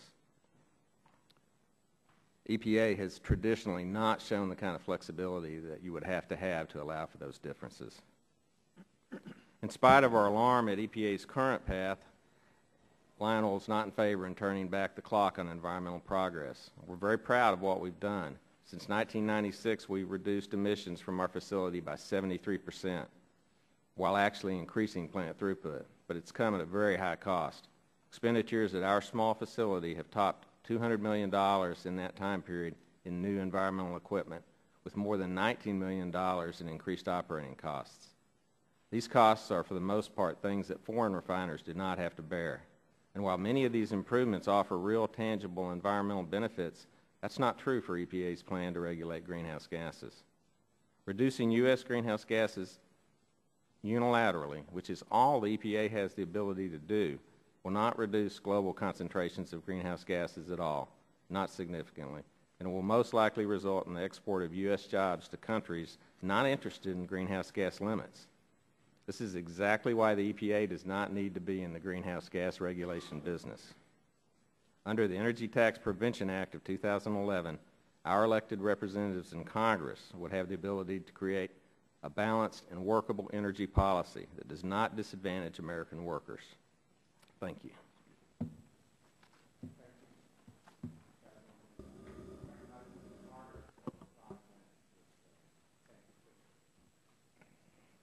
Chairman Whitfield, Ranking Member Rush, and members of the subcommittee, my name is Lonnie Carter, and I'm the President and Chief Executive Officer of Santee Cooper, the South Carolina Public Service Authority, while I'm currently serving as the Chairman of the Board of Directors of the American Public Power Association my comments and presence here today solely represent those of Santee Cooper. Santee Cooper has been a resource for improving the health, welfare, and material success of the residents of South Carolina. Santee Cooper is guided by our mission for improving the quality of life. Is your microphone on? It's got a little green light that says it's on. Is that better? That's better, thanks. It may be that slow southern accent that's slowing you down. We are still handling our mission for improving the quality of life for the people of South Carolina by providing low-cost, reliable power and water to our customers while being good environmental stewards. As South Carolina's state-owned electric and water utility, we have served 2 million customers either directly or indirectly. We are accountable for keeping electricity affordable and the lights on. Our industry is at a time of unprecedented change and challenge, the likes of which I have not seen in my 28 years in this industry, bringing with it uncertainty and high cost to customers. I'm very concerned about the many proposed EPA regulations and what they may mean in the short and long term. As a public power entity, we have no shareholders to share the cost of regulations. We are literally where the rubber meets the road. We are the state's leader in renewable energy with 197 megawatts of renewable generation already online or under contract. They are voluntary business decisions that successfully balance low cost, reliability, and care for the environment. Santee Cooper has been a leader in installing environmental control technology and in fact already reduces nitrogen oxides by over 90% and sulfur dioxides by as much as 90% through SCRs and scrubbing at our generating stations. We launched a $113 million comprehensive energy efficiency campaign for our customers in 2009. We're also a leader in this nation's re-entry into the nuclear energy arena, on tap to build 2 new nuclear facilities in 2016 and 2019 with our partner, SCANA. If I were not here today, I'd be at an economic development announcement. One of our largest industrial customers, Showadinka Carbon Inc., is announcing a multiple $100 million investment to expand their facility. This project will create approximately 100 new jobs. Here's my point. By far, the biggest concern going forward with this project is the uncertainty created by EPA's greenhouse gas and non-greenhouse gas regulations. This example highlights the issues with greenhouse gas regulations. The proposed regulations will result in higher costs and greater uncertainty for my customers. EPA also announced its desire to address greenhouse gases for the power sector through new source performance standards that will set emission guidelines for existing facilities.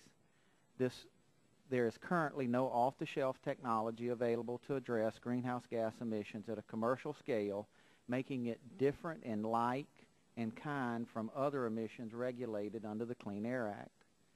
New construction projects will likely be significantly delayed because there is no clarity in how to address greenhouse gases in PDS permits. EPA's failure to provide the necessary tools, information, and direction will lead to permits being delayed and complex legal challenges to permits. The Clean Air Act simply is not designed to address greenhouse gas emissions. The policy to limit greenhouse gas emissions should be set by Congress. Setting a path forward regulating greenhouse gas emissions under the Clean Air Act would stifle an already slow permitting process, raise costs, limit economic development and industrial growth around our country at a time when we need jobs the most.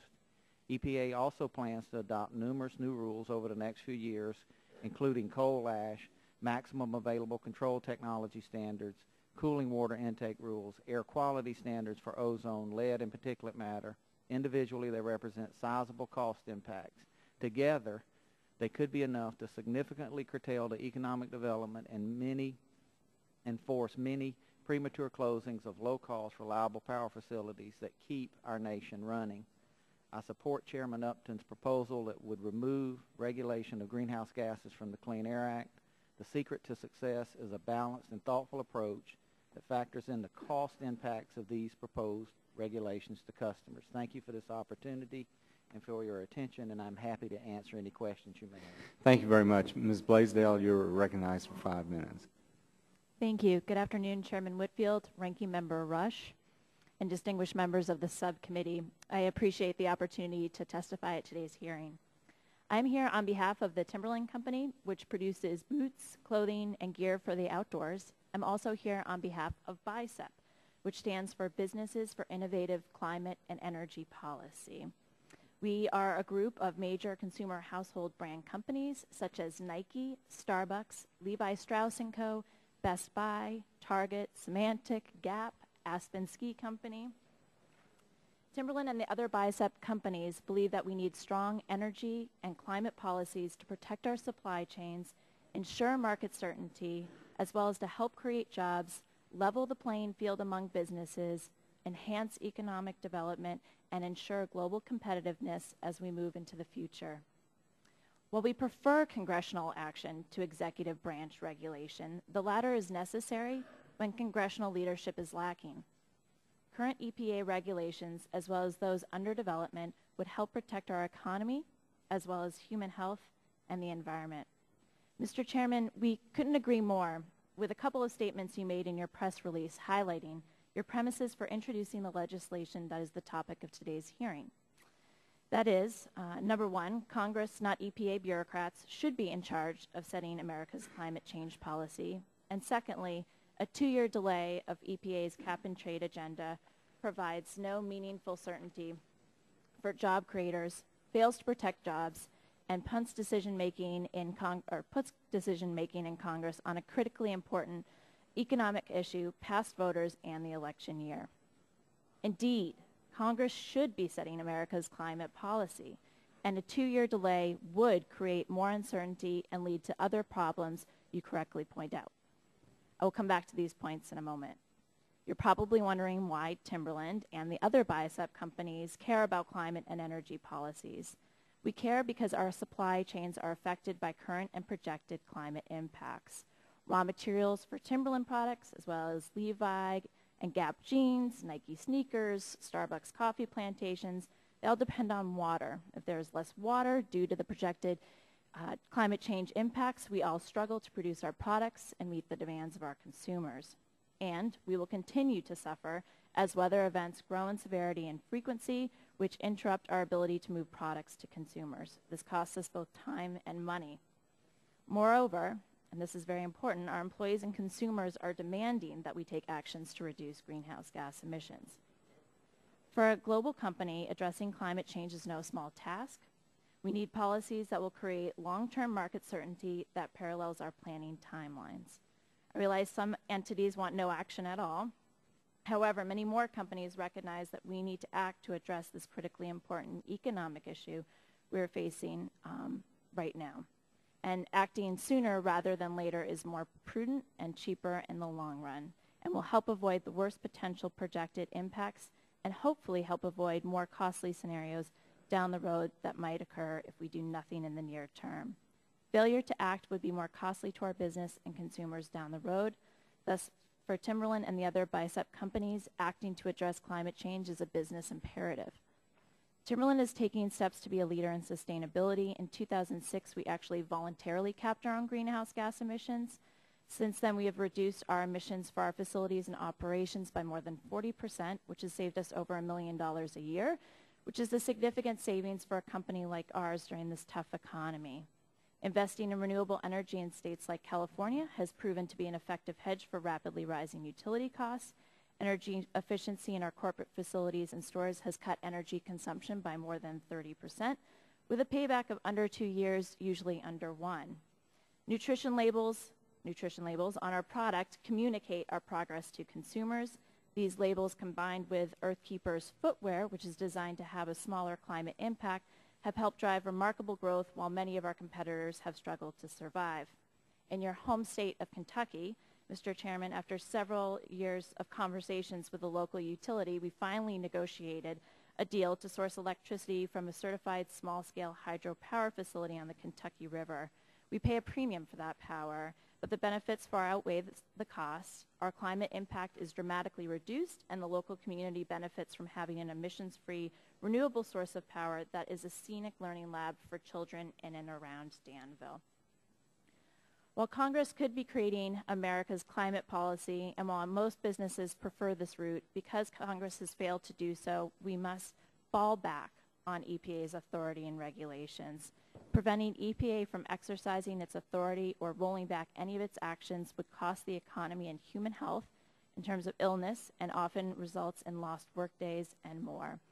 More specifically, in 2005 alone, the Clean Air Act protections helped avoid 13 million lost workdays, thereby helping maintain or increase our nation's economic productivity.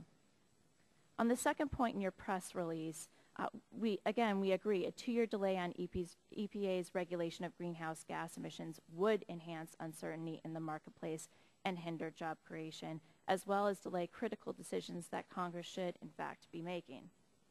So rather than going after EPA's ability to regulate, including repealing a number of its current actions, Congress should act responsibly and develop sound energy and climate policy. Some of America's largest businesses stand ready to work with you, to work with Congress, to develop responsible policies in this area. In lieu of such action, however, EPA must be allowed to do its job. And let me reiterate, they would like to be here.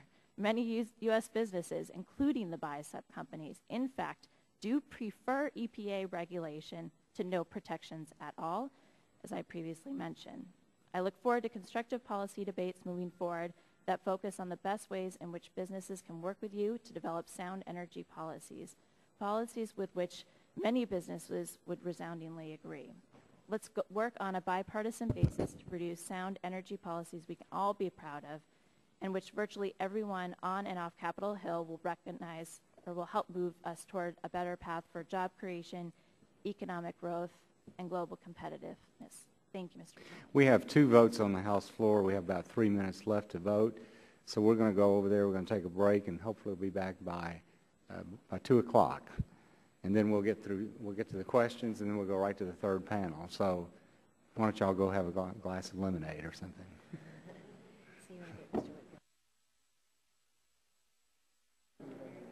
Well, we're going to get started here.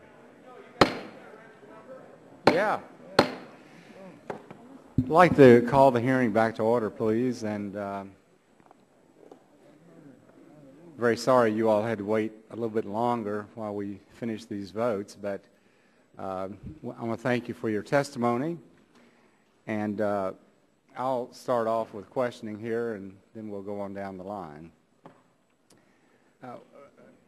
First of all, Mr. Rowland, I just want to follow up one thing. You mentioned something about $52 million a year in additional costs in renewable mandate states versus non-renewable mandate states. Would you clarify that for me one more time? Is it working now? Yeah. All right. Sorry about the stupidity there. Yeah, I was speaking to a business group, and I was showing the impact of a renewable energy standard on their utility rates, which is something that concerns us significantly. Right. Economical power is the lifeblood of industry. Right. And I looked at several Northeast states and some other states scattered throughout the country that had an RES standard.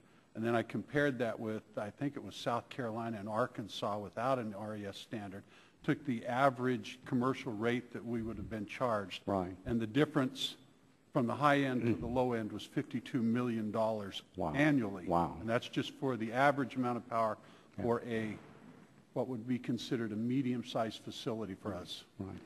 Well, I know in Kentucky, we do not have a renewable mandate in Kentucky, and our electricity rates are around 7 cents per kilowatt hour, which is pretty good. But you pointed out a good issue, because the key for the U.S. and our growing economy is to maintain a global competitiveness, be competitive in the global marketplace. And if we unilaterally start adopting some of these rules like Ms. Jackson has on greenhouse gases, which even she admitted it's not going to have any dramatic impact on greenhouse gases, and other countries are not taking any action, so it's really putting us at a disadvantage. Ms. Blaisdell, I know that you support her actions, and you came up and we talked a little about Danville, Kentucky. Do y'all have a plant in Danville, Kentucky? We have a distribution center. Oh, a distribution center. How many plants do y'all have in the U.S.? Are you talking about how many facilities or how many? Where you actually make the product? We do not own a manufacturing plant in the U.S. Most of the products that we manufacture come from factories we outsource from. From which countries? Which countries? All over the world. We do source from the U.S. as well. Oh, okay. We just don't own any in the U.S. Oh, okay, okay. Well, time's running out here, but I just kind of want to summarize, in my view, what Ms. Jackson said. She placed a lot of emphasis on the importance of certainty, and she also placed a lot of emphasis on being reasonable. And I really find myself puzzled by that, because she also said really there is no technology available to control greenhouse gases. And then she said, so the only thing that we can do is that we can deal with efficiency. And then our friend Mr. Doyle from Pennsylvania said, well, that seems perfectly reasonable. But in my view, companies are going to try to be as efficient as they can be in order to compete in the marketplace. And basically what we're doing here is we're having government bureaucrats go in and say, this is what you need to do to be efficient. And even if a state implementation plan, their state enforcers say, you do this, this, and this to be efficient, there's not anything to preclude EPA from coming back and overruling them or changing it or whatever. And then you get to, under the preventing significant deterioration, the best available control technology. And it's my understanding that the state implementers or state regulators could conceivably even require you to switch your fuel. Instead of coal or oil or natural gas, whatever, we want you to use wind power. That there was not anything in there that would prohibit that. And I just find it almost impossible to believe that she would refer to that as being certain. There's certainty here. And so the business people like that. I mean, the real issue is we have a high unemployment rate. We're trying to compete in the global marketplace. We do want certainty. And in my view, there's not any way, at least she did say this, she said we have to have coal, for example, and natural gas and nuclear and all of that because, as I said in my opening statement, our energy demands are going to double by the year 2035. And so I'm assuming you all would agree with what I'm saying. Ms. Blaisdell may not agree. Yes, sir. I'll give you a really interesting example. We heat our steel up to roll it into a shape, and that's called a reheat furnace. And the Clean Air Act, BACT for the burners in that is what's called a reduced NOx or low NOx burner, right, which requires us to actually be less efficient. We actually limit the heat on it so that we create less NOx. Right. Now, so we're using more energy in order to keep NOx down. As we get into a greenhouse gas rule, we're faced with the exact opposite of that. We're tied up in, do you raise NOx so that you lower CO2, or do you raise CO2 so that you keep NOx down? And that's a paradox that we're in. We also are caught up with that in CO, our CO emissions. Typically, we put some oxygen with them as they come out of our furnace and convert them to CO2. So now, if we limit our CO2 by not putting the oxygen in and burning it off afterwards, we're going to raise our CO, which is a criteria pollutant. So there's a lot of really difficult questions that would have to be asked if this were to go forward under the Clean Air Act. And frankly, I don't think some of the people are prepared to give us answers on it or make the decision. Well, I agree with you. And Mr. Rush, I'll recognize you for 5 minutes. Thank you, Mr. Chairman. Attorney General Abbott, first of all, I want to congratulate you on some of your the standards and your activities and your accomplishments as it relates to alternative energy. I understand from your testimony that You have you're number one. Your state is number one in the use of wind energy, and I certainly want to congratulate you and your state on for those efforts. I know that you have a cheerleader here in Mr. Martin, and so I'm not going to congratulate you too much because I'll take some of his thunder away from him. So suffice it to say that in spite of the scholarly debates over the proper standards of judicial review of agency action or inaction under Section 706 of the APA, in light of the Chevron doctrine, the federal courts, including the Supreme Court, has been deferential to an agency's statutory interpretation where those interpretations are reasonable. This Chevron level of deference exceeds even the level of deference an appellate court must accord to trial courts under a de novo standard. De novo can be triggered when trial courts interpret laws like the Clean Air Act. Can you explain how the Supreme Court got the outcome wrong in the Massachusetts versus EPA decision where they deferred to the EPA's interpretation? Are you aware of that? Can you explain how it got, why and how the Supreme Court got it wrong? Would I explain why the Supreme Court got it wrong? Yes, your interpretation. From your point of view, how was the Supreme Court's decision wrong? Well, I think the Supreme Court decision is wrong because I don't think that it requires the EPA to regulate greenhouse gases. But the fact of the matter is I think under the Supreme Court's decision, it still did not mandate that the EPA must conclude that greenhouse gases pose an endangerment, and it still provided certain other latitude for operating room for the EPA to operate, as has been discussed in testimony throughout the course of the day. So are you saying they were wrong because they did not mandate it? Is that what's wrong with the Supreme Court decision? Well, yeah. Because the reason why I asked that question is because you say on page 7 of your testimony that in Massachusetts versus EPA, the Supreme Court said it need not and does not reach the question whether carbon dioxide is the kind of air pollutant the EPA must regulate under the Clean Air Act. But my copy of the Supreme Court's decision says something a little different. I bring your attention to to section 7, paragraph 2 on page 32. It says, in short, the EPA has offered no explanation for its refusal to decide whether greenhouse gases cause or contribute to climate change.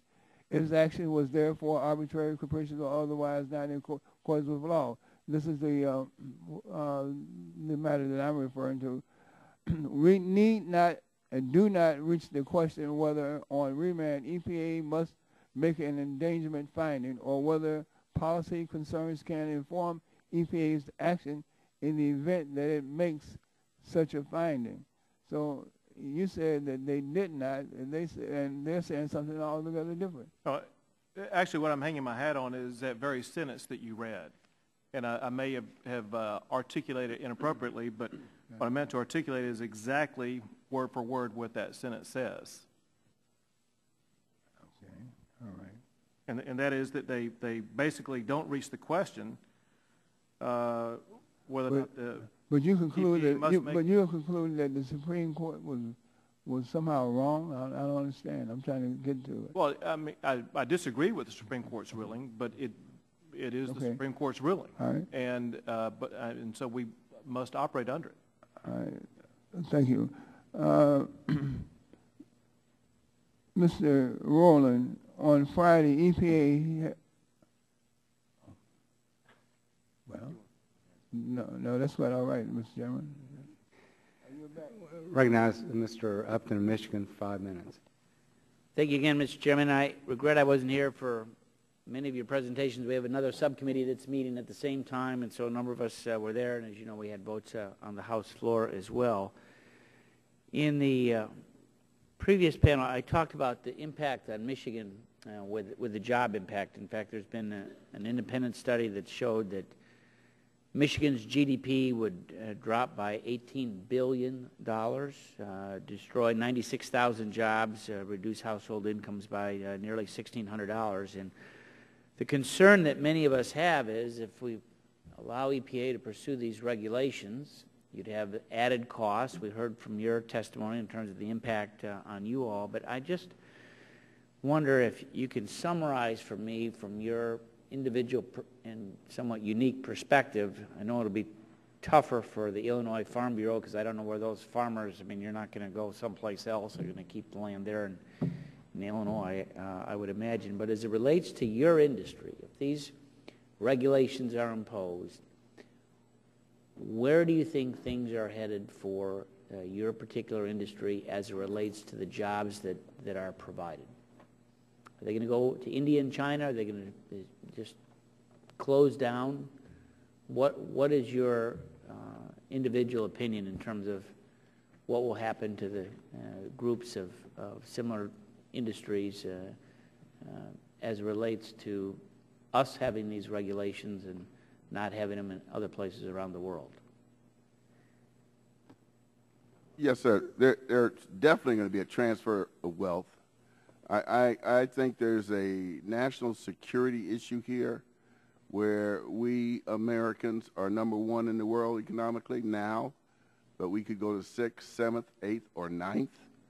And if we go to 9th, we are vulnerable to new enemies who look at us as someone who could be taken over. And I think we're at a fork in the road here, and we better take the right way. And I think the EPA view or attitude towards the American worker is that of a pawn on a chessboard, expendable and no need to worry. And I think that is a terrible attitude. Go ahead. I would say that it's already happening. I hear a lot of people ask for examples of companies going overseas. I mean, we can see them, but I explained it this way one time to some economic development people when EPA said that non-attainment would not impact them. I said, and EPA said, we've never heard of a company picking up and leaving an area because it was non-attainment. And I said, that's because you don't even make the first cut. You are cut out and you're excluded, and that's what this lack of decisiveness and this constant 2 years, 1 year, when's this coming, when's this rule hitting, when's PM 2.5, when's ozone, that constant barrage causes you to take your capital and move someplace where you've got a level of certainty. This facility that I've worked on in Louisiana, in the time it's taken me to not completely get a permit, a full facility of that size has been constructed, permitted, and is operating in China. When I first started working in the refining industry, there were about 350 U.S. refineries. Today, there are about 150. Hasn't been a single refinery built in this country in 30 years. There have been many built in the Pacific Rim, China, India. I mean, there's no guesswork. That's what's going to happen.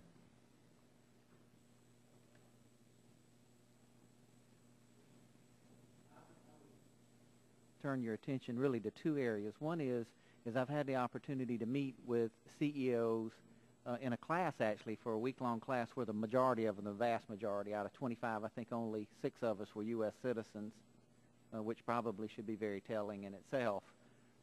And one of the things I learned from that group, much to my dismay, is just how they look down on us and when they look at making investments because of our permitting process and the fact that it's lengthy and litigious and very poorly defined as it relates to almost every aspect of the way you permit a new plant, which makes us very uncompetitive. And this is what I put in my testimony today is just another example of that. It's not just limited to what we deal with EPA. I can't see the names. That's worth saying today. A good solid example as it relates to what we're dealing with here is the issue over biomass. As I indicated in my testimony, we have contracted for a number of biomass facilities. but they're having difficulty getting financing for those projects because they don't know what the permitting requirements are going to be for their facilities. Now, that's real. That means those jobs aren't going forward. And that, I know my time has expired, so that just means why we need a real decision, which this draft legislation does, versus a simple extension where you sit on pins and needles. I yield back my time. Mr. Inslee, 5 minutes. Thank you, Mr. Rowland. Thank you for being here with Nucor. We have a facility in Seattle. You run a very efficient business. You've found ways to make steel with great efficiencies. We compliment you on that. And that's all this proposed regulation does for power companies, was to ask them to be efficient like Nucor has been, the kind of decisions you have made to make cost-effective investments in efficiency. You've done that at Nucor. All this regulation does is ask utilities to do the same thing. That is why 8 major utilities wrote a letter to the Wall Street Journal last month urging the adoption of these regulations so that they could have certainty, so that they could move forward. I want to talk about this Dirty Air Act and bring it to a real life.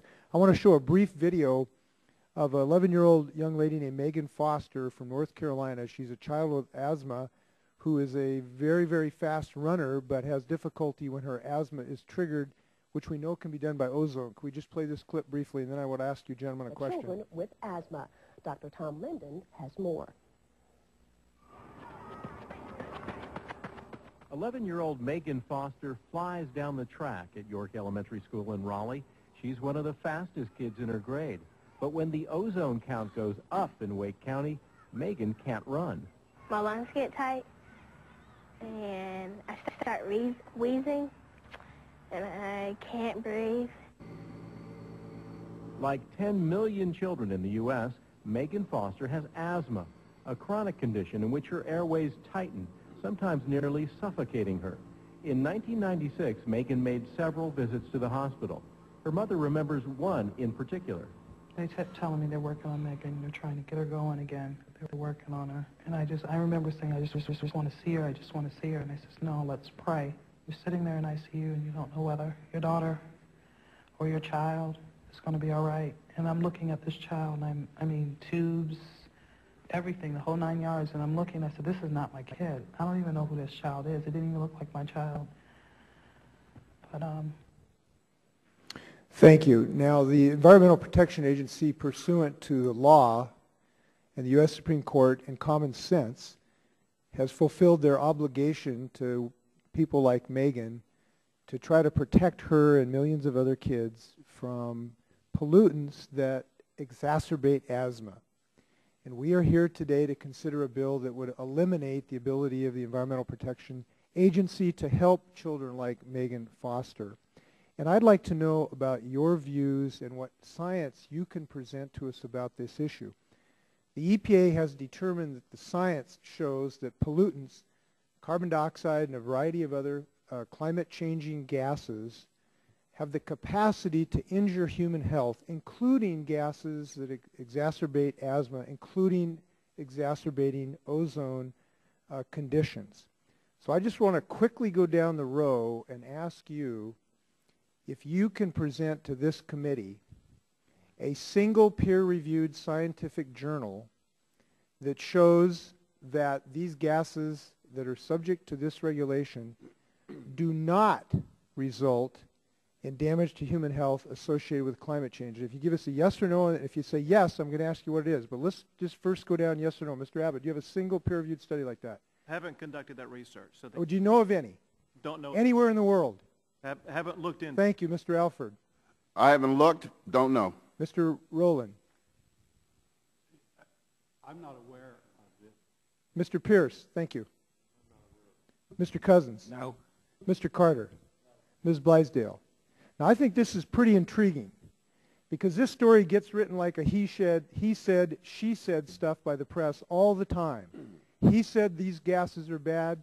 These gases change the climate. She said they didn't, or in this case, he, meaning Senator Inhofe. It's time to start writing the truth about the science on this issue. You gentlemen that represent the effort to repeal the Clean Air Act and pass the Dirty Air Act can't produce one single peer-reviewed scientific journal, and you're asking the United States Congress to eliminate the ability of the Environmental Protection Agency to protect kids like Megan Foster.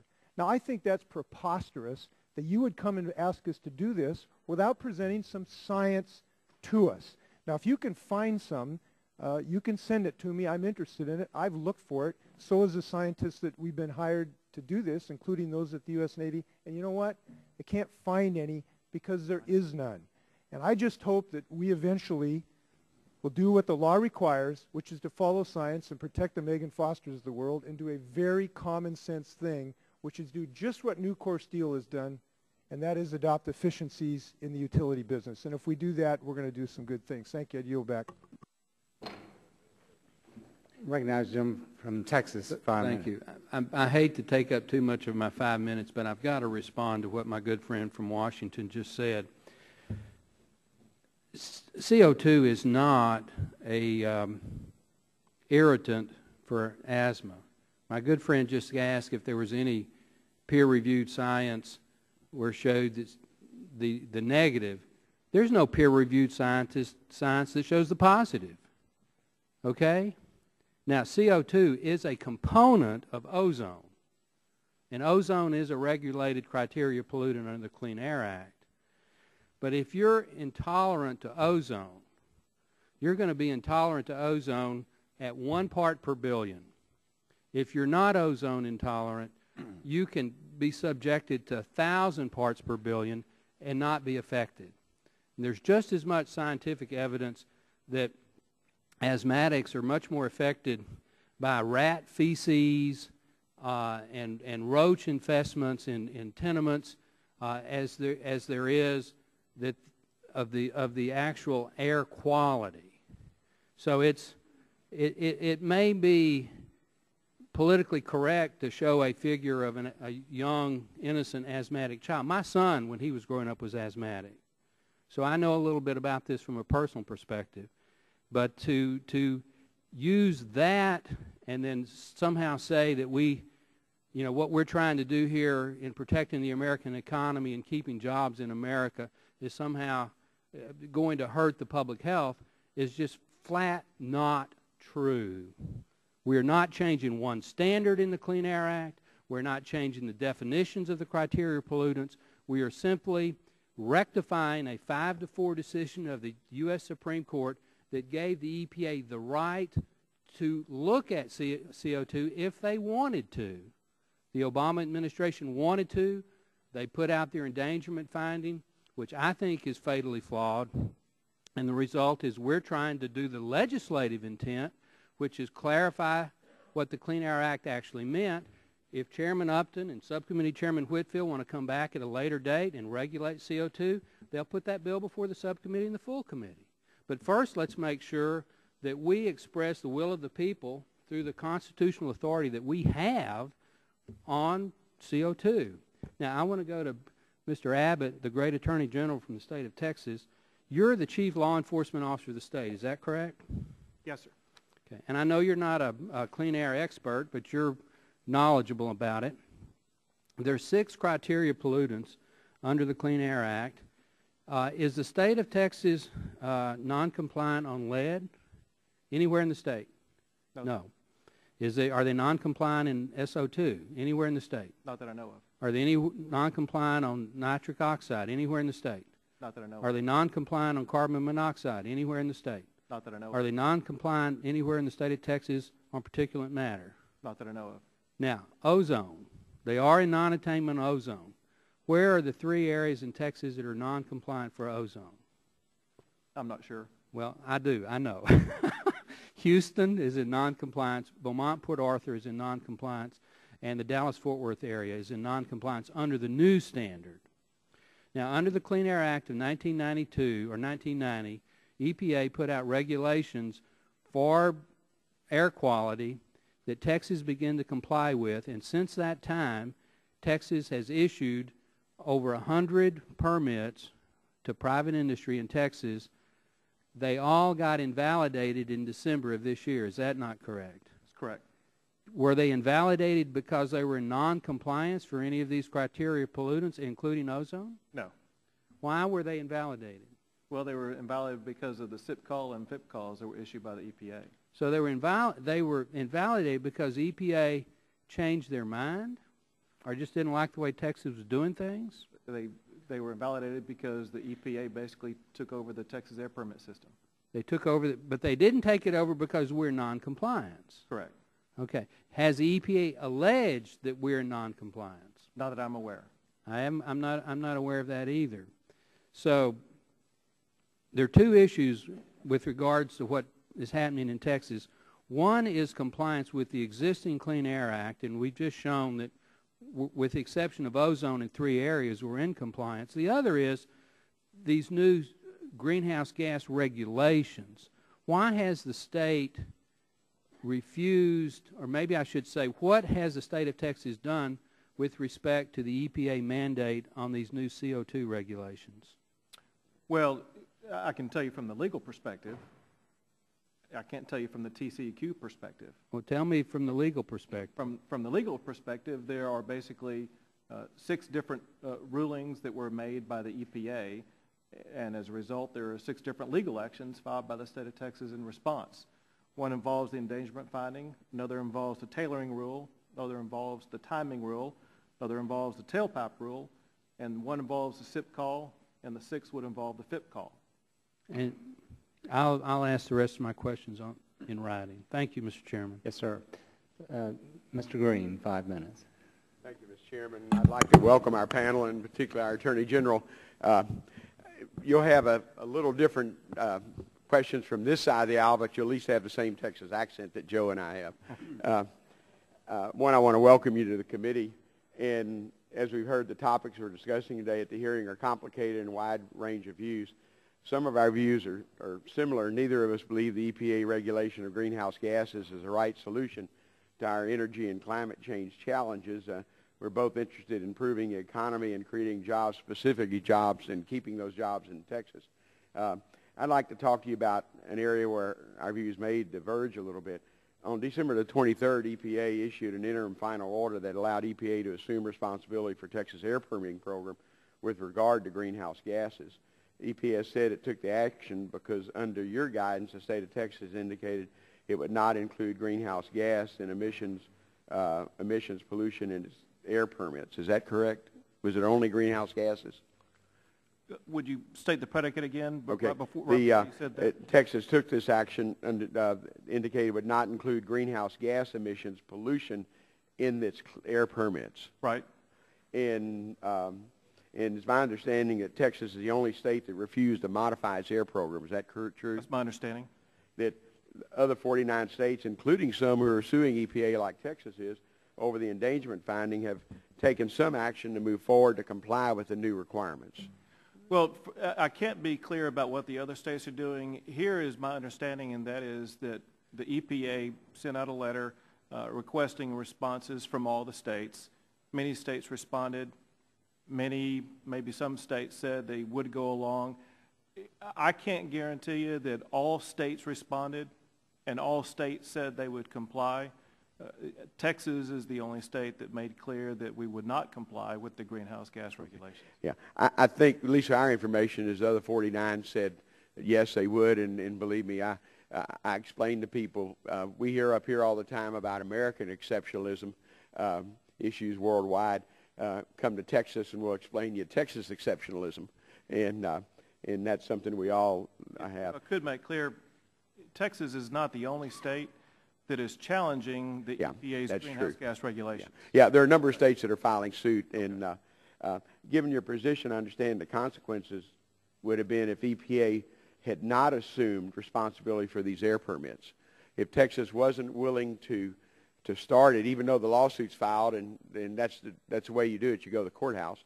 And for decades, the Clean Air Act had required certain sources to obtain air permits before construction begins on a new facility. These permits, called PSD permits, were required to start building. My question is, would it be illegal to build a facility without one of these permits when the law requires it? So if Texas was not enforcing it, I have the Houston Ship Channel. I have 5 refineries and more chemical plants than I can count. My concern was, if Texas is not enforcing it, we would, if we wanted to expand those plants, and thank goodness over the last 15 years, most of those plants have been expanded, that we would not, without having a permit process, whether it's through state of Texas enforcing a regulation that they don't agree with and going to court, or the EPA taking over those air permits. Is that generally what would happen? Well, I think generally what you're saying may be true. This is outside my area of expertise. However, what I think is that had the EPA not issued the SIP and FIP calls, is my understanding Texas would have been able to continue on with the permitting process. Well, we'll figure that out, but my concern was is that if Texas would not do it, and I have plants that are always in the process of trying to expand, and you know how competitive the chemical industry is, for example, that, you know, if they're having trouble with, if they're not going to build a facility in East Harris County, if they're worried they won't have that permit available, you know, they won't be able to get permission to do it. They would build it somewhere else and ship those chemicals back to us. That's where I don't mind going to the courthouse. That's what a lot of us did for a living. I just worry that I don't want to put my plants at a disadvantage because of the battle between the state and EPA. Right. That's my concern. I want to make clear that we stand four square with you on that proposition. We want the businesses in your district as well as the businesses across the state of Texas not to be at any disadvantage whatsoever. We want to make sure they have access to the permits they need in order to operate their business. We want to make sure that we continue to attract jobs to the greater Houston and Texas area. Yeah. But as you know, Texas has done a better job of creating jobs than all of the other states in the country. One reason why we've been so successful in that regard is because Texas has a more reasonable regulatory system and has not had to deal with ever-evolving, changing rules like what they are seeing coming out of the EPA well, now. And I'm out of my time, and I know the chair is going to gavel me, but I served 20 years in the legislature, and we always enforced our clean air permits, even when I was there, based on the EPA saying the state of Texas could enforce it. We always had to jump through the hoops from the federal government, you know, 18 years ago and 20 years before that. And I know it's frustrating, but EPA's had that authority over Texas, I know, for the last 38 years. Thank you, Mr. Chairman. Mr. Shimkus, 5 minutes. Thank you, Mr. Chairman. This is, if the full committee is named the Energy and Commerce Committee, so our focus is energy issues and commerce issues. The Democrats who want to make this into a science argument ought to go to the Science Committee. That's why we have a Science Committee. If they want to debate science, let's go to the Science Committee. We want to talk about energy. We want to talk about commerce. That's why I hold up my coal miners. 1,000 of them in one mine. 1,000 coal miners in one mine lost their jobs. This is replicated in Illinois, 14,000. State of Ohio, 35. These are real job losses. If you want to talk about public health, the worst thing you do for public health is not have a job and be poor and in poverty. The best thing for human health is to have a job, and maybe a job that provides health care, although we're attacking that too in those provisions. So this hearing is focusing on jobs. And as I laid out in the previous panel, that when you raise energy costs, you hurt the ability to create jobs and sustain jobs. I do believe in supply and demand. I do believe that if you make it, if more capital is required to produce that electricity, that cost gets passed on. Now, it's curious that Ms. Blaisdell is here. And I have your testimony in it. You're not only here with respect to timberland, but also BICEP. Is that correct?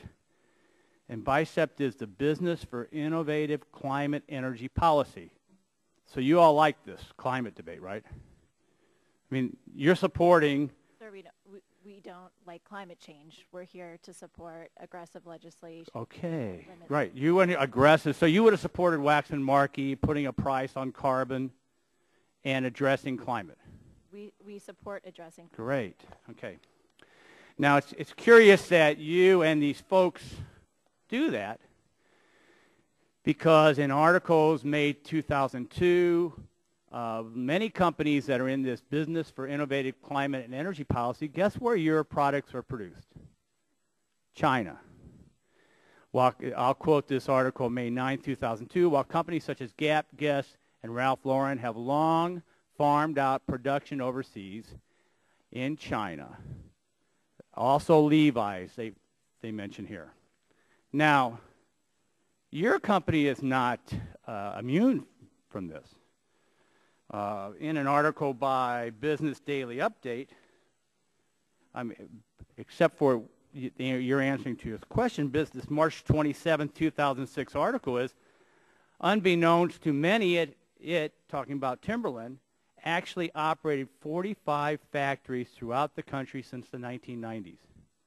45 factories throughout the country, that country being China. So wouldn't it be to your advantage to force higher utility rates on manufacturers in this country while taking advantage of low power rates in China, along with low labor rates, along with low environmental standards? In fact, following up on an article August 7, 2009 on Timberland, who you represent,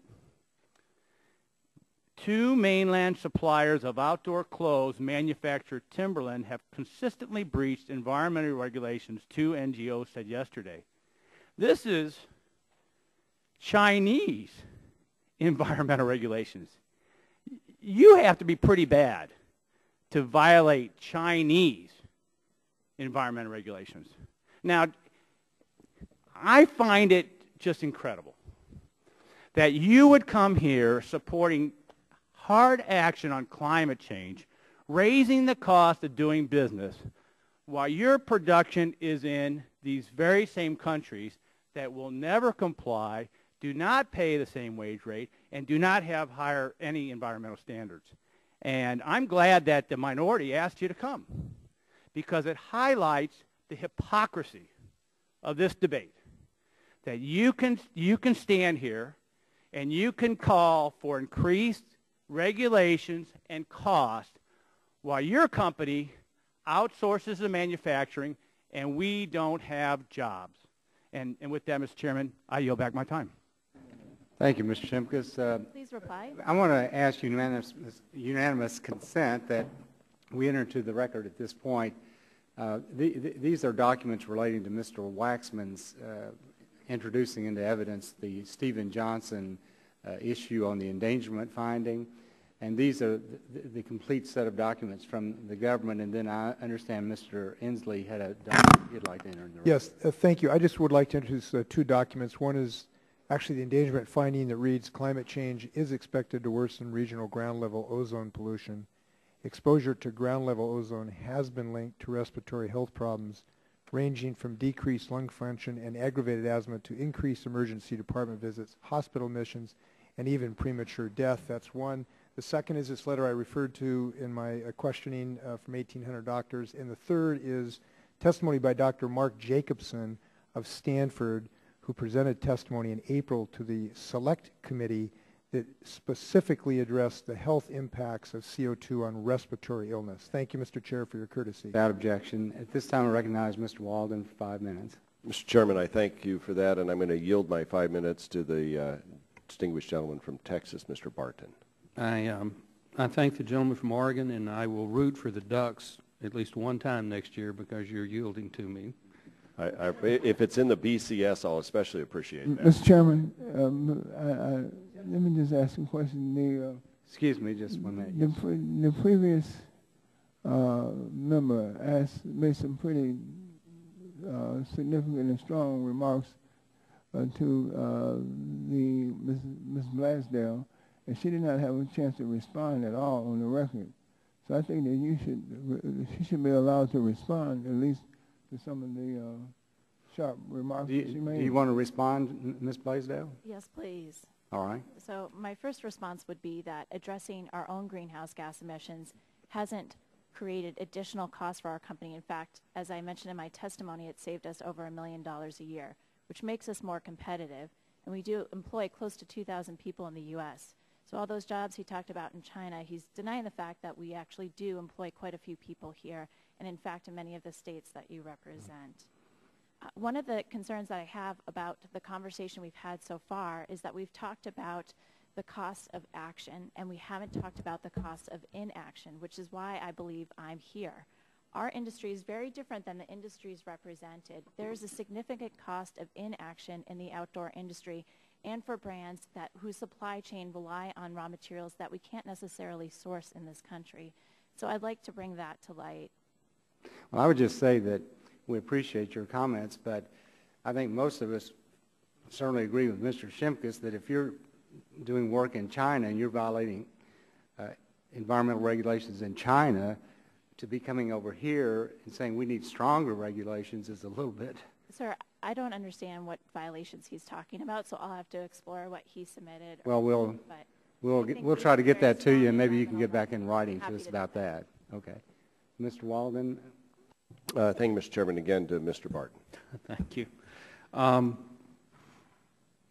Attorney General Abbott, is Texas air quality improved or diminished during the period since Texas implemented its flexible permitting program under the Clean Air Act amendments as implemented by regulation in 1992?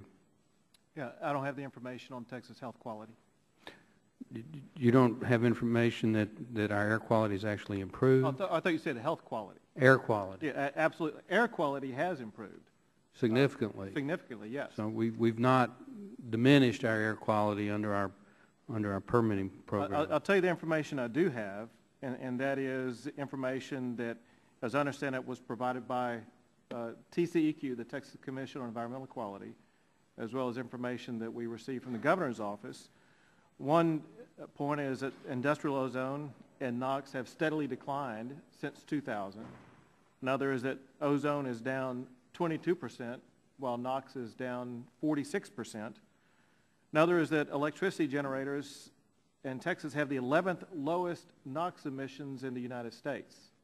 But I think equally important, and that is without any kind of greenhouse gas mandates from D.C., Texas on its own has since 2004, no other state has cut more power sector CO2 output than the state of Texas. Also, as you know very well, we've installed wind power at a rate more than any other state in the United States, and I think we would rank either 4th or 5th of all the countries in the entire world. And as I understand it, Texas is one of the two largest, has one of the two largest absolute declines in greenhouse gas outputs of any state. I just want the record to show that Texas has issued all of these permits since 1992. They've been in compliance with the Act. Our air quality has improved, yet our economy has grown. And just arbitrarily here, in the last 6 months, they've come in and invalidated the existing permits. We're not talking about new permits under these CO2 regulations. We're talking about existing permits. Now, specifically, Attorney General, with regard to this pending legislation, do you support the draft Energy Tax Prevention Act of 2011? There are reasons why we think this legislation is a good idea. First and foremost, in the big picture, we are a nation of laws. And that's one thing that has separated this country from all other countries in the world. In fact, made the United States the envy of all countries in this world. And that is that we as a nation base our decisions on the law, not the whims of different people.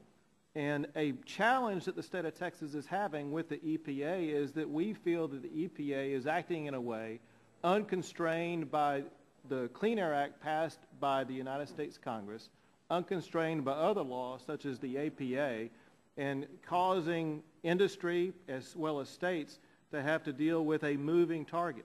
And we think that the rule of law is essential in this country, and we want to see the EPA comply with the rule of law. And along those lines, Texas has 6 lawsuits on file right now challenging the legality of the greenhouse gas rules that were created by the EPA. If this bill were to become law, how would that impact the legislation, the litigation that's state currently has against the EPA? As the Attorney General of Texas, I'm here to tell you that if your legislation passes, it will mean that Texas will be dismissing those 6 lawsuits against the EPA. And that's a good thing. Anything that gets rid of lawsuits is a good thing. I agree with that. My last question is to the general panel. If we had to implement these greenhouse gas regulations, which hopefully we won't, but if we did, is there the technology currently on the shelf to cost effectively implement the greenhouse gas regulations as proposed by the EPA? I dare say no. No. For our industry, we looked at the 2008 ANPR that the EPA released as a guide for possible greenhouse gas regulations, and we've evaluated every one of those technologies at various times in the past to do efficiency improvements. Those things are all cost prohibitive for us. Okay. My time's expired. I again want to thank my friend from Oregon for his courtesy. This time, recognize Mr. Burgess. 5 minutes. Thank you, Mr. Chairman. And Chairman Abbott, thank you for spending the day with us. I think there was some, I know it's difficult because the administrator's not here any longer, but it seems like there was some confusion when we were talking about the problem that Texas is having currently with the flexible permitting and her discussion of regulating greenhouse gases under the Clean Air Act. Those are 2 very serious issues, but they are separate issues. Is that not correct? That is correct. And currently, when I was discussing with her what the report of the Business Roundtable, they pointed out that this would be one thing that would be extremely deleterious to Texas. Similar conditions exist in other states, and no other state is being required to perform what Texas is being required to perform under their removal of the flexible permitting. Is that correct? That's my understanding. And then to the issue of regulation of greenhouse gases, she is correct that Texas right now is not proceeding with setting up those guidelines. Is that correct? That is correct also. And so as a consequence, the EPA feels it's necessary for that job to be done, and we can argue about the rightness or wrongness of that, but that is indeed a separate issue when she says that Texas, since Texas wasn't doing its job, the EPA had to do the job for Texas, but that in no way applies to the flexible permitting process that's going on down in the Gulf Coast area. That's correct. And these are difficult concepts to deal with. Mr. Martin talked about the air quality issues that have occurred since the enactment of the Clean Air Act, and while to be certain there are still significant challenges for us in the Dallas-Fort Worth metropolitan area, there's challenges in the Houston metropolitan area. When you look at the overall air quality, there has been improvement since 1992. If you look at what has happened to population growth, particularly in the Dallas-Fort Worth area, metropolitan area with which I am most familiar, you've only got to look at what's happening with congressional redistricting and the fact that Texas is going to have 4 more seats in the next Congress to understand what is happening to our population in the Lone Star State. It is exploding. I have the 10th largest congressional district in the country, 280,000 residents over and above what I should have with the normal congressional allotment. So it is a phenomenal development that air quality has improved while our population has in fact expanded many times over what it was in 1992. Do you think that's a fair assessment? I think it's based on information I have, you're exactly right, and that is that air quality in Texas has continued to improve despite the growing population. Well, just in your experience in working with the EPA, is that an easy situation or a difficult situation? Has the EPA been open to your suggestions and your observations, or is it a closed door and the cake is already baked, we don't need your input? For more than a decade, I would say Texas has had a fairly collaborative, cooperative working relationship with the EPA. I can tell you that my office directly has been working side by side with the EPA to hold polluters accountable and has been quite successful in that regard. It seems as though over the past 18 months or so, the challenges in dealing with the EPA have escalated dramatically and it's been a lot more difficult. And that's just been my observation as well, and I was wondering if other people were noticing that as well. Mr. Rowland, if I could, let me ask you a question. And again, I appreciate you being here. You're headquartered in my hometown in Denton, Texas, and we are also grateful for your great efforts there. We're grateful for your great efforts with the University of North Texas and the research program that you have there. I think you have developed the largest frame testing machine west of the Mississippi. Is that an accurate statement? Well, we heard from Administrator Jackson that there's so many of these things that, and I'm a believer in efficiency. No one, I think, should be in favor of wasting energy, but can you really capture the return on investment necessary to do the things that you're going to be required to do by simply latching on to those increases in efficiency? Are they going to pay for themselves over time? Well, we pursue those continually. We actually have energy intensity goals within our own company. We are pursuing improving our efficiency constantly, because if we don't, we're going to run into problems with our international competition. There are projects throughout the country, and I'm aware of one steel mill that was shut down, however, for tenths of a cent per kilowatt hour. When you consume as much energy as we do, the cost of energy becomes a huge impact for us. And so as that starts to escalate, we're no longer able to compete, because we are really close to the physical reality of what we can do with the equipment that we've got and the technology that presently exists, and even the technology that's coming on now. Thank you for your answer. I'll yield back my time. Thank you, Chairman. Mr. Waxman is recognized for 5 minutes. Thank you, Mr. Chairman.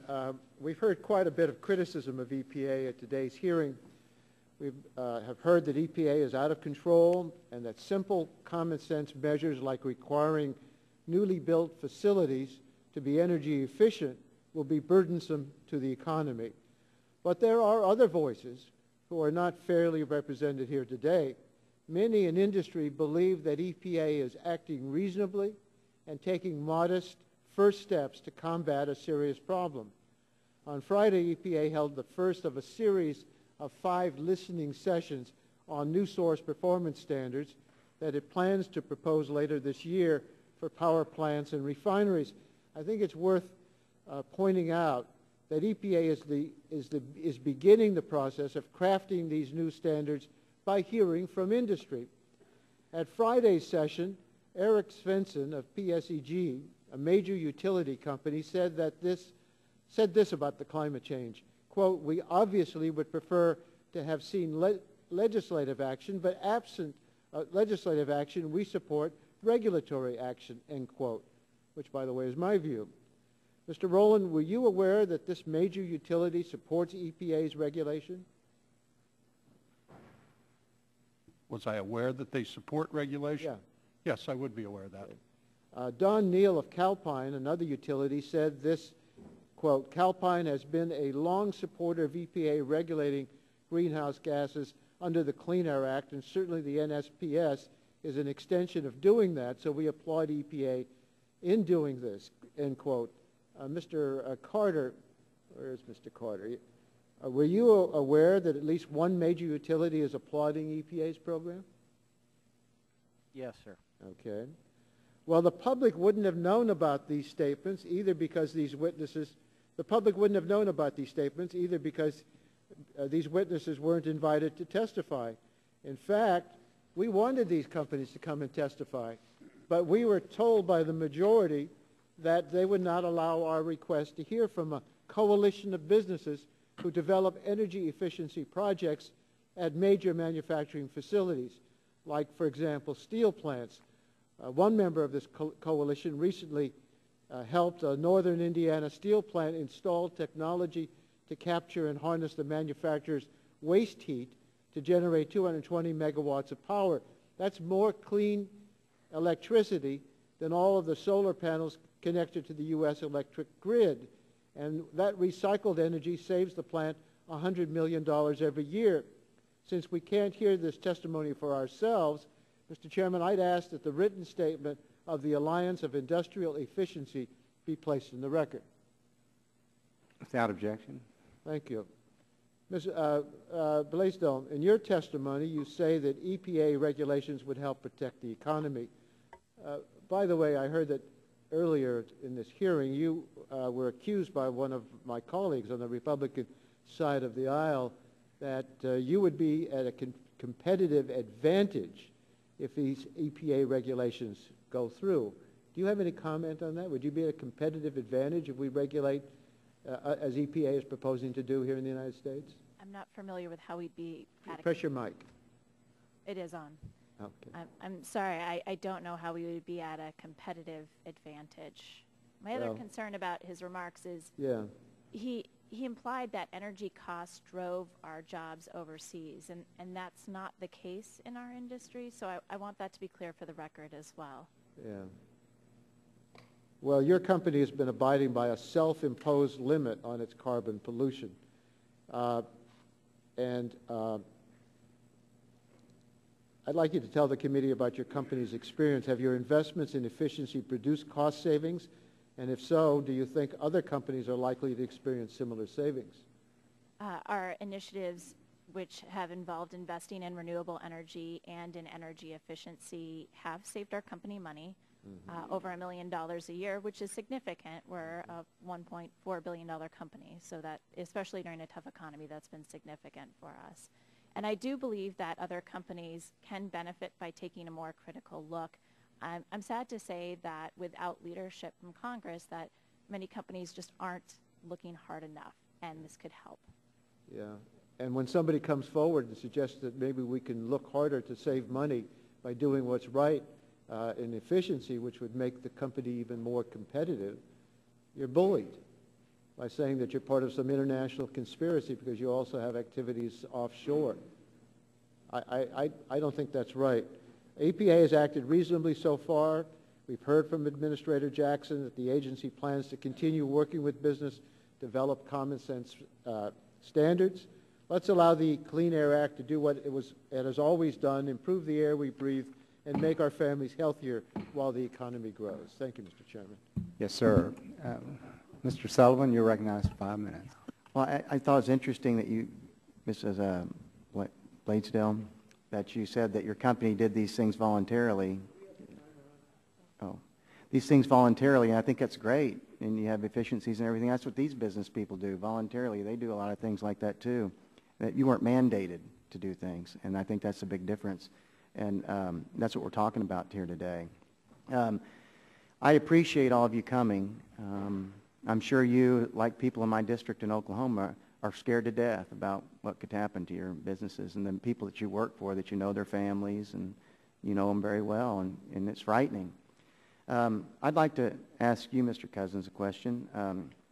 You mentioned that while you were having trouble expanding your refinery, in India, a refinery was built 15 times larger as your refinery, and it took about 3 years. Could we build such a refinery in the U.S. today, in today's regulatory climate? And how long would the permitting for such a facility take? You mentioned the Indian refinery took 3 years to build. Would it take you longer? Oh, now I'm not an expert on obtaining permits, but I don't believe it would be possible to permit that refinery in the U.S. if you had all the time in the world. And they've been trying to build a refinery at least at one time outside of Phoenix. I know that project's been going on for 10 years. I don't believe they have permits. And we haven't built a refinery in this country in, what, 30 years? Over 30 years. Over 30 years. And we probably need some, don't we? Well, you'd think. Actually, we either need them here or they're just going to keep building them overseas. Have we ever domestically produced oil that we had to actually send somewhere else to be refined in this country? I'm not sure if any, we don't drill any oil. We just buy oil on the market. It could be that some Alaskan crude was sold. I don't know. But I'm not aware of any significant oil exports. Your company has delayed a major project due to EPA's greenhouse gas regulations. Can you please explain how this business decision was made? How were the costs of these regulations calculated? It's business uncertainty. We went about halfway through an expansion project of several $100 million. In the climate of Waxman-Markey at the time, and the fact that even if it was defeated as it was, well, Waxman-Markey wasn't, but if climate change was defeated, we didn't perceive the demand or the margins to justify the expansion we were in, not sure enough to bet our entire company's survival on it, and the debt load we would have carried would have put us in that situation. We actually had to terminate the project at the cost of 14,000 man-weeks of construction work that was not completed in our town. So that's a couple of thousand jobs for weeks and weeks. Okay. Well, this is for all. I'll start this way with all the witnesses. What potential EPA regulations coming down the pike are you most concerned about from a business perspective? I mean, General Abbott. I mean, from a business perspective, what regulations? Yeah. Well, the greenhouse gas regulations. Right. Are the ones that are posing a huge problem. And in Texas, you're hearing that from everybody, huh? Well, as I visit with people across the state, frankly, it's the overall uncertainty that seems to be emanating from the EPA, not knowing what the standards are going to be and how to plan for the future. Mr. Alford. Congressman, I'm also a member of the Board of Directors of the U.S. Chamber of Commerce, and I chair the Regulatory Affairs Committee for them. And this greenhouse gas business is about 70% of the discussion. And I believe the Chamber has filed a series of lawsuits against the EPA concerning that. All right. Mr. Rowland? While I agree that greenhouse gas has is a big issue and has a lot of impact, I would not discount or put anything below that with respect to the new 1-hour criteria pollutant standards that we're getting, along with several MACT standards. We're getting hammered from every which direction. So I think they're all right there. If one doesn't catch you, the other one does, and it's almost like a game of gotcha. Yeah, and the economy's bad enough, with all this. Mr. Pierce? I would say the greenhouse gas. Mr. Cousin? With my written testimony, I included a slide that showed a blizzard of EPA regulatory initiatives. We're concerned about all of them, but the PSD and the NSPS portions of the greenhouse gas regulations are the most immediate concern. Mr. Carter? I would say the greenhouse gas regulations, but we should not ignore the other items that are coming out of EPA today, because some of them may actually have a faster impact on utilities in the immediate term. And the reason is that we do not have commercially available technology to look at our plants. So, and what we've created is a system where there's a great deal of uncertainty, because even if Ms. Jackson, who I have a lot of respect for, even if she goes forward, she does not prevent the legal challenges, much like we saw on the CARE rule. If you're familiar with the CARE rule, it was in place for years, and then it got vacated, and now it's being completely rewritten. That's pretty scary if you're in my business. It's a very good point. And Ms. Bladesdell, are there any regulations that concern you and your company? They don't. Actually, the EPA has been quite helpful to our company, not hurtful. There's no regulations that concern you at all? EPA, anything? The greenhouse gas regulations do not concern our company. They don't apply. We don't emit over 100,000 tons. Thank you, sir. Mr. Scalise, you're recognized. No, I'm sorry. Mr. Terry, you're recognized 5 minutes. Thank you, Mr. Chairman. Is it Blaisdell? Yes. Yeah, thank you for being here. And I don't know what somebody on our side of the aisle evidently insulted you, but that's not the way it's supposed to work here. I'm sure, and I appreciate that Timberland is voluntarily undertaken. I know several businesses in the Omaha metropolitan area that I represent that have voluntarily undertaken a variety of energy efficiencies in their business too. So, and we like that. I love it.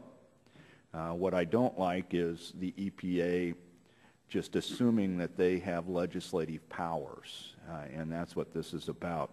But I do want to make it clear, Betsy, that unlike the gentleman that was asking you questions, I'm not going to call your boss and ask that you be fired for coming here and speaking your mind, nor, like somebody else on the minority side, I'm not going to write a letter to a regulatory agency asking that they investigate Timberland because you're here. I actually think it adds. And I want to state that for the record, because that's exactly what happened to one of our minority witnesses at a cap and trade global warming hearing. So moving on, and it was a constituent of mine, so I'm always going to stick up for that person. Getting to our new core, Mr. Rowland. Thank you. New core facility, not in my district, but in an hour-and-a-half drive, and I've been up there. I've seen the operation, and would join with Mr. Inslee in saying thank you for the efficiencies. I think it's a well-run business. Like Timberland, I appreciate that you have undergone voluntary measures to reduce your energy costs and emissions. Likewise, let me ask you this question under the Clean Air Law. Even with all of the efficiencies that you have adopted, will one of your recycling plants, like the one in Norfolk, emit more than 250 tons of CO2 in a calendar year? Most definitely. We're caught up, all of our steel mills, like the one in Nucor, are caught up. Is there any way of getting your plants, considering the melting processes, to be under 250 tons of CO2 in a given calendar year? There is no physical law I'm aware of that could ever cause that to happen. And you're aware that that's what your company, Nucor, would be under the exempted area, where it would be not 100 tons in a year, but 250 tons would be what's currently written in the Clean Air Act. We are already a major stationary source under that. You understand that rule very well. I understand and live that rule. And you probably, since you understand the rule, know that EPA directors just can't willy-nilly change that part of the statute. Is that your understanding? I would believe that that was the case, and I hope Congress makes sure. If an EPA director can just start willy-nilly throwing out, okay, the statute says very clearly, and your history has been, that under the major emitter rule that you would qualify under the exception of 250 tons, and then she comes around and says something different and enforces that. Does that give you more or less certainty in the industry? If we use the 250 ton? No, if someone, this EPA director says it's 100,000, the next one starts saying it's 50,000 or 10. If that's the power that they have, does that provide you certainty? It gives me no certainty at all. I defer to what the Attorney General from Texas said. We are a nation of laws, and I don't see that it's consistent with the law at that point. I appreciate that. And then Mr. Alford, yes, sir. I have some charts regarding the study that you've done, or your organization that CRA you represent, study, yes, sir. Yeah, that shows the job losses. And I'm just wondering what the criteria was generally to determine that in 2015 you'd have 1.5 million jobs lost, and by 2030 it'd be pushing 2,500,000 jobs lost just due to this rule. Because we heard from Lisa Jackson that it's going to be actually a job creator, but you're showing job losses. Job creator. How do we jive those two? Well, we spent some good money on that study from Charles Rivers and Associates. That is a very reputable firm based here in Washington, D.C., and that was done early 2009. We have showed it to the world, and we have not had one person or entity challenge those studies that are in that study, the charts. So you're standing behind your study? Absolutely. All right. Thank you very much. Thank you, Mr. Terry. At this time, I recognize Mr. Scalise for 5 minutes. Thank you, Mr. Chairman. Mr. Rowland, first want to thank you for the commitment you made to create jobs in America, but specifically in Southeast Louisiana, and we really appreciate the presence of Nucor. I know, I think you were here when I had a conversation with Ms. Jackson about her report that she stated that these regulations will create jobs, and I think she tried to use Nucor as a poster child for how these new regulations will actually grow the economy, and yet I know in your testimony you talked about the opposite, about how, and believe me, yours is not an isolated example. I hear this day in, day out of companies that talk about the burdens of EPA and how it runs more jobs out of the country.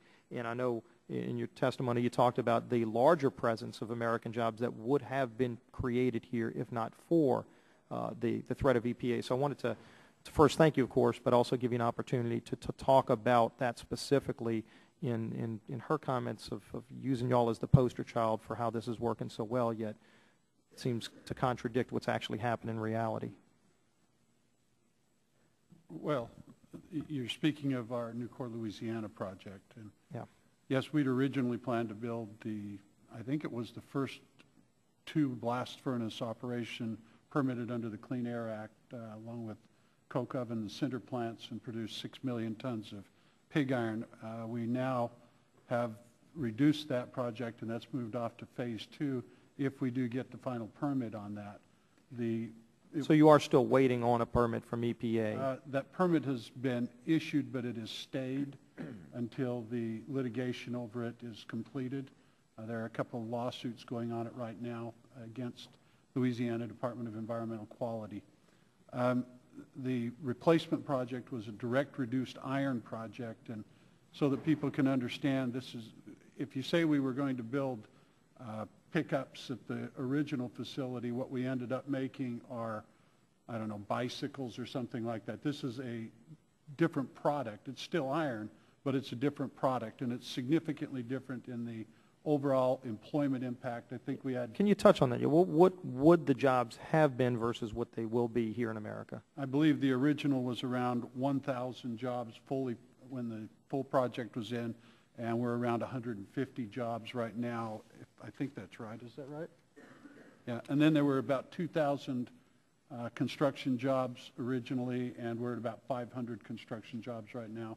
Around 2.1 billion, and we're around 750 million now. Gee whiz, so you're talking about well over $1.5 billion roughly that was lost in investment, almost 1.25 billion maybe that was lost in investment. Not moving forward with it at this point. It is still in phase 2.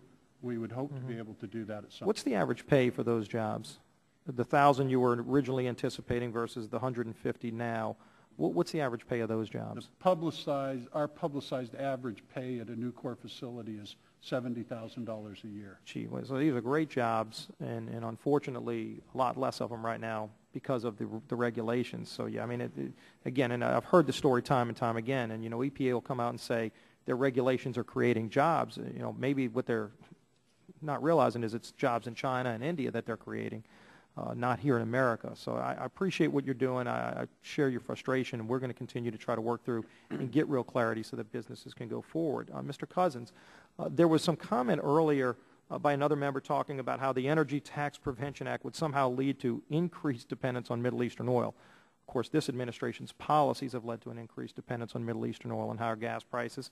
The bill, in my opinion, would actually at least give some sustainability, and hopefully we can then get to a point where we reduce our dependence. But do you see anything in the legislation that would increase this country's dependence on Middle Eastern oil? No, not at all. I think acts already carried on by Congress and by the EPA. CAFE standards increase have cut fuel use quite a bit. Renewable fuel standard is putting 36 billion gallons of non-gasoline into the gasoline and diesel supply through the next few decades. I think everything is tending toward a reduction in.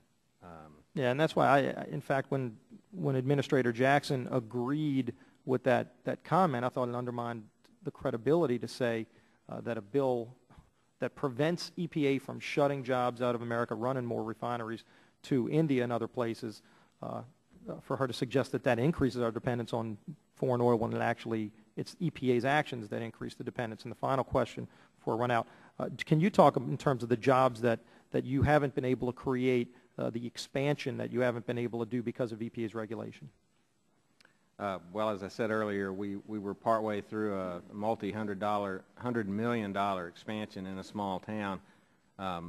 were about 14,000 man weeks worth of, which would be one person working for 14,000 weeks on the job to complete the construction, or 2,000 people working for 2 months. We just had to stop, and those people were terminated, and that's a big hit in a county where we lost 2,000 jobs out of 40,000 workers in a poultry operation that shut down. Well, hopefully we can pass this legislation and save those jobs. I appreciate your testimony. I yield back. Thank you. Mr. Olson of Texas for 5 minutes. Thank you, Mr. Chairman. And I can assure the witnesses and all the people here watching this hearing that I am the last Texan that's going to speak today. And we're Texans. We're very proud, and please bear with us. But I'd like to speak to General Abbott. And first of all, sir, I'd like to thank you for what you've done for our state to create an environment that we do have some stability, some predictability, some certainty. And I greatly appreciate that.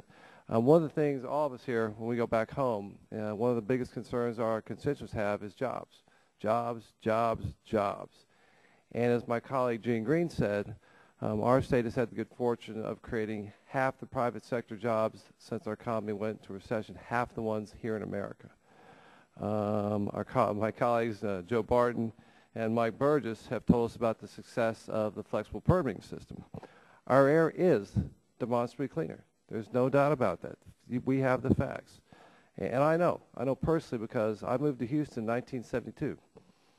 And our general grew up in Houston as well, and it wasn't such a clean town. I mean, you could not see downtown from 20 miles out when I came out of Clear Lake and headed towards downtown. Now, that's the exception. Maybe 1 or 2 days during the summer that exists. Most every day you can see downtown. So that's just demonstrably clean from my own personal experience.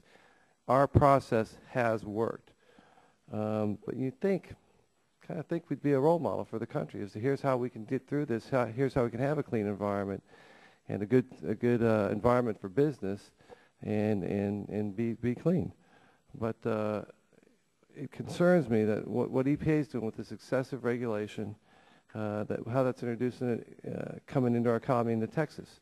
And Attorney General Abbott, do you see a tipping point here?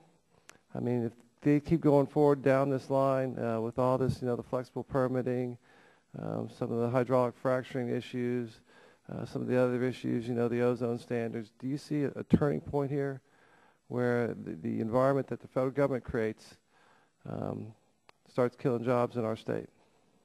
Well, a couple things. If I could pick up on one of your earlier comments, first of all, to help people understand. People see Texas challenging the EPA both regulatorily and with lawsuits.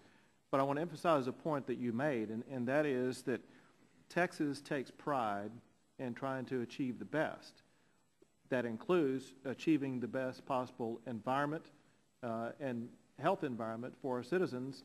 And as a result, that's one reason why we have worked so hard and achieved so much in improving air quality in your district and across the state of Texas. And we stand committed to continuing to achieve improvements in air quality, in the environment. But that doesn't mean that we are going to stand aside or roll over if we believe that the EPA is imposing its will in a way that is contrary to the law. You mentioned a tipping point, and there's another phrase you could also use in tandem, and that is a slippery slope.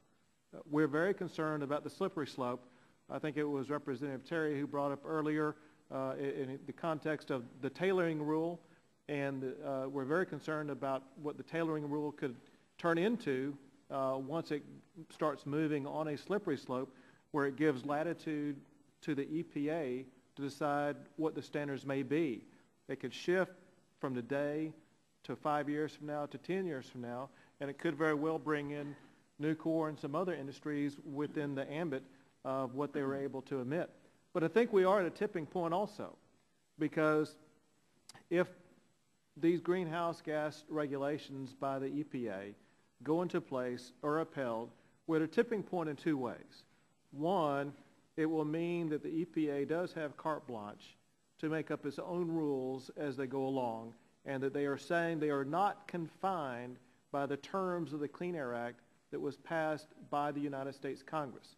but also we're at a tipping point in the sense of what it is going to mean for our jobs, our economy, and the future of this country when we have out-of-control regulations that are crushing the attempt to expand our economy at the time that we most desperately need it to grow.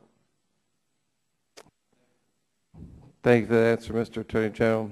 That's why you have you, great public servant. I'm about running out of time. Thank you, all the witnesses. Appreciate your views and perspectives. Mr. McKinney, you're recognized for 5 minutes.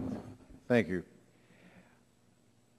I'm coming from the perspective of the coal fields of West Virginia and what the EPA has done in the coal fields.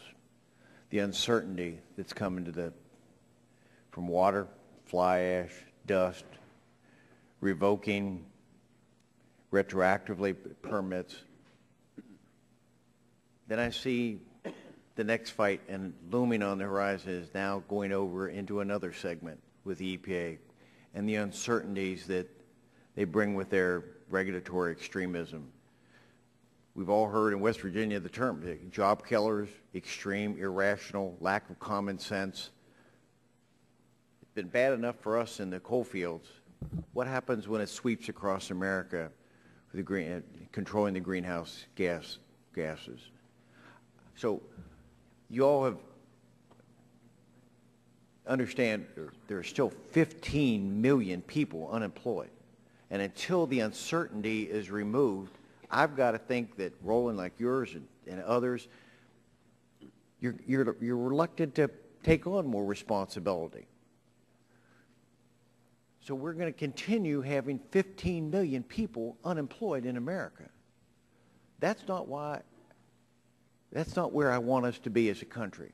So now, having framed that, you have all been listening for hours here of testimony today. I'm just curious, are any of you more confident in what you've heard from either the other side or here that things are going to be okay, that allow the EPA to continue down this path of regulating the greenhouse gases? Can each of you just tell, are you more comfortable now after you've heard 2 hours? Well, let me say that I grew more comfortable when I saw this bill, this act being proposed by this subcommittee. The concern that we had in Texas was the imposition of the greenhouse gas regulations. We perceive that the most meaningful way, the most meaningful pathway in order to protect the future was not by our litigation fights in the courthouse against the EPA, but by action by this body. The promise of the future rests with regard to this potential legislation. And we hope that it passes because we believe it will provide certainty and clarity for the environmental regulation side of the world. Thank you. Alfred? I have optimism in that Carol Browner has left the administration, which I believe is pushing Ms. Jackson, who is a fine lady and a fine American.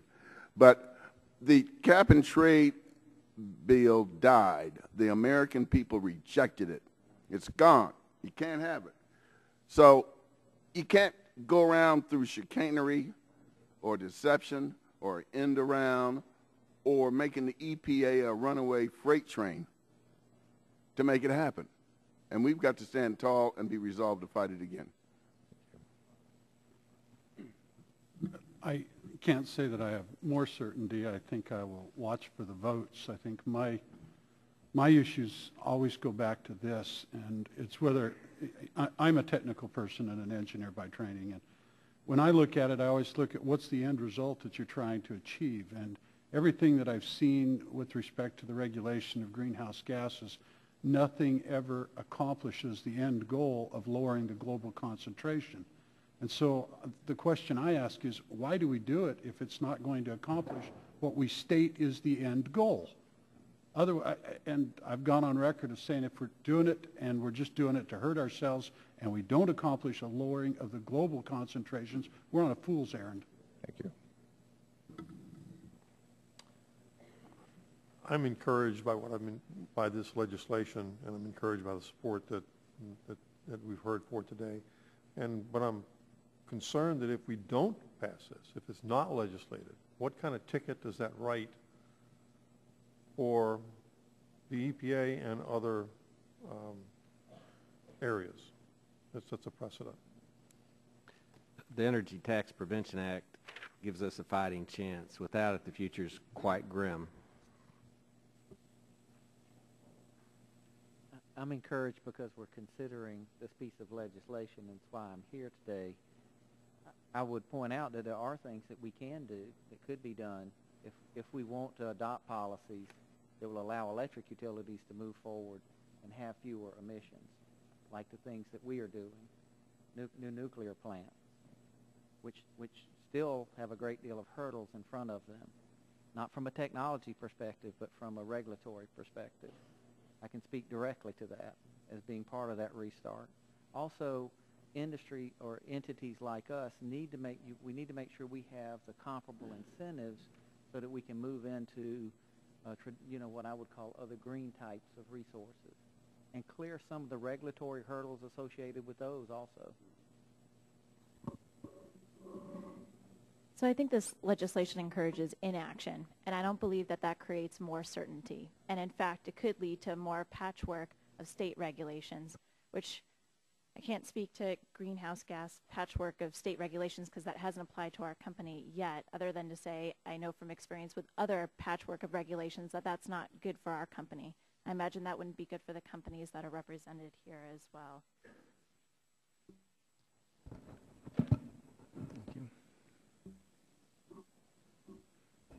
Through Mr. McKinney. Mr. Gardner, you recognize 5 minutes.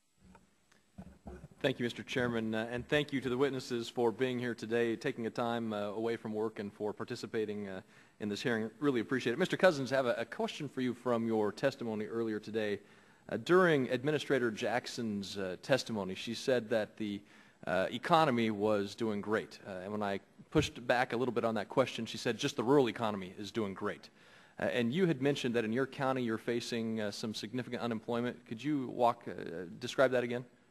Well, our county has about 43,000 people in it, and we lost almost 2,000 jobs in one blow when a poultry operation shut down in our area. Our unemployment is double digit, and that's hardly thriving to our way of thinking. And is it your view, Mr. Cousins, that regulations like this will hurt rather than help the employment situation in your county? Absolutely. And a question for Mr. Rowland or Mr. Pierce. There was some discussion during the administrator's testimony that these regulations are actually creating jobs, that the more we have regulations, the more jobs are created. And so, and she also mentioned, and I believe it was there are $2 trillion in money that is sitting out waiting to be invested, and she believed that because of this regulation that money would start moving back into the economy and being invested. Are any of you planning on investing because of this regulation?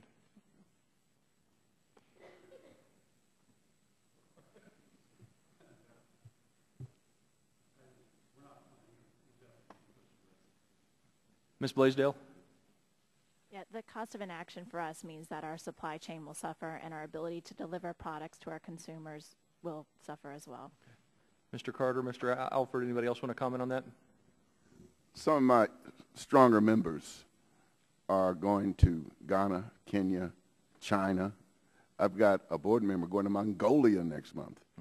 They're looking elsewhere, and I think that's sad. And a question, do you believe that regulations create jobs? Regulations, I believe, are intended to prevent crime, fraud, and adherence to good corporate responsibility. That's it. Thank you. And wanted to ask a few more questions based on some statements that were made here in the committee. Following up on that last question, the EPA analysis mentioned by some on this committee had said that just one of EPA's Clean Air Act standards have kept about 200,000 people occupied, 200,000 person years of labor over the past 7 years. And in your opinion, doesn't this mean that this means the EPA is keeping people employed? I mean, what would you say to somebody who actually has to, what would you say to somebody who's actually trying to bring capital investment into this country, given the regulatory structure that we're facing today. Mr. Abbott or Mr. Alford? Well, I mean, along that line, it is good for jobs in the legal sector. We will need more lawyers to handle more legal work. But other than that, of course, with the way that greenhouse gases work, and if we have regulations here in the United States, and there are not similar regulations around the world, logically it seems like it's going to force industry, jobs, employers across the border into Mexico or into Canada or to China and India and other parts of the world. Thank you. Mr. Chairman, I yield back my time. Can I respond as well? Sure. I think without a lack of certainty, what ends up happening is what we're seeing right now in China, where they're actually producing renewable energy systems because we didn't create any certainty here or long-term demand for those alternative energy sources. We haven't talked about those jobs today. That could have been U.S. jobs. Mr. Griffith, you recognize 5 minutes. I think Mr. Rowland wanted to add something to that comment, and I will ask you to say whatever it is you were thinking. As you know, in my testimony, I said that affordable energy is the lifeblood of industry, and renewable energy has to be affordable. If it isn't affordable, then all it does is displace a job because your price of your energy goes up, as we've talked about. And I was privy to some research that should be coming out shortly that in the last couple of years there's been 333 projects, energy generation projects, that have been stalled, shut down, or otherwise abandoned in this country. 111 coal-fired power plants, 22 nuclear plants, 21 transmission projects, 38 gas and platform projects, and 140 renewable projects that haven't even gotten through. 89 of those were wind, 4 were wave, 10 were solar, 7 were hydro, and 29 were biomass.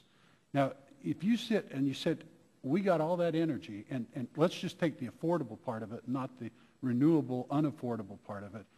If we got that energy, look at the jobs that would begin to create, because that energy goes out and that creates industry, which builds things, which makes jobs, and that just continues to roll forward.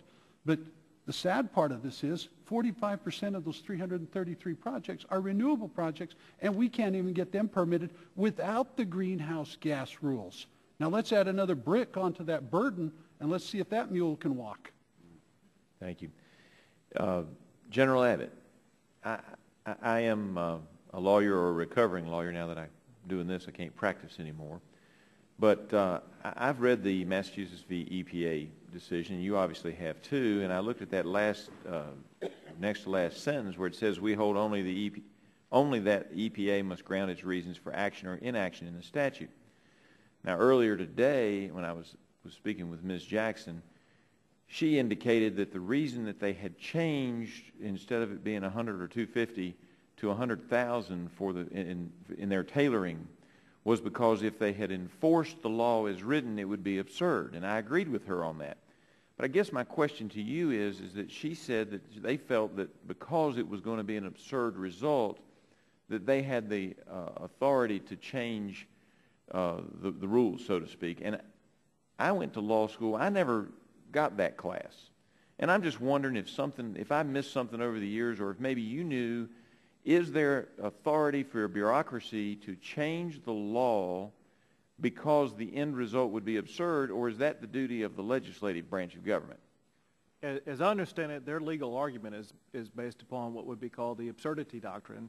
As we understand it, the absurdity doctrine is not a valid legal doctrine for them to base their decision on, and it's more like a hope and a prayer that they can get away with changing the clear language established by Congress in the Clean Air Act.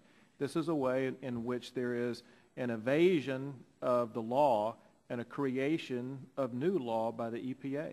And in that vein, am I not correct that once she made the determination that there was an endangerment, she needed to apply the rules to all 6 million businesses that would come under the 100 or 250 regulation, and that by not doing so, if someone were to sue all 6 million in that universe would come under the law, and that would create real chaos I mean, not just damage the economy, but create just sheer chaos in the economy.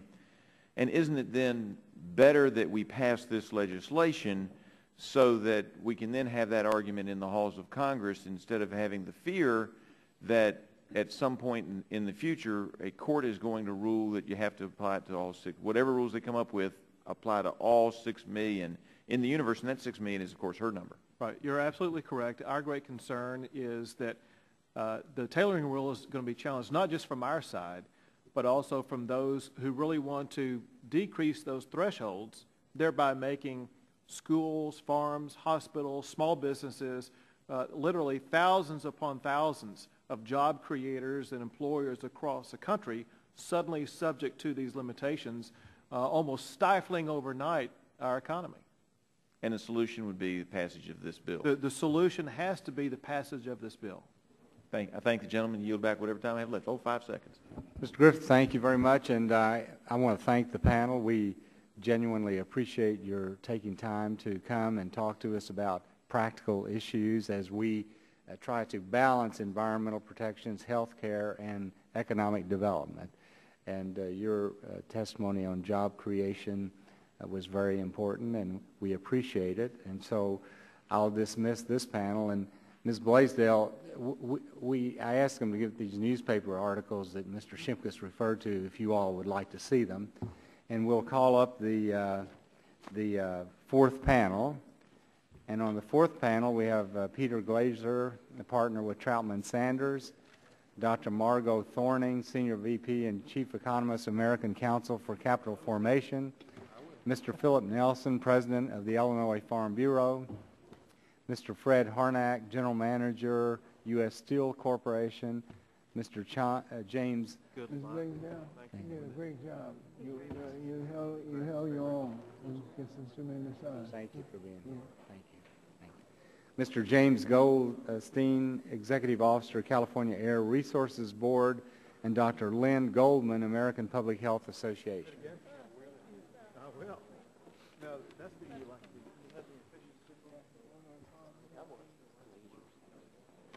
Where is Glazer?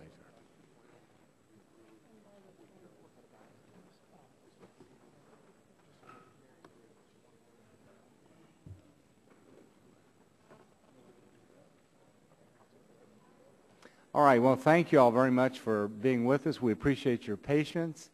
We're going to declare you honorary members of the Energy and Commerce Committee because you've been here so long. And then at this time, Mr. Glazer, I'll call upon you for your 5-minute opening statement, and then we'll get to questions after that. So, Mr. Glazer, thank you for being here. Thank you very much, Mr. Chairman. Members of the committee, I appreciate the opportunity to testify here today. Excuse me, my written testimony, which is very detailed, provides an analysis from a legal standpoint of why the Clean Air Act is such a poor vehicle for addressing greenhouse gas emissions, and I'll just summarize some of my points there. I want to emphasize at the outset that I am not representing any of my clients here today, not being compensated for this testimony, and the views I express here are my own and do not necessarily reflect the views of my clients. And I also want to say at the beginning that my testimony has nothing to do with the science. Whatever you feel about the science, either way, if you believe in the science one direction or another, my testimony still works. The main problem with regulating greenhouse gas emissions under the Clean Air Act, even if you think that greenhouse gases is something that the country needs to regulate, is that the statute was not designed for that purpose. And as a result, EPA's regulatory aims do not comfortably fit within the programs that are in the Clean Air Act. We know this because EPA itself has said that regulating greenhouse gases under the literal language of the statute, as we've heard many times today, creates an absurd result. So if you use this statute, you get an absurd result, and the only way to avoid this is for EPA to, quote, tailor the statute itself. You have to change the statute. Just putting aside legal arguments about whether or not EPA can do that, The problem is that EPA has been forced to engage in this kind of creative legal interpretation in this area and in several other areas that are set forth in my testimony. And all of this shows is that EPA is trying to make the statute do something that it was not designed to do. And so what you get from this are lawsuits, and you get regulatory uncertainty, and in the end, what might happen if EPA is wrong is that you end up unleashing regulation on a very, very large number and variety of small emitters. Indeed, we may be facing more absurd consequences of trying to regulate under this statute as EPA confronts a petition to regulate greenhouse gases under the National Ambient Air Quality Standards. I actually thought the single most disturbing thing that I heard today, having sat here all day, was the administrator's statement that in fact they may get forced into establishing a greenhouse gas national ambient air quality standard. Unfortunately, the only legal precedent on the books on this would seem to point into a necessity that they do that. This is set forth in more detail in my testimony. That would create truly severe economic consequences under a program that could never be complied with. That's very concerning. Now, importantly, and there's been some discussion of this today, EPA has not done an overall comprehensive assessment of the cumulative costs and benefits of all of the greenhouse gas regulation that it has in mind. Nor has EPA set forth its overall plan of regulation, where it lists out in advance for everybody to see what the requirements will be, what categories of sources that they intend to regulate, what programs they intend to regulate under, and what the full regulatory timetable is. We heard the administrator say today that they are taking this on a rule-by-rule basis, but that they can't anticipate what all the rules will be because they don't know what all the rules will be. We heard her say that they've got petitions, multiple petitions to regulate different sources. They don't know how they're going to act on that. We heard her say that they're going to be doing cost-benefit analysis, but only in the context when they get to actual rules. Now, all this is despite the fact that they have a 5-year plan. EPA has a 5-year strategic plan, and goal number 1 of the 5-year strategic plan is taking action on climate change and air quality. So presumably, they have a plan, but they have not told us in advance what the specific elements of the plan are. As a result of all of this, we are in the process, we are sort of started down this path of one regulation after another, but before we decided to do that in the first place, we never assessed what the overall cost and consequences and benefits were going to be. And this, to me, should be very concerning because it contributes to the large uncertainty of where exactly the nation is going. You know, one flaw with proceeding on a rule-by-rule basis and trying to determine what the costs and benefits of regulation are can be seen in their first foray into greenhouse gas regulation. Their first foray, of course, was the motor vehicle rule, the tailpipe rule. In the tailpipe rule, they assessed the costs of the tailpipe rule on the motor vehicle industry. They also said that the tailpipe rule automatically and as a matter of law triggers greenhouse gas regulation of large stationary sources. But there was no study as to what those regulations were going to be and what the cost was going to be. So as we have started out as of January 2nd in regulating greenhouse gases under these programs, we still have no overall assessment of whether the benefit will exceed the cost. If you would summarize, Mr. Glazer. Sure. I think the overall question for this committee is what part of government should make the critical policy choices that are inherent in determining how the nation uses energy. To me, this is the main issue before this committee. Should it be EPA under a statute that they are relying on that was enacted in 1970, or should it be Congress? Thank you. Thank you very much, Dr. Thorning. We look forward to your testimony. Thank you, Mr. Chairman. Thank you, Ranking Member Rush, and I apologize for misidentifying you in my written testimony, and I would like to correct that for the record. But thank you very much for the chance to appear before you. Just want to talk about 5 points in my testimony. First, the U.S. economy is recovering sluggishly. GDP grew only at 2.9% last year. The unemployment rate remains stubbornly high at 9%, and An investment is right now about $345 billion less than it was in the fourth quarter of 2007. Investment spending is responsible for most of the drop in gross domestic product over the last 2.5 years or so. So clearly that's a key issue. Looking at the historical data, each $1 billion drop in investment spending is associated with a job loss of 15,500 jobs, and vice versa. Each $1 billion increase is responsible for over 15,000 new jobs. Second point, regulating greenhouse gases under the Clean Air Act is likely to have a negative impact on overall business spending. When a business is contemplating a new investment, they look at the risk of that new investment. They may add a risk premium to their cost of capital, anywhere from 0 to as much as 50% or more.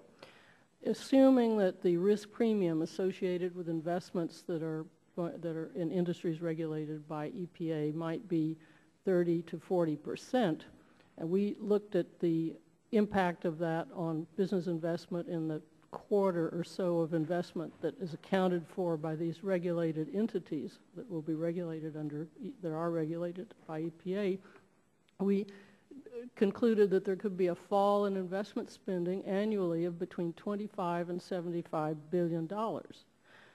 When you feed those numbers into the M-Plan input-output model, you get it's an input-output model that accounts for all the dollar flows across all sectors in the U.S.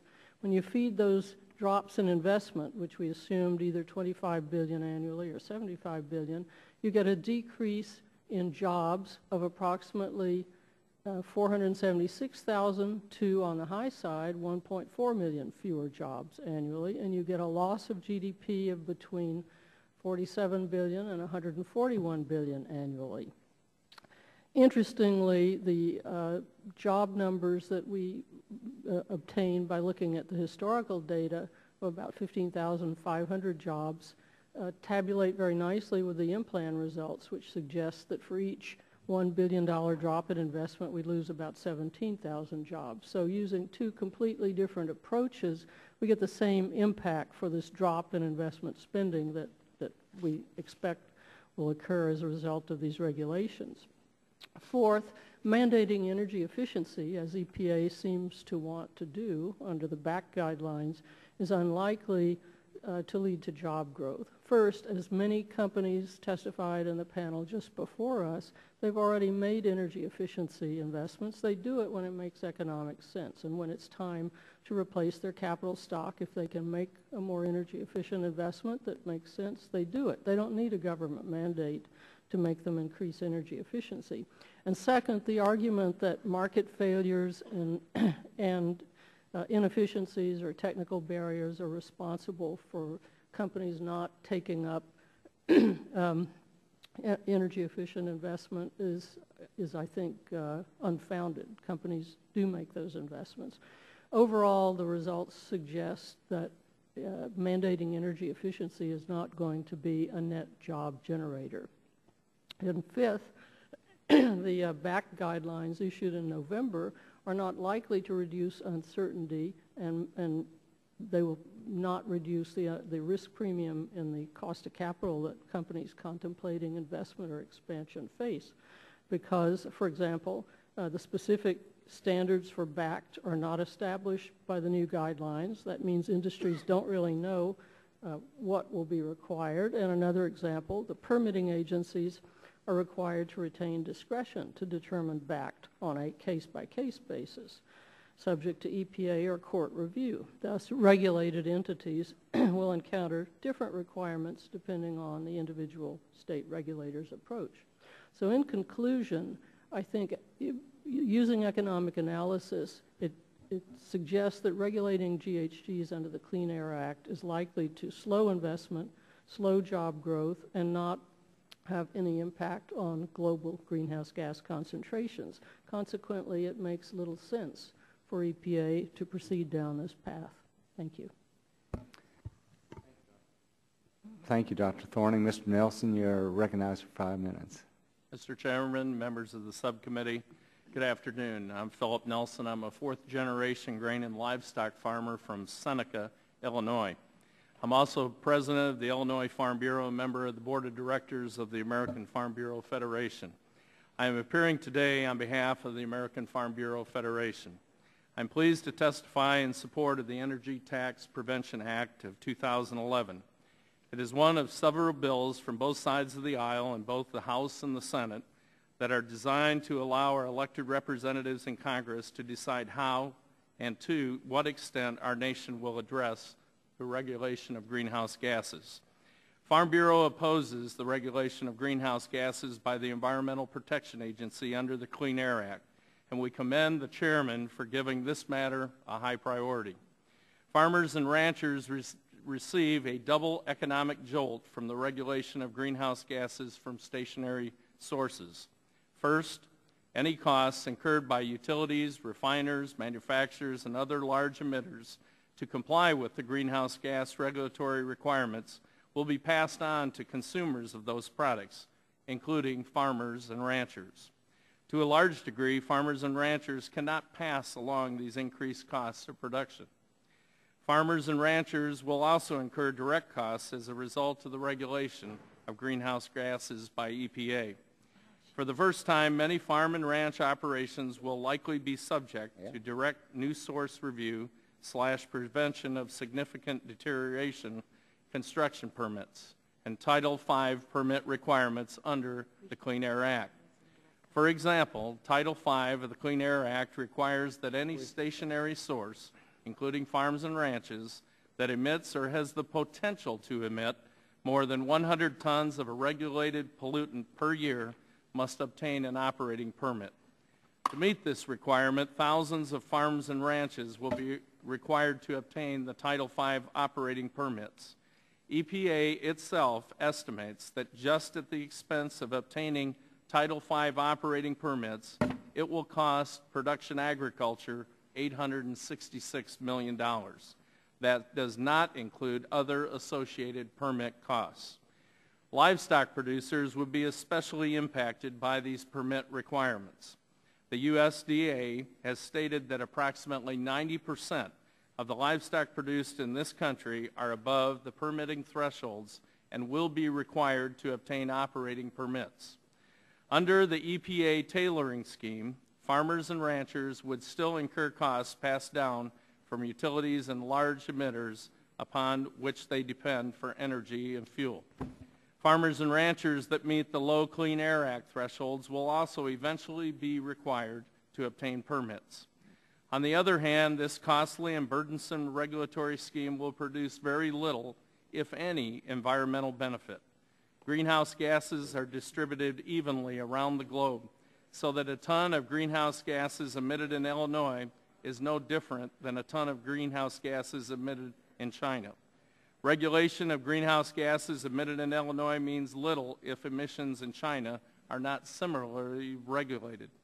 Unless and until the countries of this world agree on an international treaty on greenhouse gas emissions, unilateral regulation of greenhouse gases by EPA will have little environmental effect, a fact publicly acknowledged by the EPA administrator. Both the President and the Administrator of EPA have stated that the regulation of greenhouse gases by EPA under the Clean Air Act is not an effective way to address the issue. Both state that they prefer that the issue be addressed by Congress. The Energy Tax Prevention Act recognizes this fact and applies the brakes to this process, thus restoring the jurisdiction of Congress to develop climate policy. Thank you.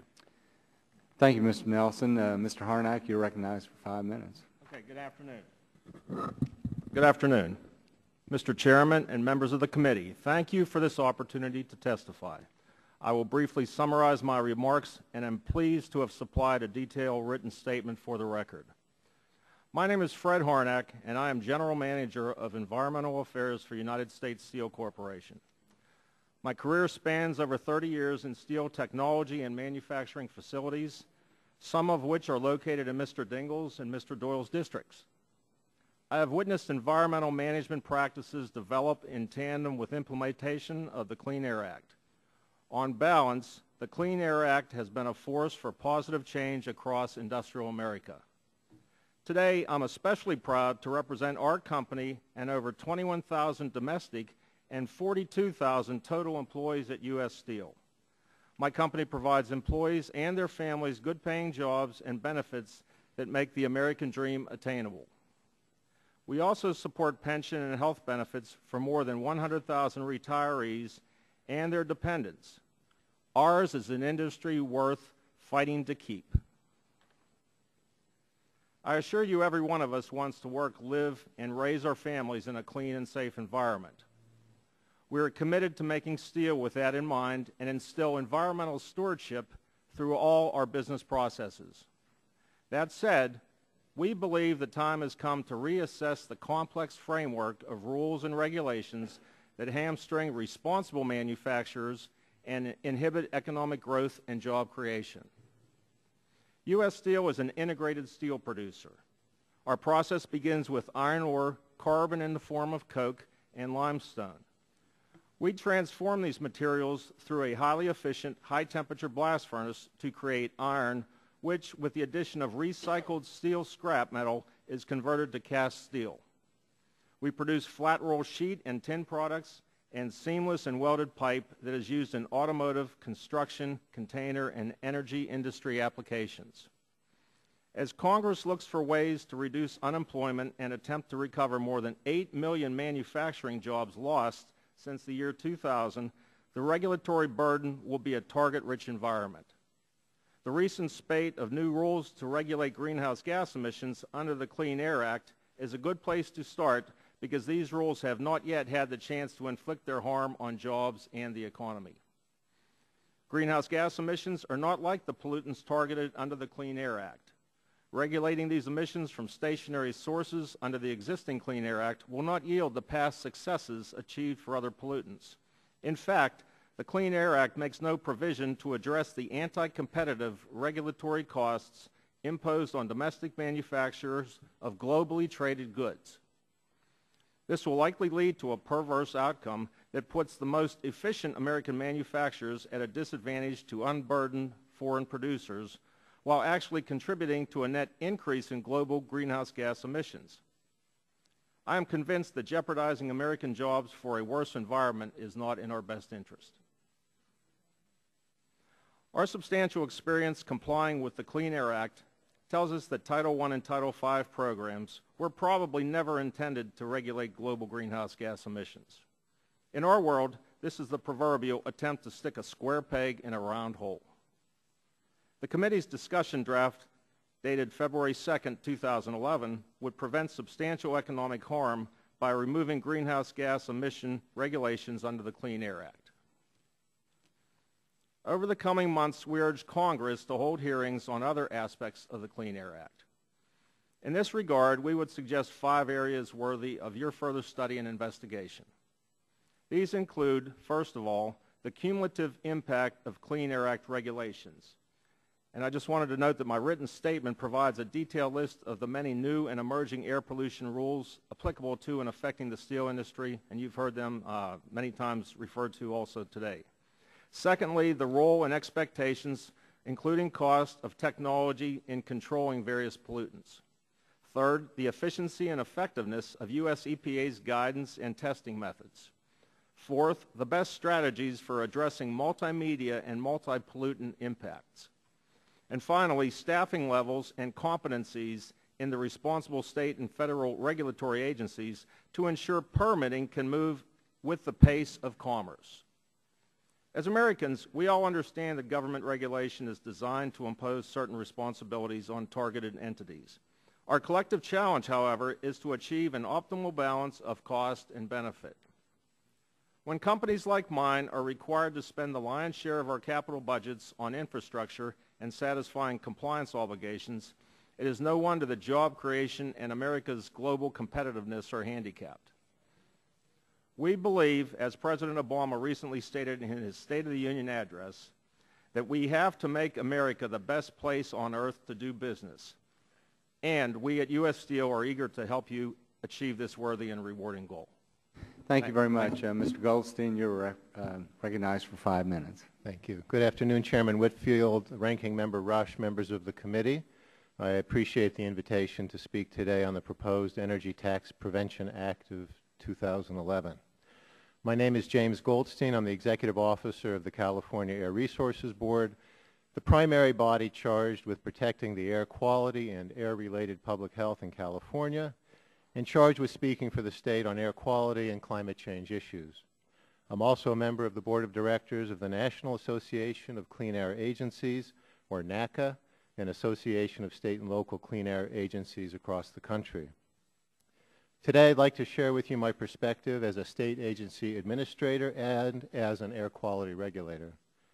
The issue before us today concerns the preemption of the Clean Air Act, one of the most successful environmental laws in the history of the United States. For 40 years, the sensible pollution limits established under the Clean Air Act have dramatically improved air quality and public health, saving hundreds of thousands of lives and generating over $2 trillion in economic benefits for the American people. Let me start with vehicles.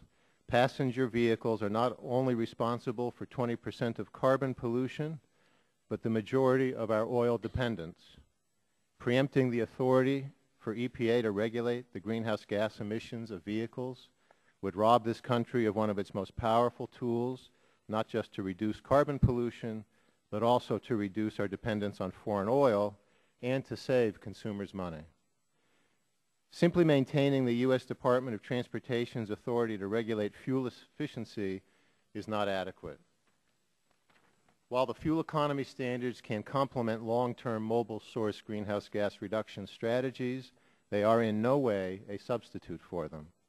The combined fuel economy and vehicle greenhouse gas emission standards promulgated by EPA and DOT last year represent an important and unprecedented partnership.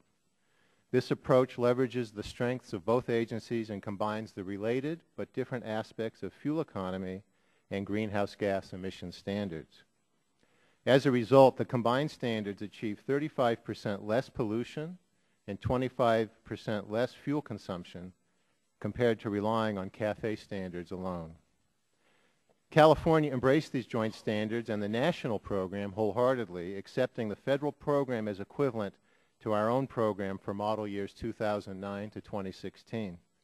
We've continued to carry on this unprecedented spirit of cooperation and collaboration following the historic May 2009 Rose Garden agreements, working with both federal agencies and automobile manufacturers to develop the next round of standards. California remains committed to the process of working closely with our partners to do everything we can to repeat that success for the 2017 to 2025 standards. We're building on a firmly established precedent and foundation of national environmental policy. Since the early 1960s, California has established pollution standards for new vehicles sold in the state, predating even the federal government's effort in this arena. And the pattern has continued. Since the 1980s, each successive California standard has gone on to become the national standard. In that time, cars have become 99.7% cleaner, all while the auto industry has innovated to continue to providing consumers with the amazing diversity and quality of affordable vehicle choices that we enjoy today. And of course, in this, we are joined by our other states, the so-called Section 177 states, who have acted like California to address their own air quality and public health concerns with our cost-effective standards.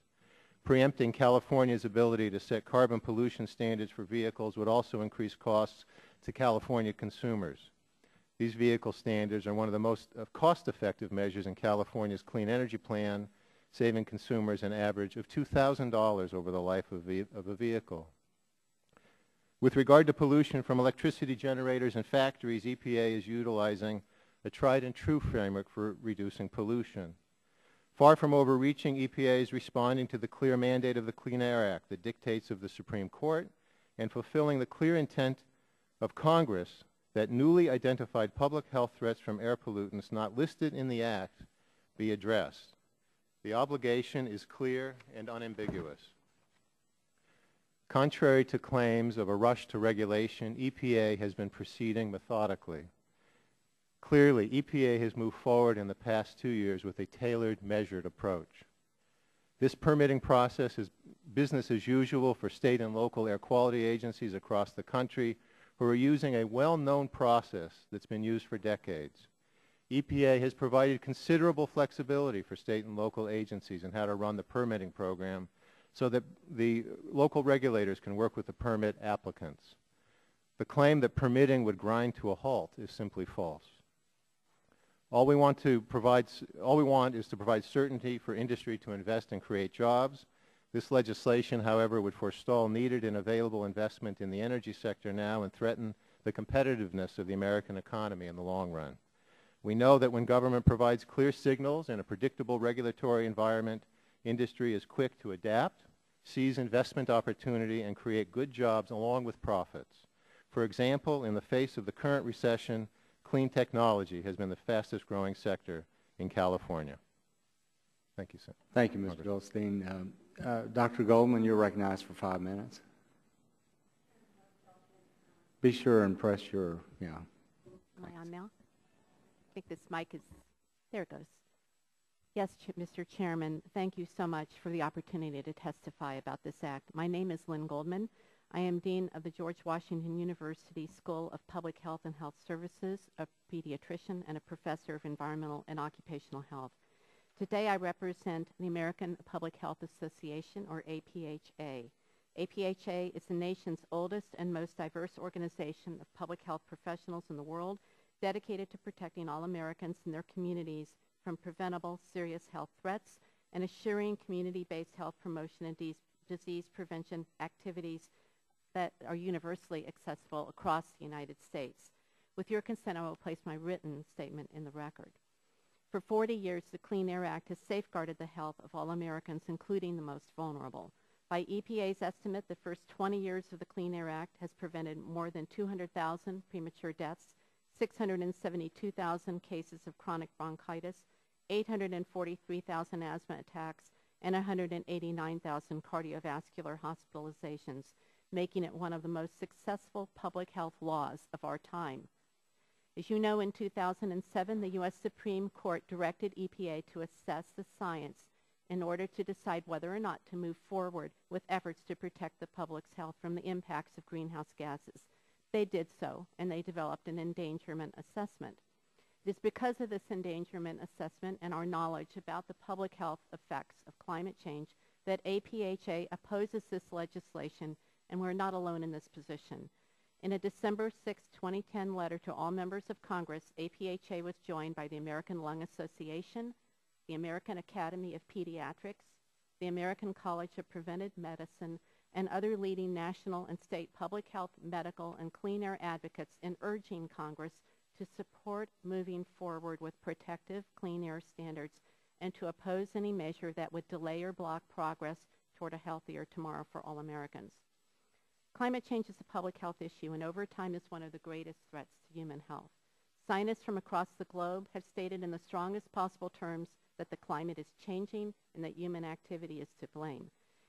Scientists have unequivocally concluded that greenhouse gas is causing global warming, and the United States is a leading contributor to these gases. The average increase in Earth's temperature is causing extreme weather events and increases and decreases in temperature and rainfall. These regional weather changes may create environmental conditions like floods, heat waves, droughts, and poor air quality that are not healthy. Some of the health effects we may be concerned about are strokes, injury, malnutrition, respiratory disease and asthma, and infectious such as vector and rodent-borne diseases. Huge costs and human suffering are associated with these outcomes.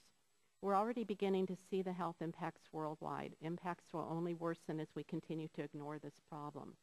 I can recite more statistics, but let's take childhood asthma as an example.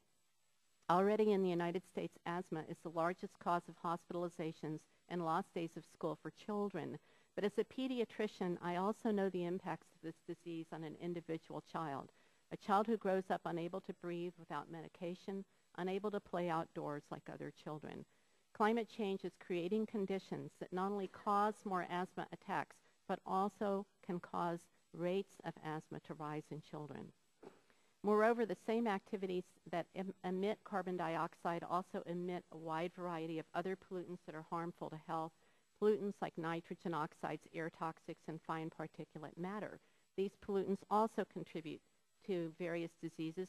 Along with global warming, they contribute to formation of ground-level ozone that is also unhealthy.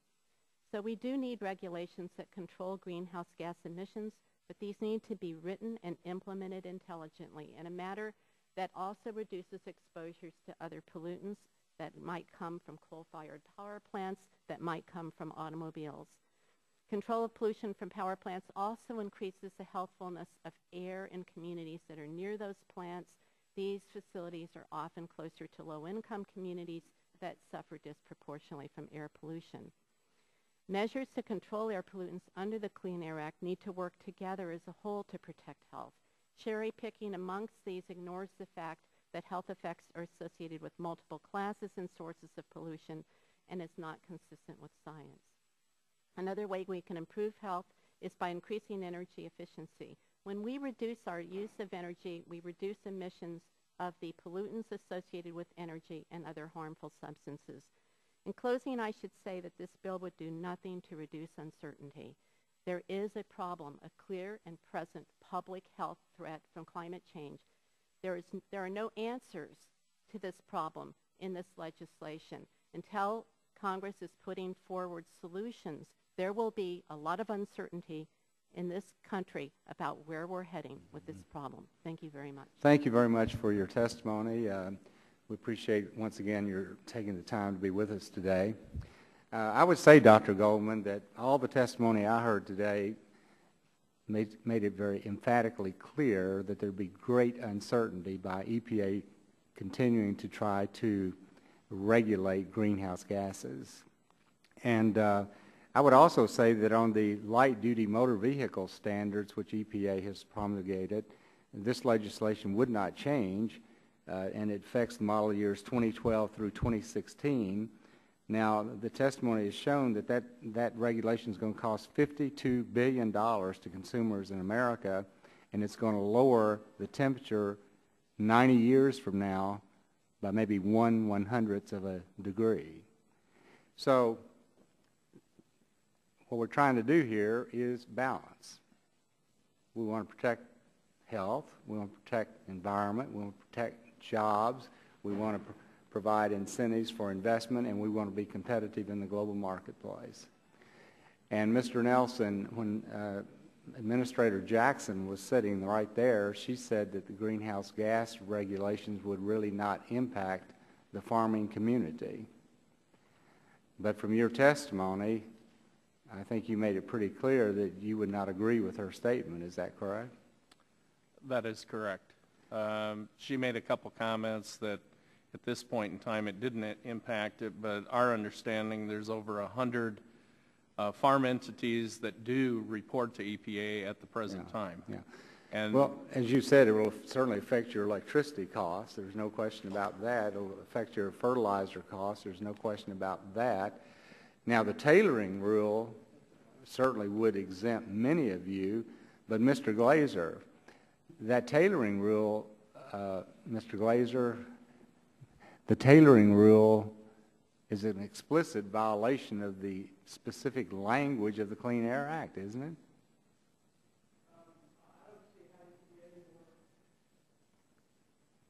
I'm sorry. I don't see how you could be any more clear in the statute than by using a number. Yeah, and the number says, what, 100 or 250 100, tons per year? 250. It doesn't say 100,000. And she says 100,000. Yeah. Now, have lawsuits been filed against the tailoring rule? Yes, they have.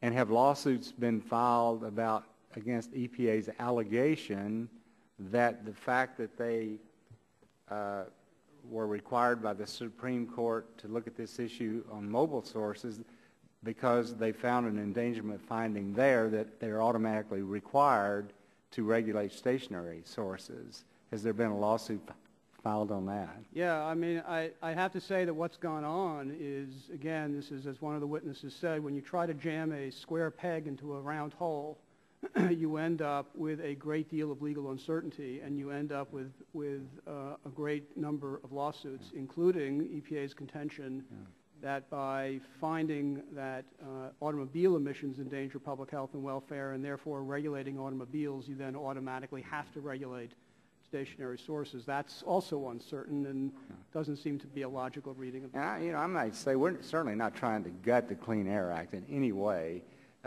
We have a book here, Breaking the Logjam, which was written by a former legal counsel for the Natural Resources Defense Council.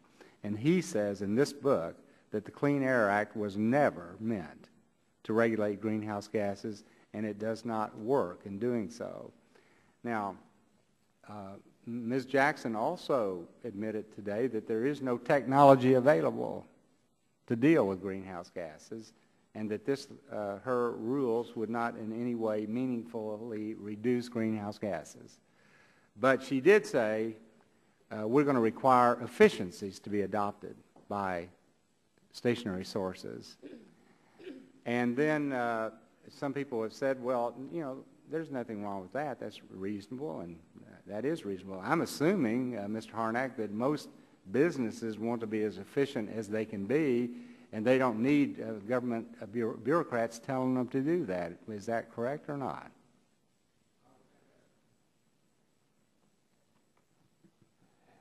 I mean, in our case, that's correct. We've done a lot of energy efficiency projects. We have a corporate energy efficiency initiative that's been in place for many years now.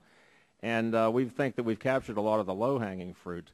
Some of the challenges now is that some of the projects that we have just do not have suitable return for us to, invest very limited capital in based on our situation in the business climate right now. But they seem to be working on the premise that in order to be efficient, government regulators have to tell you to be efficient and how to do it.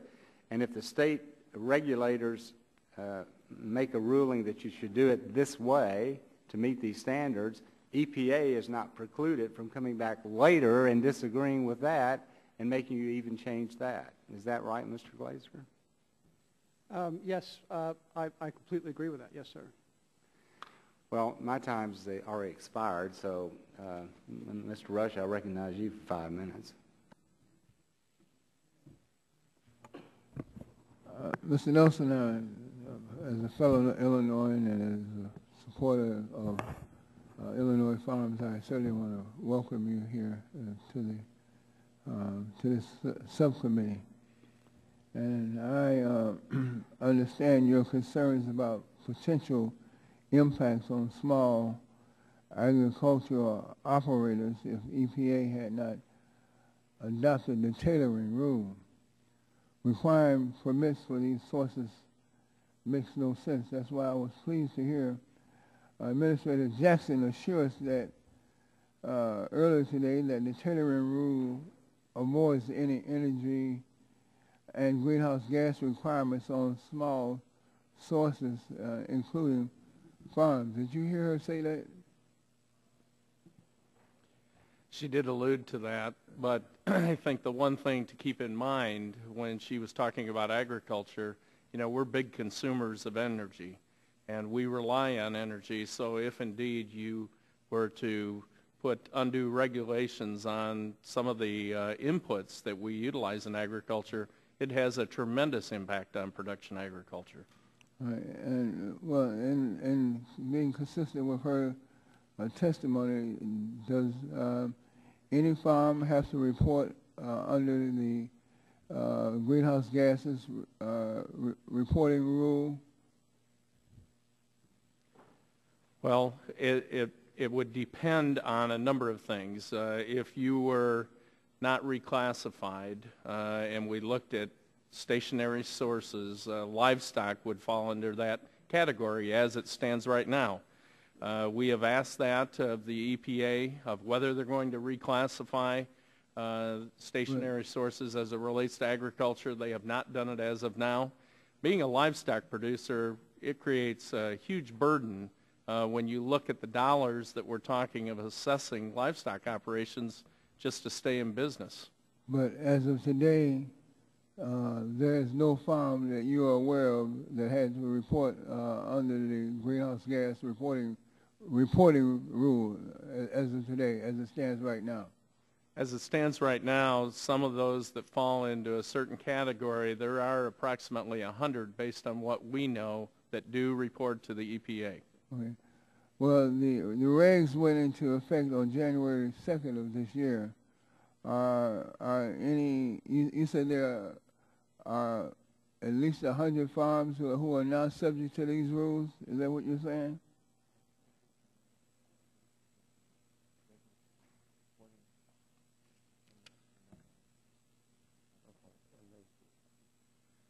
Yes, and if you require a manure management system, they do report as of now.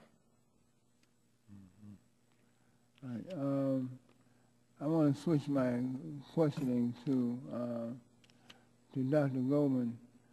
Dr. Goldman, do you believe that it's appropriate for Congress to pass legislation that substitutes Congress's views that carbon pollution does not endanger public health for your and other scientists' determination that carbon pollution does endanger public health? No, I don't believe that would be appropriate. Can you be more concise and tell this subcommittee why you support the Clean Air Act and the steps that the EPA is taking to put limits on carbon pollution? I support it because at this point in time, it is the only method that the EPA has for being able to deal with this very clear and present threat to public health, and that's the Clean Air Act.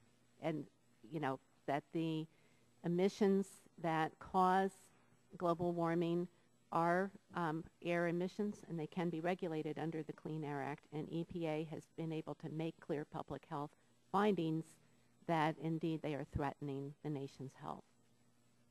Thank you, Mr. Chairman. I yield back. Yes, sir. Mr. Shimkus, you're recognized 5 minutes. Thank you, Mr. Chairman. And I'm just going to go quick, but in just response to Dr. Goldman's response to the question is, the elected representatives have never passed any piece of legislation that's been signed into law to regulate greenhouse gas. I'm not asking for a response. I'm just telling you, the elected representatives, the people who send us here from our districts, we have never passed a legislation that's gone into law to regulate greenhouse gas emissions. If you would put up the picture on the slide there. This is for my colleague from Illinois, my friend Mr. Nelson. This is kind of going off script on greenhouse gases. But Phil, tell me what's going on there. That's a harvest operation, I believe, combining soybeans. And that smoke in the back, what is that? Is that dirty petroleum product? No, that is dust. Dust made up of? Basically material coming off the plant after it is ripe. Dried leaves, stem. I mean, they keep the beans, and they spread out the chaff, what we would call it. Is there not a fear from the agriculture community that the EPA is moving to regulate that activity? Yes, there is, and as a matter of fact, I've made the comments many times. If you look even at the Kyoto Protocol, we would have to equip our harvest machines with dust collectors if you were going to take it to the nth degree. Which would be additional capital expense, or maybe a water trailer and water it down to collect chaff. Chaff. This is dust from leaves and stems and agriculture. That's pretty close to my home. And I took that as I was driving back from taking my kids. He was in the field. I pulled off on the side, took about 5 photos.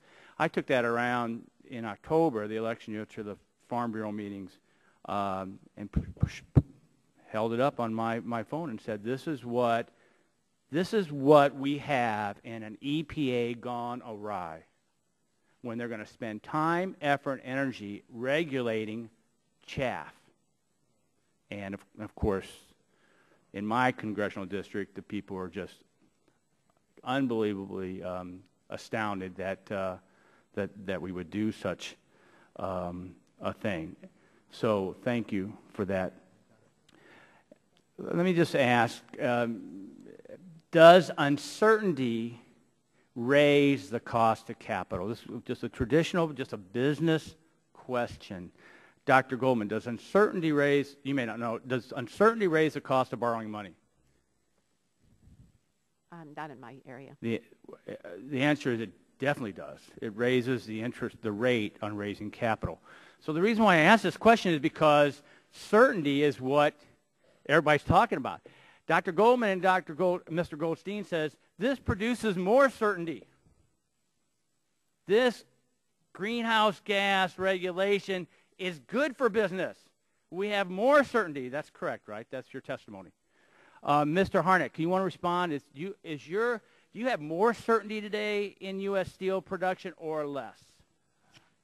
Definitely less. And the one thing. So the cost of capital increases for expansion if there's the cost of capital is something that we know that there's not an alternative to the integrated steel process presently, and the fact that we require carbon to create new steel, and the integrated process is slightly different than the electric furnace process because the electric furnace process requires recycled scrap. We mine ore that is required to make new steel, and there's not enough recycled scrap in the world to provide steel for all the applications. So this creates more uncertainty for your business? Yes. And is there more uncertainty for the Chinese steel mill or less? It doesn't apply to them. So there's less uncertainty, lower cost of capital for Chinese steel, which would make Chinese steel more competitive in this country. Another aspect. Mr. Nelson, in the Agriculture Committee, more uncertainty or less? Absolutely more. And you look at our competitors in South America and Europe that we compete against, and you just, the fear of the unknown about how many more undue regulations are going to make us more uncompetitive in the environment that we're a part of. Let me go to our economist. More uncertainty, less. Dr. Thorning, this premise on how we create jobs, how do we raise capital? Well, I think definitely more uncertainty. And the BACT rules released in November really don't help. So I think it's pretty clear that this regulation will have a negative impact on jobs and economic growth. Thank you very much. Thank you, Mr. Chairman. Because I recognize the gentleman from Michigan, Mr. Dingell, for 5 minutes. I thank you for your courtesy. This question to Mr. Goldstein. Does CARB plan on finalizing California GHG emission standards before the federal standards are finalized? Yes or no? Yes. Yes. Thank you. Now, would you tell me and explain for the record how you and your staff have already stated fuel economy goals of 50 to 62 miles per gallon before the information and analysis that's available to complete that process has been made available to the Commission?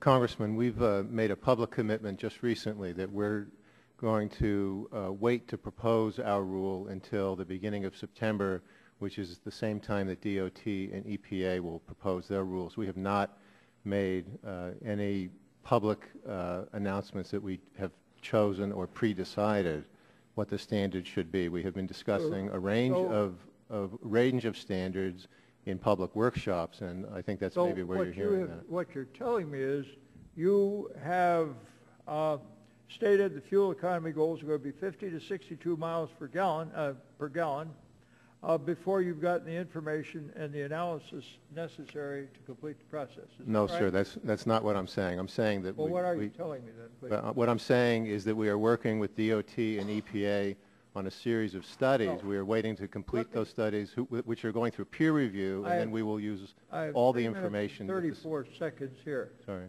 Have you gotten the information and the scientific work done to support those numbers? Yes or no? We have a lot of information that's being peer reviewed. Do you have the information that would support that statement in proper form to stand a judicial review? We may. It depends on what the final peer-reviewed studies say and what we propose as a regulation with DOT and EPA. We had a little trouble getting the answer, but I do thank you for your kindness. Now, does CARB conduct analysis on job impact and economic consequences of the standards that it is considering? Yes. Yes, you do. Would you please submit that analysis on the fuel efficiency standards that you're suggesting for purposes of the record, please? We'd be happy to. We haven't Thank you. completed them for the new set of standards. We have them for the prior standards. Now, would you tell us about the extent of CARB's safety expertise? What safety expertise do you have? Do you have any responsibility under the California statutes to deal with the question of safety or not? No, but that's why we're working with DOT, and we've jointly funded a study on this issue. Thank you very much. Now, 2 days ago, CARB sent letters to the CEOs of all the Automobile Alliance, asking them to distance themselves from Alliance's complaint in a letter to Chairman Darrell Issa that the CARB was moving unilaterally forward in a regulatory process. CARB disputes that claim by saying we recently issued a joint statement with EPA and NHTSA promising that we would release proposals for the next set of GHG standards and NHTSAs on the same date, September 1 of 2011.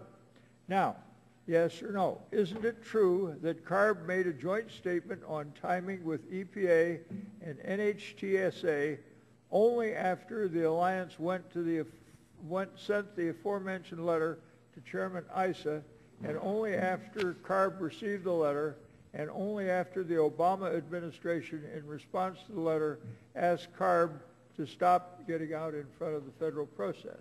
Yes or no?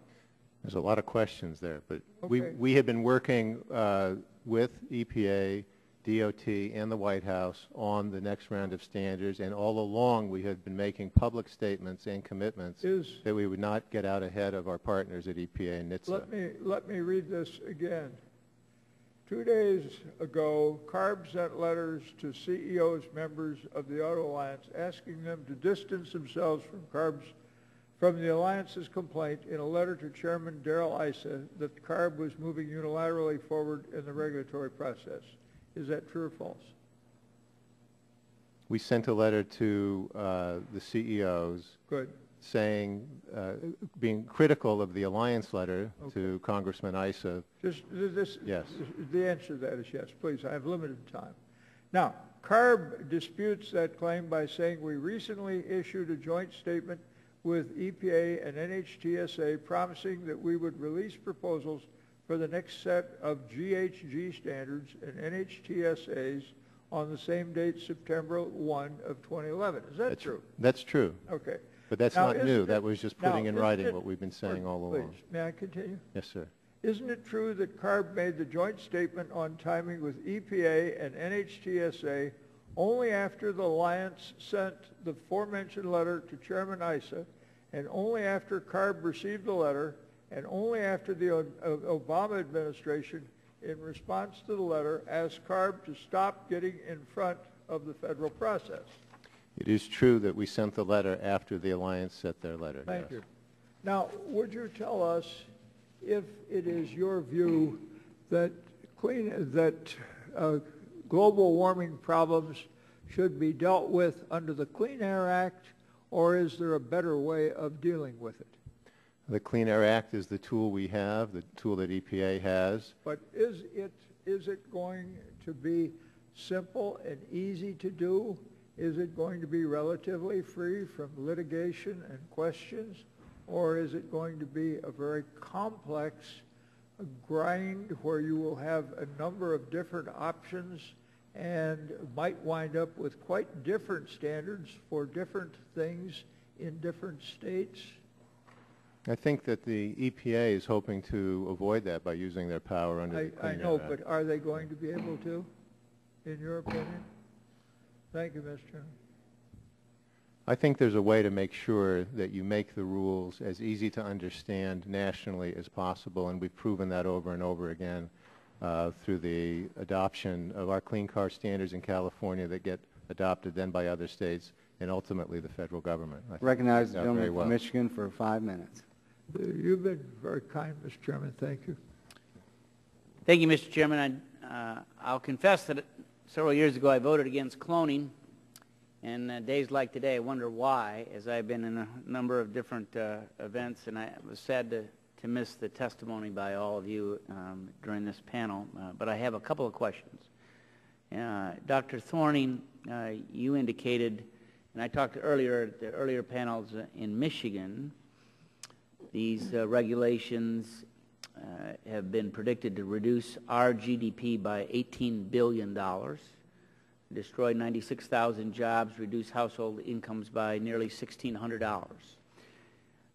In your testimony, I believe, or in response to a question, you talked about a model that showed by 2014 a $25 to $75 billion decrease in capital investment would in fact result into an economy-wide job loss of somewhere between 476,000 and 1.4 million when direct and indirect and induced effects are included, and as a result GDP would be 47 billion to 141 billion less in table 20 in 2014. Can you expound a little bit about how you came up with those numbers? Yes. Looking at the regulated industries that are initially going to come under EPA's regulations, we concluded that those represented about 25, that the investment in those industries normally represents about 25% of all U.S. investment on an annual basis.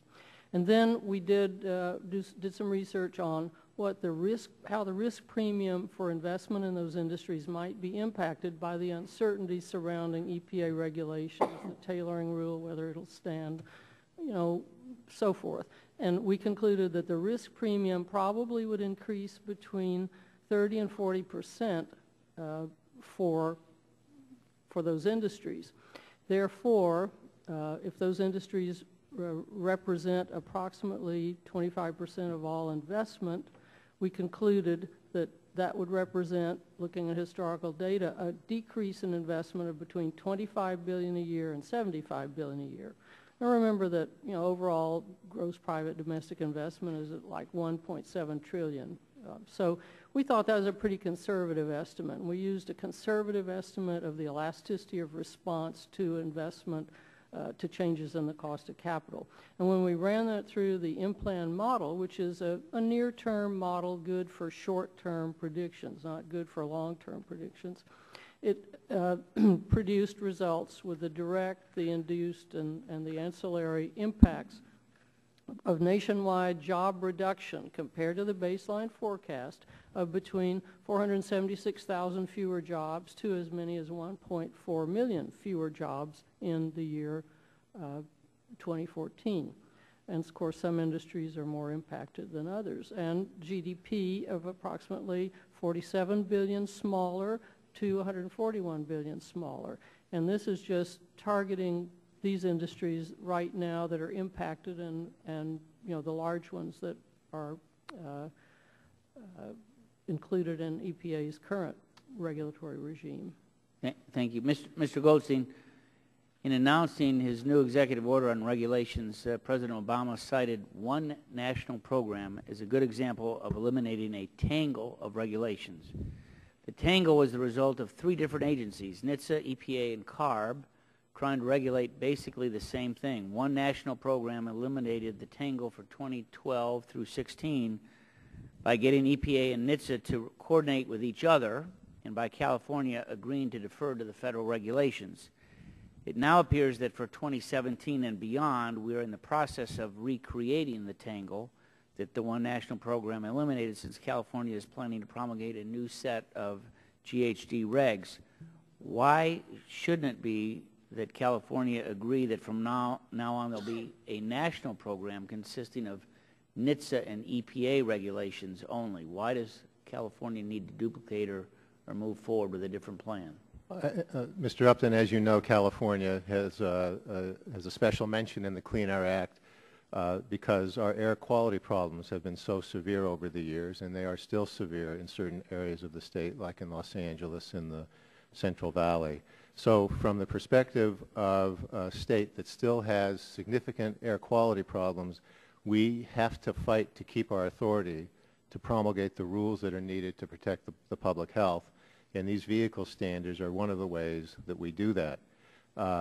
We are sometimes or often joined by other states under Section 177 that can use our rules if they choose to, and that sometimes creates what the auto industry had called a patchwork quilt. But the fact is, at most, you would only have two standards, and over the past 40 years, what we have seen over and over again is that if the two standards become one relatively quickly, and that's what just happened with the 2012 to 2016 standards. And this time, unlike before, we're working very closely with EPA and DOT, using the same information, relying on the same peer-reviewed studies, and working hand in hand on developing and designing our rules.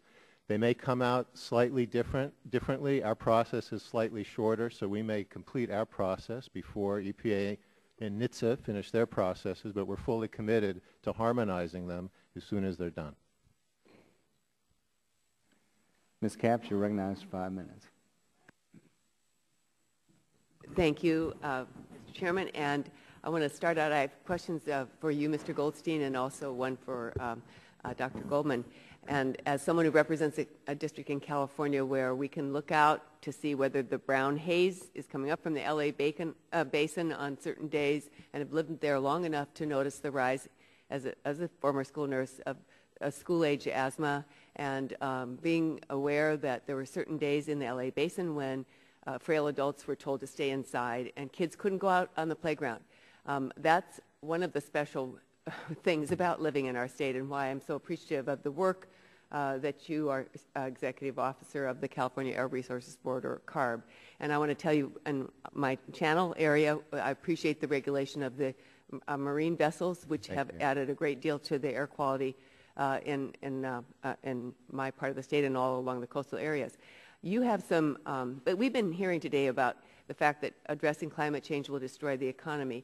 You have some practical experience because California is well underway in implementation of a state law to cut carbon pollution. Can we cut carbon pollution, Mr. Goldstein, without harming the economy, in a few words? Yes, we can. We have also run economic analysis like the kind that Dr. Thorning described, using macroeconomic models, and we've used a model called EDRAM and BEAR. I'm sure Dr. Thorning knows those models. And what we have shown overall in the California economy is there's a very slight net positive with climate regulations under our plan. Thank you. Economically. And a very brief assessment of how workable EPA's approach is.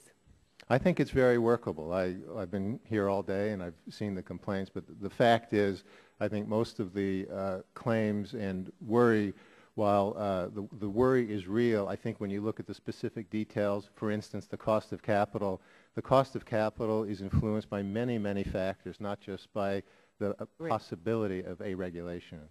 And you're also a member of the Board of Directors for the National Association of Clean Air Agencies. Yes. Just a couple words on your understanding of whether other states are finding EPA's approach to be workable as you talk with people from other states. Yes, there are many states that are embracing EPA's process and effort. Of course, there are states that are also concerned about it, but I think on the whole... Overall, is it moving? Are we moving overall, in the right it's direction? moving in the right direction. Because I do think people in other states, my colleagues and the governors in many other states, see the potential for the great economic innovation that can come from this and job creation that can come from this kind of rulemaking.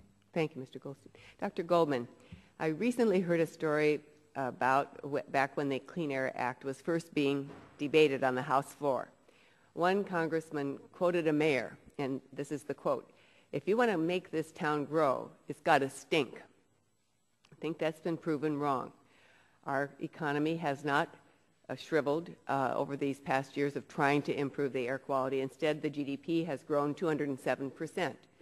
My question to you, representing as you do the American Public Health Association, can you please share with us the health benefits and really the economic benefits as a result of it, of responsible limits to greenhouse gases, the approach the EPA is taking? The benefits are potentially quite enormous, and what we are looking at in terms of threats from climate change have to do with health impacts from bad adverse weather events like flooding, drought, adverse health impacts from dirty air, and also adverse health impacts from changing the distribution of disease-bearing vectors like insects and rodents. And these are all enormous threats. I think the most immediate ones that we're seeing have to do with the increasing frequency of severe weather events, which have a major impact on people's health. And with that, I'm going to yield back the balance of my time. Thank you, Ms. Capps. Mr. Scalise, you're recognized for 5 minutes. Thank you, Mr. Chairman. First, a question for Mr. Nelson with Farm Bureau. Appreciate you being here to discuss the importance of the impact of greenhouse gas regulations and how they would impact specifically the agriculture industry. I know you know the essential role that the agriculture industry plays in America's way of life, but also especially as it relates to our economy and the small businesses that are such the heart of the agriculture industry. I represent a part of southeast Louisiana. We have a large presence of dairy farmers in my district, and really concerned about the impact that EPA regulations would have on these small businesses, especially as Administrator Jackson's talked about potentially down the road doing some things there. The dairy industry in Louisiana contributes about $115 million to Louisiana's economy, and those proposed EPA regulations would devastate many of these small businesses who literally are operating on the margins. And I think you were here when the Administrator was given her statements, but since the EPA Administrator has left the door open to regulation of the agriculture industry, can you speak specifically to how it would potentially affect especially those small dairy farms in districts like mine and yours in Illinois and throughout the country? Well, really, I'd address it in two different ways. You have to look at the livestock industry and what is being proposed or thrown out there in regards to a Title V permit. If it isn't reclassified, it'll have a tremendous impact on the dairy industry. I think the numbers that we're looking at, are $175 for a dairy cow, which is, you just cannot make any money. That it would cost an additional $175 per dairy cow if those EPA restrictions were put in place. That is correct. Gee whiz. And not only that, then you looked at the production side of things. As Congressman Shimkus alluded to, the threats are out there as far as dust permits. We've got a couple states right now that can't even deal with the dust standards as it's proposed today, let alone try to make those twice as stringent as what we're hearing coming out of the administration. So it really impacts a number of facets of agriculture if these regulations proceed forward and are put in place. And that seems to actually go in sync with some of the statements that were made on the previous panel. Mr. Alford, who's the president and CEO of the National Black Chamber of Commerce, had given some testimony, and he talked about a number of impacts, and they had done a study.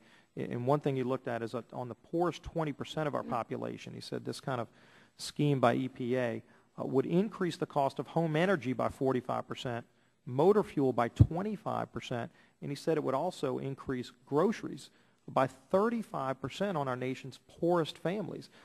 So can you talk about, especially from the agriculture industry, what would the impact of a 35% increase in food prices on our poorest families in this country have?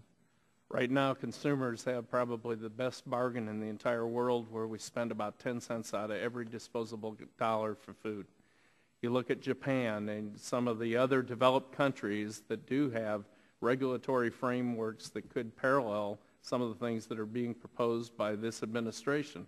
So you could easily make the case of doubling what we pay for food.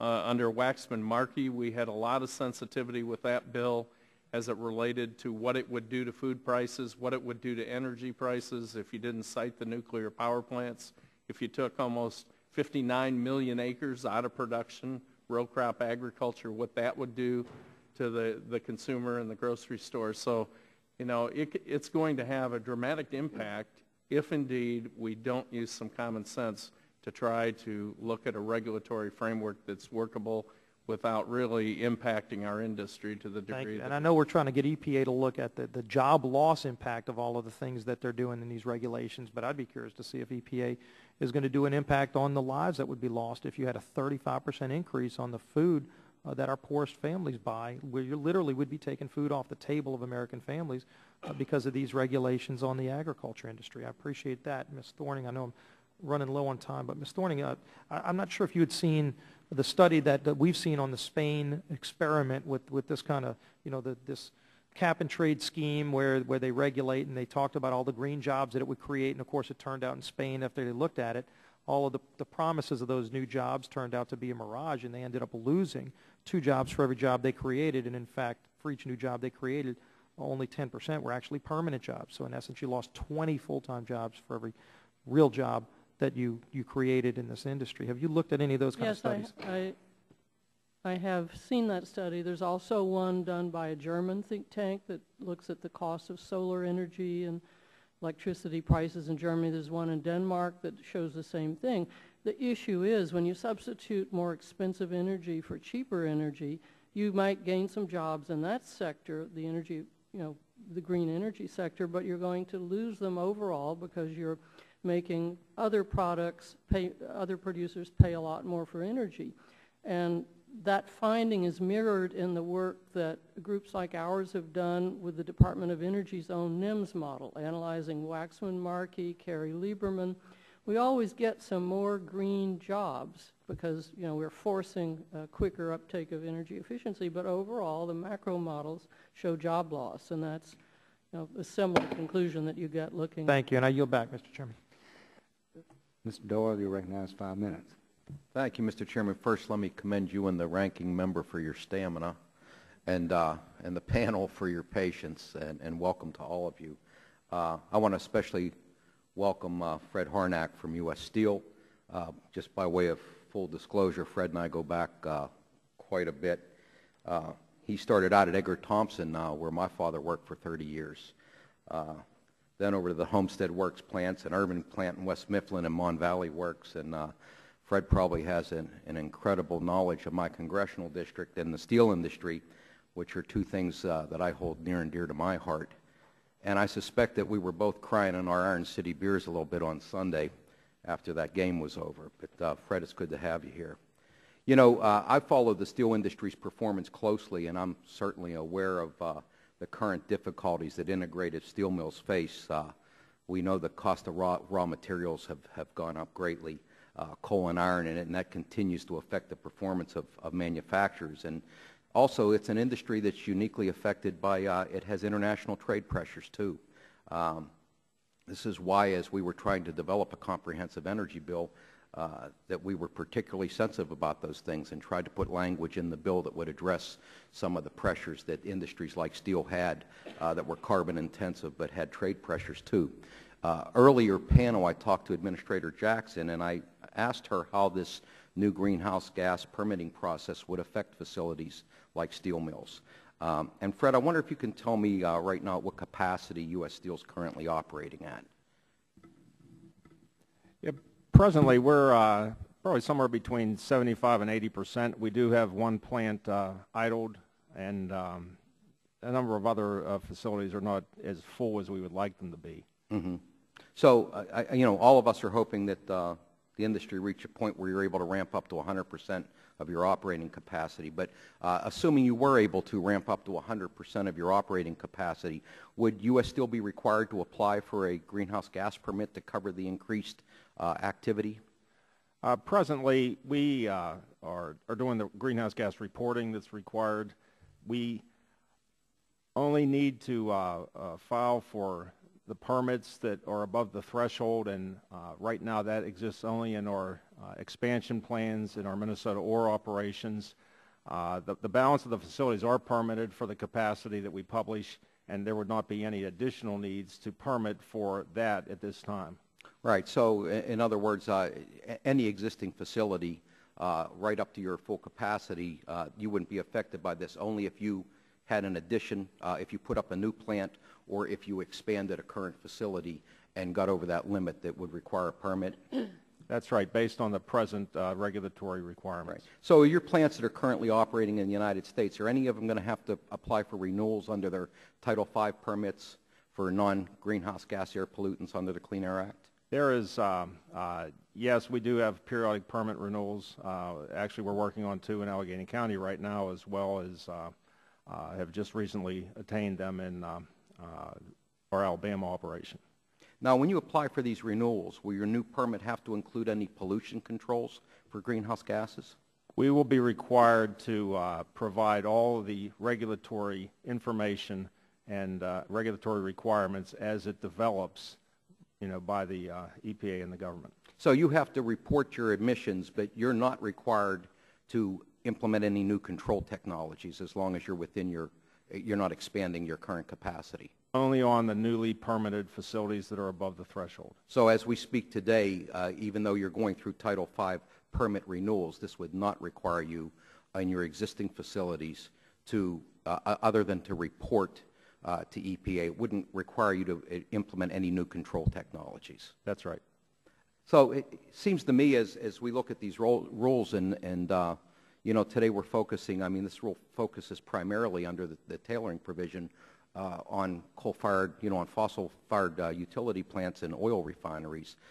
Right now, this has no direct impact on the steel industry unless you would put up a new plant or expand an existing plant. Is that correct? Based on the present language on the greenhouse gas requirements, but there are other requirements coming out from the EPA that are going to require substantial modifications. Right, but we're focused today, and this bill focuses on the GHG emissions, not other things. That's what this focus is. Okay, thank you very much, Mr. Chairman. I see I have 8 seconds left, and I'll yield it back. Thanks, Fred. Thank you. Mr. Gardner, you're recognized 5 minutes. Thank you, Mr. Chairman, and again, thank you to the witnesses for being here today. And Mr. Nelson, I would like to direct this question to you. In my conversation with Administrator Jackson on agriculture and agriculture's exemption, so what she phrased it as, from this going until 2013. What happens after 2013? Well, that's the good question that probably needs to be asked because the rules have not been put into place. So there's a lot of speculation as to where we will be as it gets to that time frame. And so as of 2013 and beyond, this very well may be a situation where EPA comes in and starts requiring more permits in agriculture. We believe that probably will be the case. I can tell you, and we're not talking about the Clean Water Act today, but just as, for instance, the amount of regulations that are coming out with nutrient management plans, MPDES permits, numeric standards, there's a whole tidal wave of regulatory challenges staring us in the face. So I think we would expect more of that. And particularly to the greenhouse gas regulation. And it goes a little bit to the question directed to Mr. Harnack as well. Costs of direct regulations versus the indirect costs versus direct costs. When we say that agriculture, when Administrator Jackson says that agriculture is exempt, your energy costs will increase as a result of GHG, correct? Yes. The cost of fertilizer will increase as a result of the regulation, correct? The cost of farm equipment will increase as a result of the regulation? Just the new Tier 4 engines that are coming out this year, almost 20% increase. Mr. Harnack, will you see costs increase as a result of the GHG regulations at your plants? Yes, we will. And so there are costs that you are facing, whether they're direct or indirect, which goes directly to your ability to create new jobs in the steel industry or to expand farms to future generations. Is that correct? That's right. And to Dr. Thorning, I don't know how familiar you are with the economy of California, but based on your experience as an economist, what you've seen in the state of California, the fact that 650 CEOs have said that it's the least desirable place to do business, some of the regulations that we've seen, is California the kind of business model, job creation market that we would like to export to the rest of the country? I think one would have to look very carefully at what the impact of AB 32 may have had on companies' desires to stay and manufacture in California. I think you have to look at the size of their budget deficit, their very high unemployment rate, their low relatively difficulty in the housing market. I don't think California is a poster child for how we want to go forward. Mr. Goldstein, do you think California is a jobs creation model for the rest of the United States? I think there are many aspects of what's going on in California that should be copied by other states. We are the technology leader in the country. We are seeing a huge spike in investment since the passage of AB 32. People are coming here looking to have us move forward on our rules, provide the certainty that businesses want, and also provide the certainty that creative, inventive Americans have proven over and over again to come up with the great ideas that are adopted here and other places. Dr. Thorning, will the investments that are required to comply with these kind of regulations, greenhouse gas regulations, to produce these kinds of jobs, will they produce enough jobs in the green industry to offset the jobs lost elsewhere? I think it's highly unlikely because you're making investments that don't really add anything to the bottom line. They're being made for, to reduce greenhouse gases. So that's money that can't go into productivity enhancing investments.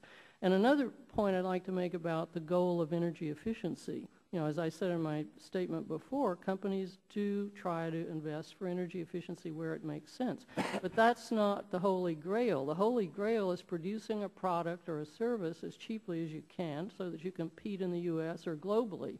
And if energy prices are expected to be flat, as we have this huge discoveries of natural gas now, if you're not expecting a large surge in energy prices and you're hoping that they'll stay flat, and if you're required to spend, let's say, an extra $400 million to purchase a new piece of equipment, it may not cost itself out. I think we've heard some statements from some of the people in previous panels. It may not be cost effective to, at that point, make the huge investment that would be required under EPA regulations. So it's accelerating something that a company might not do until the capital stock had worn out. People forget how long-lived U.S. capital stocks. So the bottom line is, does this regulation that we've been dealing with, what this bill deals with, does it affect our ability to be competitive globally? I think it does in a negative fashion.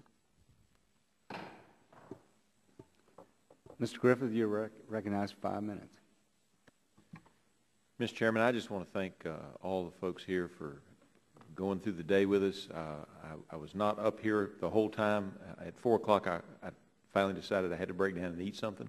So I went out in the other room, but I was listening to your testimony, and I appreciate you all being here. I think all the questions have been asked, Mr. Chairman, so I yield my time back to the chair. Thank you, Mr. Griffith, and I want to thank all of you once again for your valuable testimony and your time, and we all have a lot of challenges before us. We don't agree on everything, but that's what America's all about. So hopefully from hearings like this, we can craft the best policies to move forward. So thank you very much. Thank you. Mr. Chairman, before we adjourn, first of all, I want to thank all the witnesses on this panel and all the witnesses that preceded this panel, and I certainly want them to know that they have really enlightened us. We haven't agreed on most of the testimony. I haven't agreed on most of the testimony, but at least I feel as though I'm better informed. So I really appreciate you all, the investment of your time and effort. Thank you so very much. Mr. Chairman, before we adjourn, I do have a unanimous consent request. But I guess you can dismiss the panel first. They don't want to hear the unanimous consent request. Well, without objection, we'll... Yeah, I want to, I hate for them to leave before we leave. But. Oh, let them please. All right. Well, I just have a unanimous consent request that statements and letters from the following organizations be placed in the record.